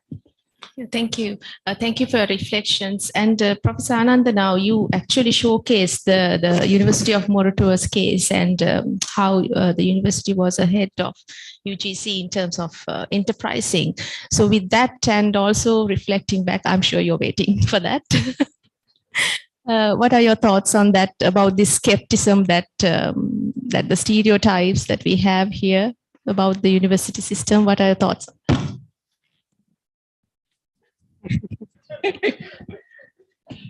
I think what Dilanti said was very correct. I think in order for us to perform, I think all scientists know that we need to have what is called a conducive ecosystem. And in that ecosystem, you need to have correct leadership also. And if you don't have that leadership and ecosystem facilitating network of players to perform, then of course you always end up with frustration, because when you try to connect with the other one, it doesn't support it has policies against your approach. So then it becomes a frustration, and then entire system collapse like that. And to start with one aspect, obviously it is at the moment really difficult for Sri Lankan researchers to get foreign funding, right? In fact, Chairman, while he was sitting in the morning, he was telling me that if you really wait for government approval, at the moment, if you are getting any foreign funding to Sri Lanka for certain reasons, we know the reasons, right? They were misused and for various kinds of activities. And then the other people, they actually put a policy that you need to get the external resources, Attorney General, and then any funding should go to the Parliament at the end to get the Parliament approval as well. That is to get. And every dollar or pound that comes to Sri Lanka should be accounted for. So this is applicable in block, as you said, no flexibility, everything it is like that, right? So I think we have been, even the University Grants Commission, National Science Foundation, everybody was trying to sort this out and going and meeting and giving proposals, nothing doing yet. So ultimately we decided, I think it has to go to His Excellency the President and with the partners to say, okay, what is your interest? Why do you say that you need to get approval? We will try to meet that interest. Maybe there is a reason. What is our interest? As you said, this is the damage that we create to the country and all that, and the researchers and universities. So we have a great interest. I think in order to solve this problem, we need to meet at the highest level of this country. And otherwise, there is no understanding, no alignment, and they have their own ways of looking at it and discreetly in their own baskets, not knowing how this will affect for a development of a country. So this is something that we need to really overcome, and we are aware of that. We are trying our best, and even last commission meeting we discussed about it, and so hopefully we will try to sort it out. We'll see, at least to have certain blocks to say that, if these kind of grants come automatically as a donation for research activities and these things like that, we say, okay, give that approving authority to University Grants Commission. Grants Commission is a very responsible body, and we can certainly say, okay, go ahead and do it. And he said that certain grants, he said, by taking the risks, he said, okay, go ahead and do it. And even now, he has given the approval to go ahead without actually following through the procedures. We really do not know what will come back to him later. But anyway, we'll try to sort it out. This is a situation. And having said that, of course, this is the main issue. And I think as a country, we again need to have that leadership. I think leadership should come from the University Grants Commission to some extent to, align these for the national interest and all that. Having said that, again, you need to find out whether there is any kind of autonomy, flexibility for resources and all that kind of thing. So it's very difficult for us to get. There is no flexibility for resources, and you can't get it's extremely difficult to prove that you need certain number of cadres for increased student intake or do research in a university or whatever it is. Extremely difficult. So there is a block ban, no recruitment whatsoever in any organization in Sri Lanka, applies to universities everywhere. So then to fight that, you need to use all your energy and you don't have time to do anything. So this is a lack of understanding that we need to solve. Hopefully, with everybody working together, we should be able to find out some solution to this, right? Comes from another collaboration there. And Mr. Anthony, would you like to reflect on these challenges based on how IFC has funding and how to encounter these in terms of your experience? Well, I think I don't want to be politically incorrect in my statements because I can be held responsible for that. And a lot of things resonate with what's being discussed, not only from a point of view of universities, but in terms of the system itself, right? So it is a kind of an overall thing that you have to work with. So just moving away from that and then to see how we can kind of help some of the universities in terms of getting over some issues that they may have, right? So we have put together a program to develop the startup ecosystem in Sri Lanka, right? Tech-led startup ecosystem in Sri Lanka. And we've been trying to work with universities for the past 2.5 years, and the response is very slow, right? So what we thought when we actually started looking at the startup industry in Sri Lanka, I actually personally went through 80 companies. I personally interviewed them just because for my interest to know what exactly exists there. And there's so many cutting edge solutions that are there. And most of them are coming from fresh graduates, especially from the University of Moratuwa, right? So, but 1 year down the line, they're either executive at Mars or Brandix or a commercial bank of Ceylon or an HSBC. Just killing an entrepreneur just at the very start of that person's life, simply because there's no support. Simply because there's no support. And that support, I'm not saying is like multi-million dollars. That person probably needs 2 million rupees. I have examples where People who started off with 5 million are like registering patents for like $8 million right now in the US, right? So this sad part of this is because of the current regulation, legal and regulatory framework in the country, and also exchange control, a person who starts off in a startup industry, if he really wants to be an entrepreneur, quickly takes a ticket and goes outside and sets up there because he doesn't have bags and baggages to take. He has to take his brain. That's all he needs. And we lose an entrepreneur. How many of such entrepreneurs have we lost in the country, right? We have to invest in the right person, the right people. I followed your presentation with interest. Towards the latter part, you say the number of people who are become entrepreneurs, not enough, not enough. And because if you take the startup ecosystem in the world, hit rate is 2%. You take 20 people and look at 2%, it's nothing, nobody comes out, right? So you need to have hundreds and thousands of people coming out with their idea. Where is the ideation that happens in the universities? You know, we boast of so many super colleges in terms of technology, but how do we support them? How do we go forward? That is one of the key things that we had to look at. And here we are trying to set up incubators, accelerators in universities. And we are kind of told, okay, you can't work with this because we need to go to the cabinet or we need to go to various places. And it's so frustrating for a private sector person like me who's so dynamic, we want results fast. I will move on. I don't want to spend my time trying to kind of waste time and resource in funding.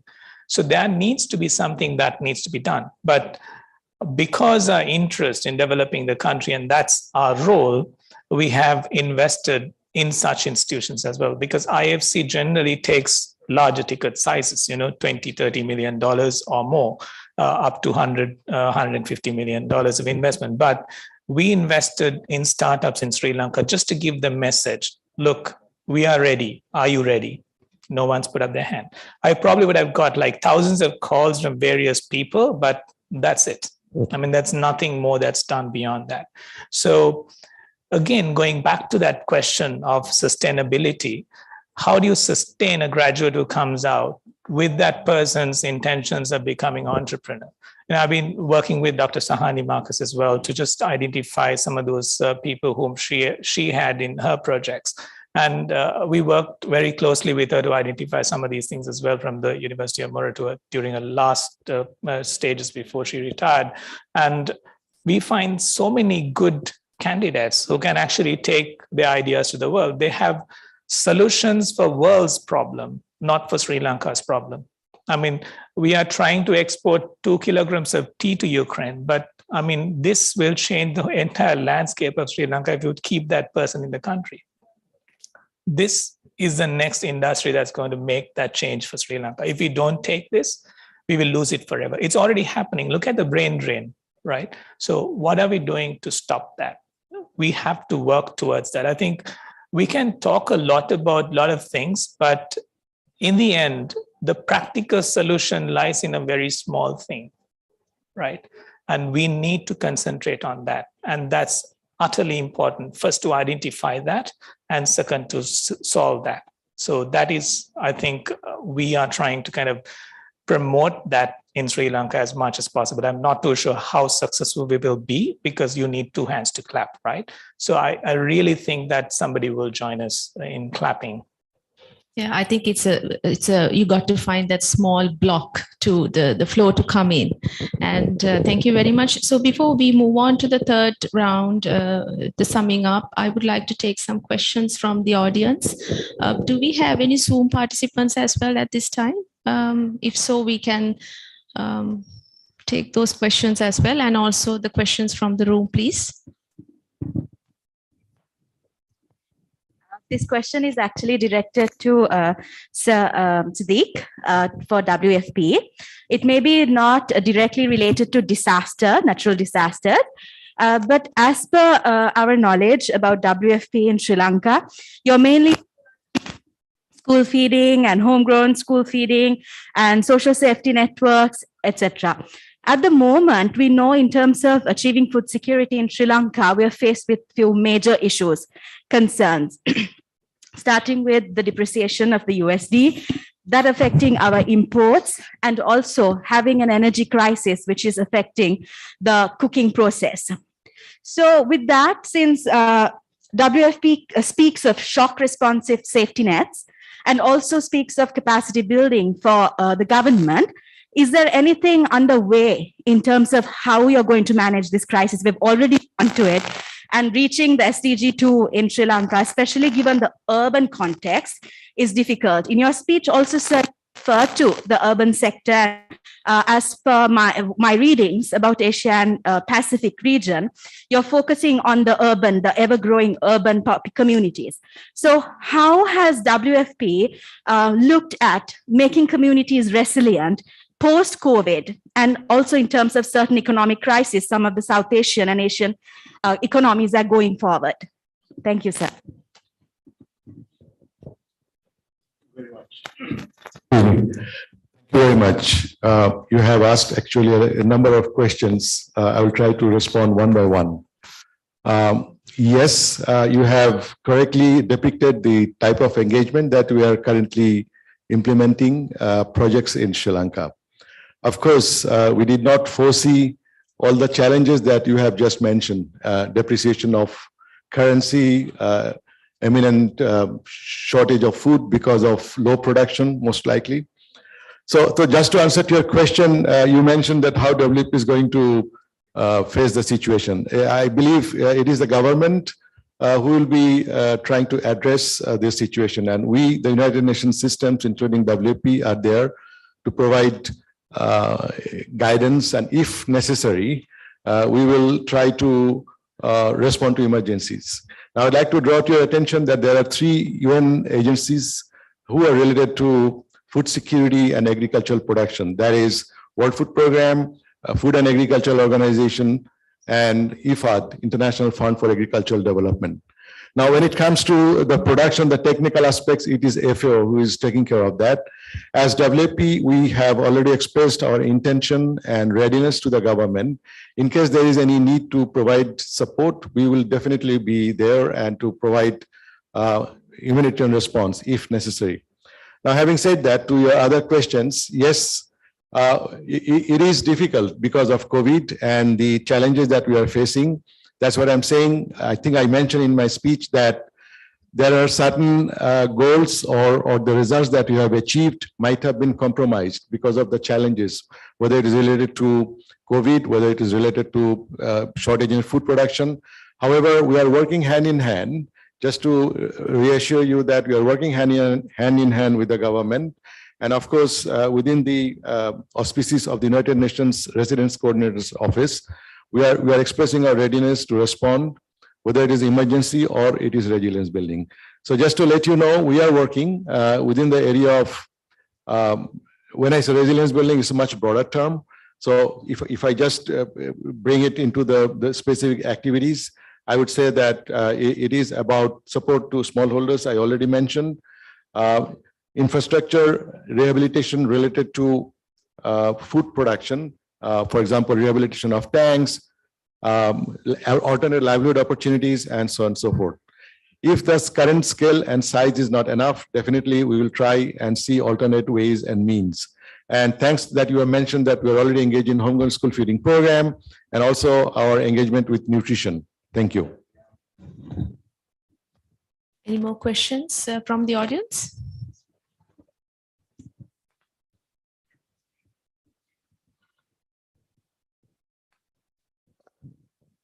Thank you.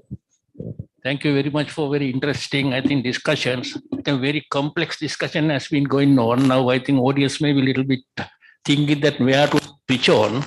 So I would like to again come back to the university industry collaboration and the problems as Dilanti and Professor Anand mentioned that. So we have a magnitude of problems.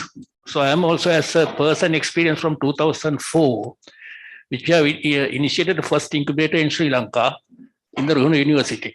But you couldn't continue with that because of there was no policy. Policy environment is not there to go with the I mean the completion of that system. So that what is the now current situation after doing all this ahead project and all these things, whether the policies are clear for the universities, for the academics to undertake university industry collaboration. So that, as you mentioned, Professor Ananda, that your entity, you had the audit query. You said that. Even I had the audit query. When I retired, I couldn't get my provident fund for 2 years because of another audit query.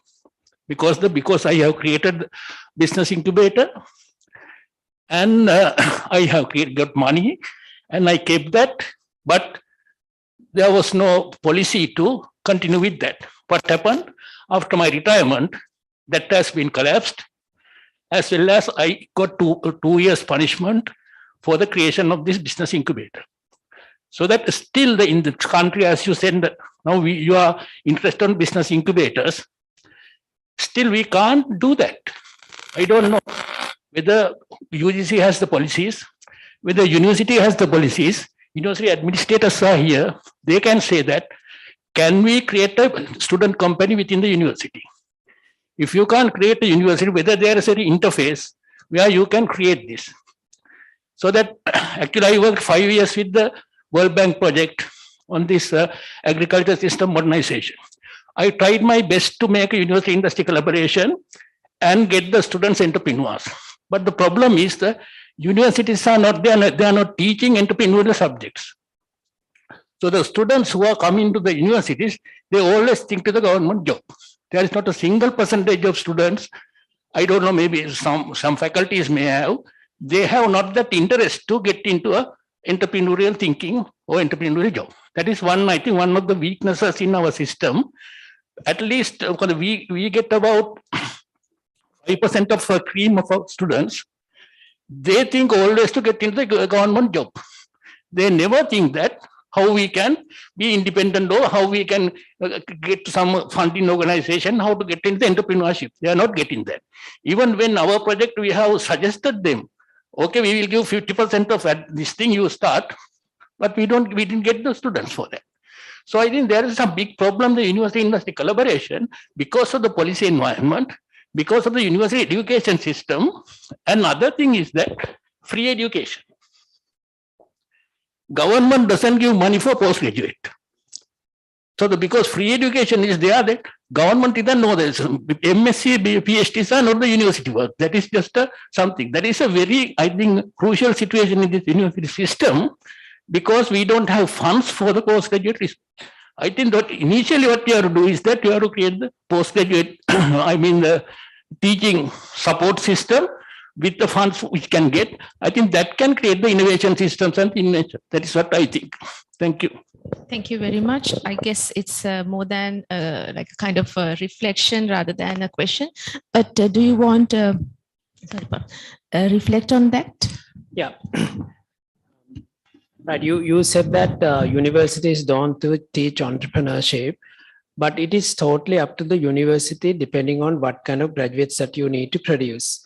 And for example, University of Moratuwa for engineering faculty, we established a basket of subjects so that students can select those subjects and even get an entrepreneurship minor with the engineering degree if they want to really specialize in that. Or else you forget about the minor. Minor is given if you get certain number of credits. Otherwise, you can select some subjects about the intellectual property or whatever it is, commercialization, and go ahead and do it. That's number one. Number two is that this ahead funding is there for every university to establish these UBL cells. So these are funded with the idea of sustaining those kind of things. So most of the time, most universities, unless you are really proactive, after the projects, these kind of initiatives will die. And there are several universities, even earlier initiatives, no more. So I think it is up to the universities to have the sustainable model, and up to the UGC also to create that kind of a model. And in fact, I was suggesting the UGC, because when you have UBL cells with the managers, UBL managers now being funded by the World Bank project, the moment project is over, then they will say that we don't have money to fund the UBL manager or marketer or whatever. So I think I was suggesting that we need to create those kind of cadre positions now, because in the university sector, you don't have those cadre positions. You need to start all over again, right, with the discussion of the DMS to create that kind of cadre positions in the UGC. So we will take those kind of actions. We are already taking those kind of actions. So I think with the World Bank initiative, these things at least to some extent will be sustainable. But having said that, you can't expect that from every university. And there will be universities who will take really that on board and then go. Others, of course, after the project will die. So I think it is because, again, because everybody doesn't play in the same way. So different universities have their own problems, right? If you consider university in eastern part and things like that, they have their own kind of problems and challenges. So they will not be able to spend money and promote these kind of things. There are homegrown issues to be tackled. So like that. But anyway, we have a good understanding of these requirements, and we will try our best to do that given the situation. Yeah. Any more questions? Yes, sir. Yeah, thank you very much. And Professor Anand, in your presentation, you clearly mentioned that Moratuwa universities, will ahead with this university industry collaboration.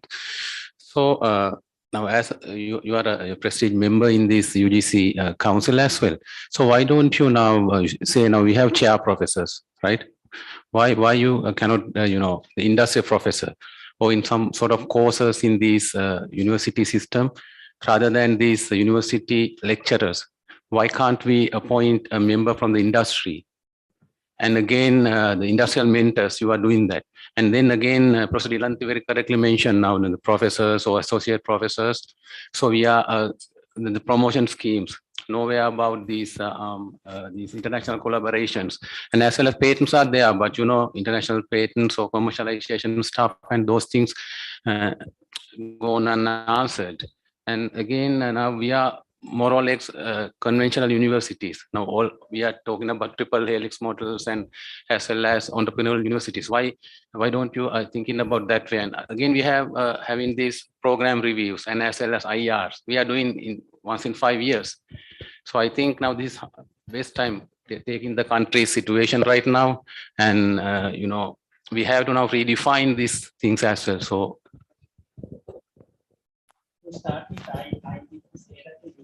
Moratuwa is well ahead. I didn't say like that. Sorry, otherwise audience will be offended. I was just sharing my experience at University of Moratuwa, right? So I give the credit to all the universities who are doing great work. So Moratuwa was one model, and what you said about this creation of industry chairs and things like that, to a great extent also within the autonomy of the university. Say, for example, there are, say, if Moratuwa would like to make Professor Dilande as a visiting professor at University of Moratuwa, can do it. And if I want somebody in the industry can do of course, we need to make sure we have some kind of a comparable qualifications to make an adjunct professor. So you can have a scheme at university to do that if necessary. We were actually trying to have those kind of adjunct professors, identifying international universities and bringing over here, and our staff members to become adjunct professors in those universities. There are a couple of those professors as well, and that will bring the international recognition. And they also will talk about so and so from adjunct professor from University of Moratuwa, Sri Lanka, or whatever. So those things actually are possible. You don't need University Grants Commission, this thing. But having said that, UGC also can play a certain role in guiding universities, the possibilities of those kind of things, and we can have those kind of models to do that.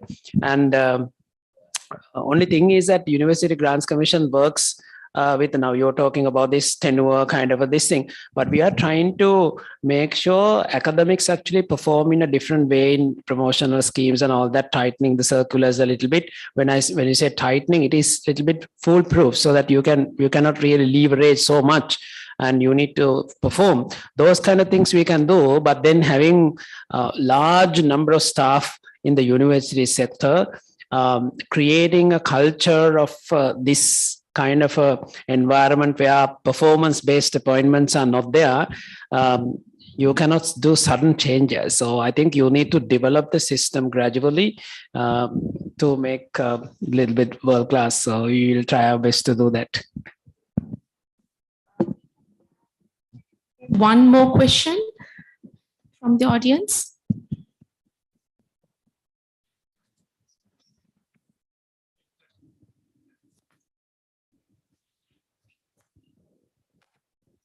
In fact, no, not a question. As a faculty at the University of Sri Javardhanapura, in fact, we have a department and offer a BSc entrepreneurship degree program. What we have experienced is that I think we have doing that for more than 10 years. The demand for the degree program is very low. I think there is a kind of a cultural issue that our university students are not ready to start a business or do kind of their own business. They are coming to the universities to become managers. So there is a big, the difficulties to bring them to that mindset and promote them to do their own business. So that staff of the department as well as faculty is struggling to motivate that degree program. So do you have any ideas on that, on the cultural issue of our, maybe the school education? And that others can contribute as well. But in my opinion, entrepreneurs have their own inner forces, right? You have actually, you are motivated. If you read research on entrepreneurship, there are certain reasons why they want to become an entrepreneur, right? So as a student, maybe at that time, they might not have gone through some of the reasons. I mean, when they work in the industry only, sometimes they really identify, I can't work under anybody else. I need to have my own decision making, this and that. They have their own egoistic things. They have own desire to be rich or whatever it is, or risk-taking desire or whatever it is. However, I think maybe undergraduate, you need to find out, in my opinion, you need to identify the correct personalities at that time through some kind of aptitude, in my opinion. So otherwise, even we understand some of the other creative courses, you see that they don't know, they just apply for architecture or fashion design or something like that. And ultimately, they don't have any inbuilt kind of an aptitude for those kind of courses. So just want to become a manager. So you need to correctly identify the intake first. And then maybe if you take a feedback from the graduates and others, you will be able to see why they don't want to perform like entrepreneurs. And you will really get enlightened about their own reasons if you just study them.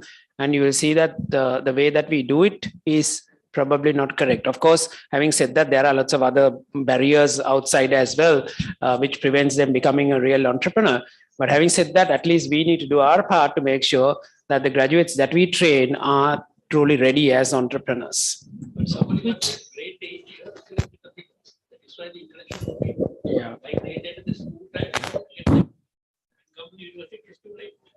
Mr. Anthony, would you like to reflect on? Yes. Yeah. Sorry, I'm Sudhant, the current Vice Chancellor of the University of Sri Javardhanapura. Sorry, I was a bit late. You know the reason. So regarding this topic, I think this the term entrepreneurship, entrepreneur, student, industry, university, or whatever the linkages, all these things we are discussing at the higher level. So we understand that, and now we are doing the new education reforms from grade 6 onwards. Now we are going to talk about all these topics. So now, the new, from 2023, we are going to introduce the new curricula or the new syllabuses starting from year 1, right? From year 6 onwards. So they are going to have some course units. So like the university system now from 2022, maybe 2023, because of the time factors that is also affecting all these changes. So we are going to do a massive change in the curricula, except the A level. So I have to say very careful about that, because A level, of course, there's a huge competition among the children.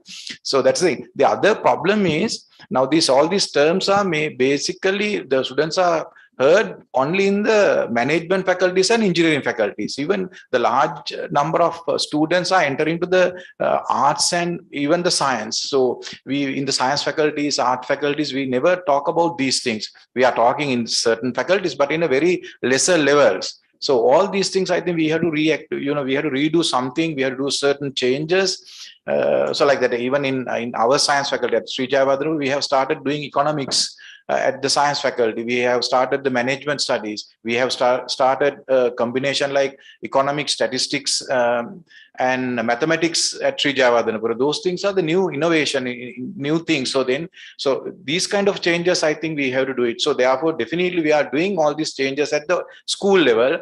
So if we are doing all these things, so I think definitely we can do better thing at the university level. We can have better entrepreneurs in coming future, coming days. Thank you. Thank you very much, Professor Siddhanta. Actually, now, because of the time, I would give time for you also to reflect on that at the final round about the entrepreneurship question. I mean, we have discussed so many issues. It sometimes may sound like being cathartic or some kind of not being offensive, but to leave the footprint, because I mean, regardless of all these challenges, we cannot stop building resilient communities. Somehow we have to do it. There is no choice. It's not an option. It's a must. So the final round, just to sum up, in very few seconds, it's something sounds like a rapid fire something, but very few seconds, what is the key to start? Certainly we need a revival after the discussion. What is the key to start? I would like to start with Mr. Anthony so that you can reflect on the entrepreneurship question as well as sum up the session as well. Thank you. So on the entrepreneurship question, I think you were quite right in terms of saying you have to identify the person young, because we find in many kind of academic-led institutions or academic-led countries, we find that people don't want to employ, but they like to be employed. They don't know the difference that when you are an employer, you have a better freedom than when you are really employed. So you want to be someone in a company than an owner of a company. Because when I go to school, in my grade 1, they will ask, what is your ambition? And then you will say you're a doctor, lawyer, and engineer.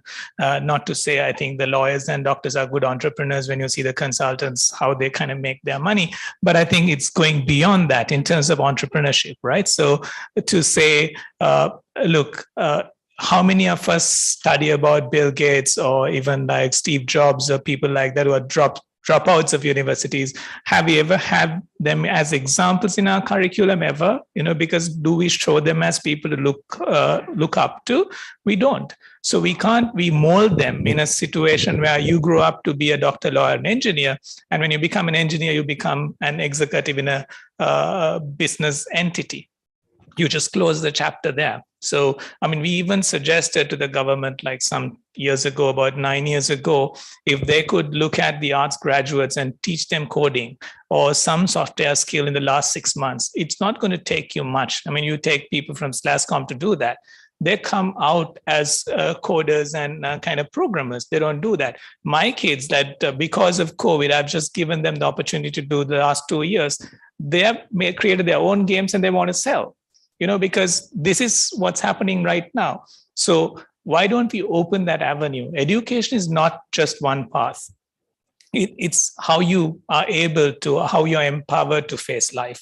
I think that's probably in terms of entrepreneurship. But in terms of reflecting on sustainability and resilience, I would like to say that how prepared are we? I mean, I'll leave you with some numbers. 1.3 billion tons of food is wasted every year. That's 1/3 of global food production, right? How many of us know that so much is wasted, right? And if in a pandemic, if we had that reduced, our food security is ensured. We weren't, right? So that's why sustainable living is important. If you take the number of lights that are used, if all of them could be changed to energy efficient lights, you could save $500 billion every year, right? All we have to do is I have to make a choice. I go home, look at my chandelier and say, okay, I'm going to change that into an energy efficient light. How many of us are ready to do that? It starts from us. right? That is one. And then the third thing, if you look at the scarce resources in the world, in 2050, we'll have a 9.6 billion population. We need 3 planets like this to sustain that. Are we ready for that? Right? And then look at what Hannah said, I mean, the gender parity. It'll take 136 years for us to achieve gender parity, right? Where are we? This is the time to reflect. I think the choice is ours. Let's make that choice today. And I'll rest my case.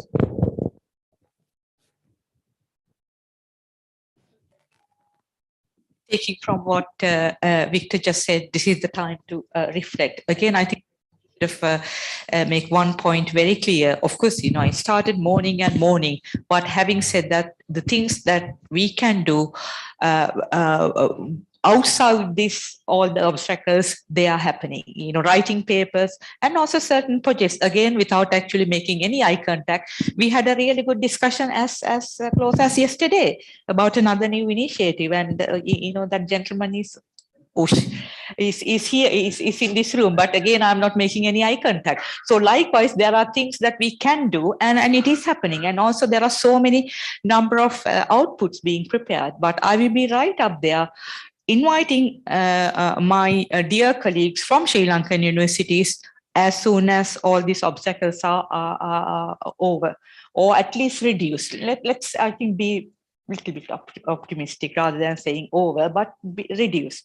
I will be right up there knocking on your door, inviting you to be partners. So in that sense, as Victor sort of said, this is the time, and let's reflect on that and see what we can do. Otherwise, you know, then there will be a future, maybe at least for our children. So I think that is what I think. Thank you. Indicated the future will be brighter than now, I think. So we will be optimistic about it.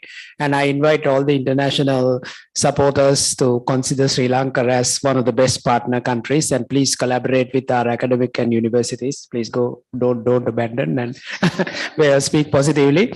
And of course, in terms of the sustainability and the disaster resilience and all that, now, in engineering curricula, it is essential that you need to use words like sustainability and all that kind of thing. You must have subjects like that. Otherwise, your accreditation bodies will reject your degree accreditation, right? So it is there from that as a requirement.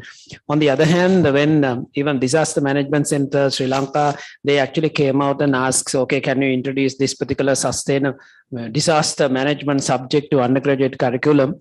And we were trying to find out which subject that we will reduce, and you need to reduce also to include. So these are the challenges that we have. But anyway, having identified the need, so we now try to address these aspects in our curriculum, so students will have a better idea of those. And particularly sustainability is obviously, it is there. And of course, in the corporate world, with the regulatory things coming up, compliance requirements in ESG and all that, I think the industry also will respond positively. And when the industry responds positively, we need to really align our degrees and education in that sense as well. So I think future will be brighter. Thank you. Mr. Siddiqui. Yeah, thank you. I also would like to emphasize on the disaster risk reduction and risk communication are the key for building resilience. I agree with your point that you mentioned about food wastage. Yes, we have been saying so, but I haven't seen any comprehensive effort to really address systematically. We also say the same thing in Sri Lanka.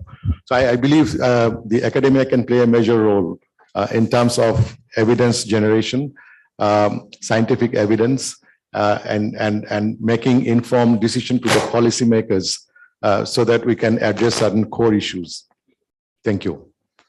So thank you very much for all the very useful insights. I think we had a very great discussion today, and one of the highlights, some of the highlights that we can take away from today's discussion is that in future we have to anticipate our universities has to be transformed, as Professor Ananda Jayawardena mentioned, has to be transformed from teaching to teaching plus research universities, certainly, and in research innovation, yes. And most certainly, as many of us reflected back as well. The regulators, the regulation itself is not just to sort of control or stop anything, but to have some reasonable level of accountability. At the same time, the regulations has to be responsive. It needs to be some sort of enabling the work to happen, rather than trying to stop everything or being carried away by the regulation itself, not regulation being the tyranny by itself. I suppose the term that we can use is being agile. I think, Certainly, of course, we yes. need to actually change, because of course, the COVID actually changed a lot of things, the way that we do things. So similarly, the rules and regulations also need to change in terms of, that is actually the term that we always use, don't we? And also the what I've heard from IFC and also the World Food Program, the approaches that we're thinking of building resilience communities is not just to feed them or give a lot of money, but to empower them. To empower them with finding the resilience solution by themselves. And that's why we also talk about in the curriculum in some other way, the entrepreneurship, take the risk, build the resilience within, rather than trying to rely on outside or sort of external environment. And that's sort of the key to resilience. So these are some of the key takeaways that we can think of from today's discussion. So I thank again for all the panelists for being very thought-provoking and giving a lot of insights. Certainly building resilience is not an option anymore. We have to work on this, and university enterprising collaboration is a must that we need to work on that. And also thank you very much for all the distinguished participants here for giving your thoughts, reflections, and participating and engaging. So thank you very much. And now I would like to hand over the session to the organizers.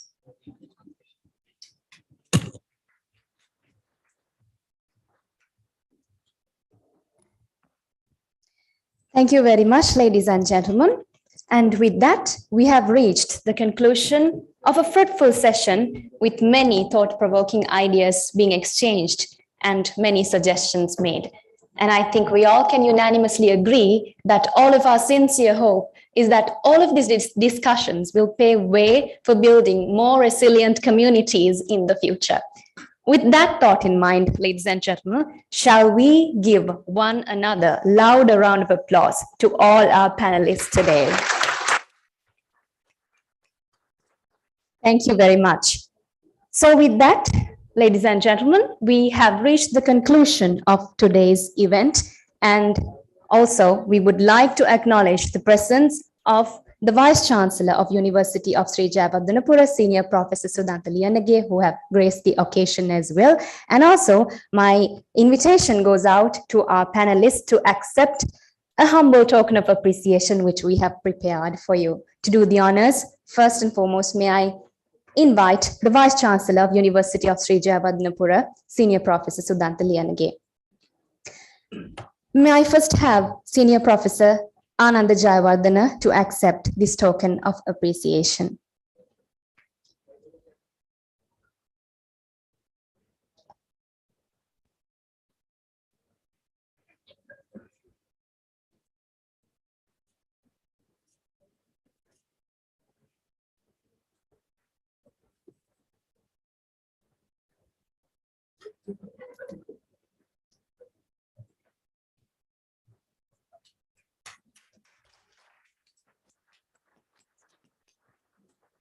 And next, Mr. Supunveera Singha.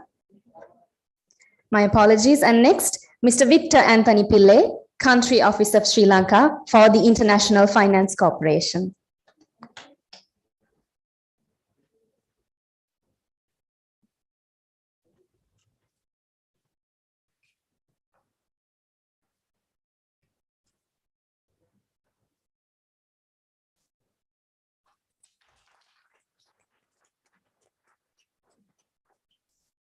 And next, may I invite Mr. Abdul Rahim Siddiq, Country Director and Representative of the United Nations World Food Programme.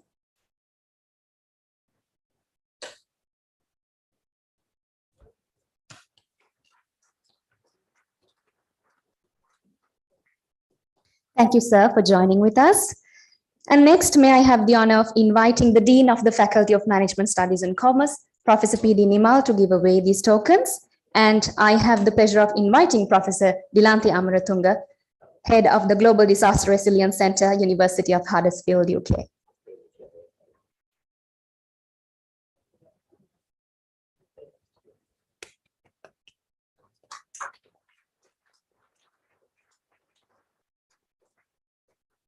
And of course, Dr. Upuli Pereira, Head of the Department of Estate Management and Valuation, and our moderator for the day.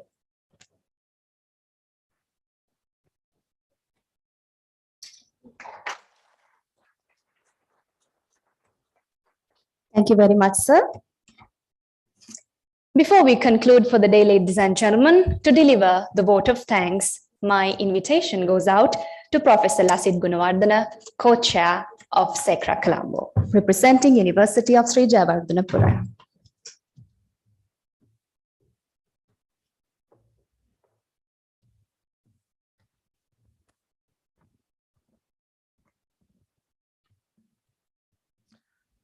Our Vice Chancellor, University of Sri Jayawardhanapura, Senior Professor Sudhanta Dienage, Dean of the Faculty of Management Studies and Commerce, Mr. Professor P.D. Nimal, distinguished invitees, panelists, members of the academic staff from different universities, corporate sector, partner countries, invitees from partner countries from SECRA, and ladies and gentlemen.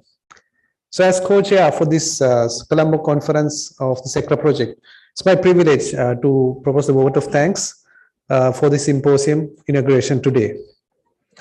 So organizing a conference of or symposium of this nature is indeed a task which has significant proportions, and it would not materialize had it not been for the blessing and hard work of many individuals and organizations.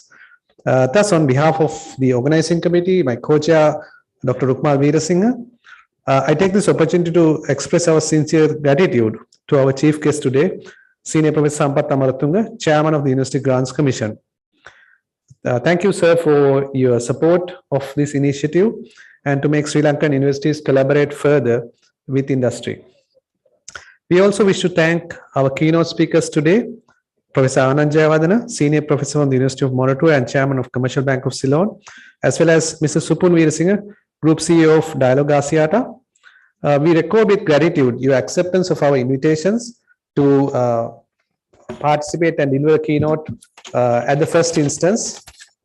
And it was indeed a valuable opportunity for our participants to hear of your insights this evening. Our thanks to Dr. Bapon Fakhruddin connecting to this symposium all the way from New Zealand in spite of the time difference. And I also would like to offer our gratitude to our project leads of SECRA who joined us from Sweden, Professor Jorgen Fast and Professor Evangeline Petito for their excellent reporting on the study done as part of this project up to now. When you are planning this event, I thought it's very important for us to engage with local agencies and especially the United Nations. And I especially thank the resident coordinator, Ms. Hannah Singer-Hamdi and her office for accepting our invitation and nominating Mr. Abdul Rahim Siddiqui, Country Director of the UN Food Program, to join our panel today. We hope that we can engage with the United Nations in Sri Lanka to make our project more successful in the future. Mr. Victor Anthony Pilek, Country Officer of the IFC, thank you for accepting our invitation to share your thoughts in the panel. In building resilience, we cannot forget the corporate sector, and it was insightful to listen to you and IFC's experience in this regard. Professor Dilanthi Amaratunga, we are indeed privileged to have you and your team from the Global Disaster Resilience Center in UK with us here for the symposium and as partners of the SECRA project. We hope our participants will actually connect up and learn from you and your experiences throughout this symposium. Our thanks are also extended to our colleague, Dr. Upuli Pereira, Head Department of Estate Management and Valuation, for the extended moderation this evening. From the time we commenced this project, throughout this time, we've had to engage with many authorities in the university, and I'd like to acknowledge and appreciate the assistance extended to us, all the way from our Vice Chancellor, Senior Professor Sudhanta Dienage, the Deans, administrative staff from the Bursa, Registrar, In our faculty, the heads and senior professors, the administrative staff of the faculty, for their support, as well as for joining us this evening and for the conference in general. Our thanks is also extended to our partner delegates from the University of Ruhuna and University of Peradeniya, especially Professor Ranjit Disanayaka, Dr. Chaminda Bandara, Professor Champa Navaratna, and Professor Veerasinghe for joining us here in Colombo for the symposium and for the deliberations in the next 2 days. We also would like to extend our thanks to the members who were unable to join us directly but were joining online. We also engaged with the local EU office, and our thanks are extended to the EU for the Erasmus Plus program and the initiative to strengthen university enterprise collaboration in resilience in communities in Asia. So we also hope that our discussions will be continuing in the next few days, will grow, will certainly open new opportunities for collaboration and also for more institutional and systematic approaches towards climate change and resilience in general. These ideas, I have no doubt in mind that it has stuck in our minds, so that in the next few days and out of this symposium in general, we can innovate, we can come up with innovative actions for the greater good of in times of crisis like this. So we also invited and extended arm to participate with us in this conference, the symposium from the Disaster Management Center, Department of Meteorology, Dialogue Asiata, and also from the United Nations, Mr. Rohan Kure. We've had engagements, and especially he has been a pillar of support for organizing this event. The wheels for this symposium started sort of rolling a couple of months early, and it required a certain amount of detail. And I would like to recognize the lead of our project, country lead, Dr. Rukmal Veerasinghe, and also the committee, especially Professor Janak Kumarasinghe, for his steadfast support. So we are fortunate to have been backed by a team of highly motivated individuals, and that's why the success of this event up to now has been indeed. So I would like to specially thank everyone for that. Our thanks also to the event management team, TIM Concurrences, and to the host hotel, Pegasus Reef, for the excellent works behind the scene to make this a success. Last but not least, I think it's my duty to thank our compeer for this today, Ms. Sandhuni Senaratne, for making a valuable contribution and always positive attitude, like always. So finally, I hope all of you in the participation today and virtually, you've been an amazing audience, and I hope you will continue to do so and participating in the deliberations in the next few days. Thank you once again, and have a pleasant evening.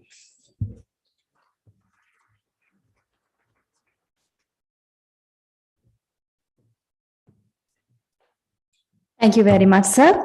And before we wind up, ladies and gentlemen, just a quick announcement that we will be having the networking event pertaining to this, adjoining to this event in the next hall, the Hall Sobara, right in front of you. So we invite you to join in that event as well, and to join with us for dinner at 7:30 p.m. at the hotel restaurant. With that announcement being made, ladies and gentlemen, we have come to the conclusion of a fruitful day. You have been an amazing audience. Thank you for being with us, and we hope to see you again soon. Signing off, I'm Sandhuni Senaratne. Ladies and gentlemen, please rise for the national anthem.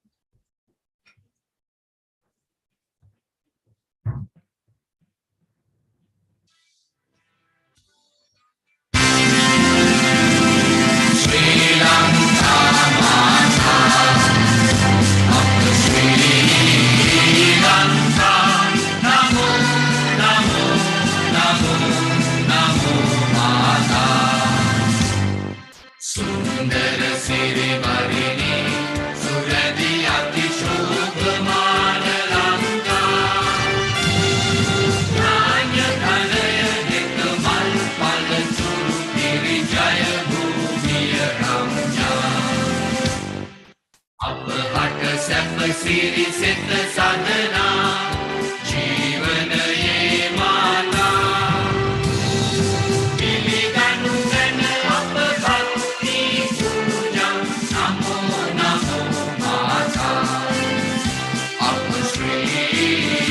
Lanka, Namo, Namo, Namo, Namo Bhagavata.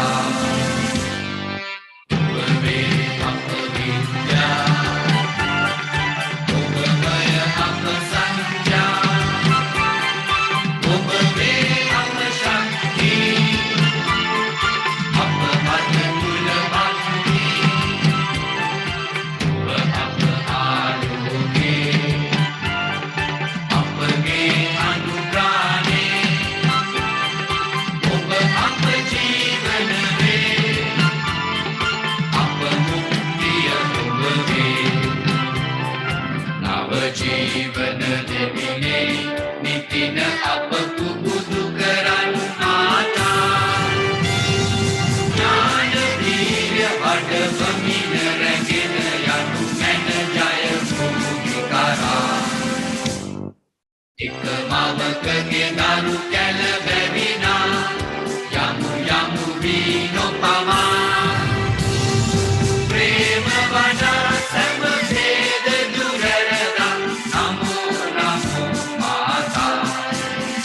Apa Sri Lanka, namo namo namo namo mata. Apa Sri Lanka, namo namo namo namo mata. Thank you, ladies and gentlemen. A special invitation from the organizing committee for all the members of the audience to please step forward for a group photograph before we wind up. Thank you.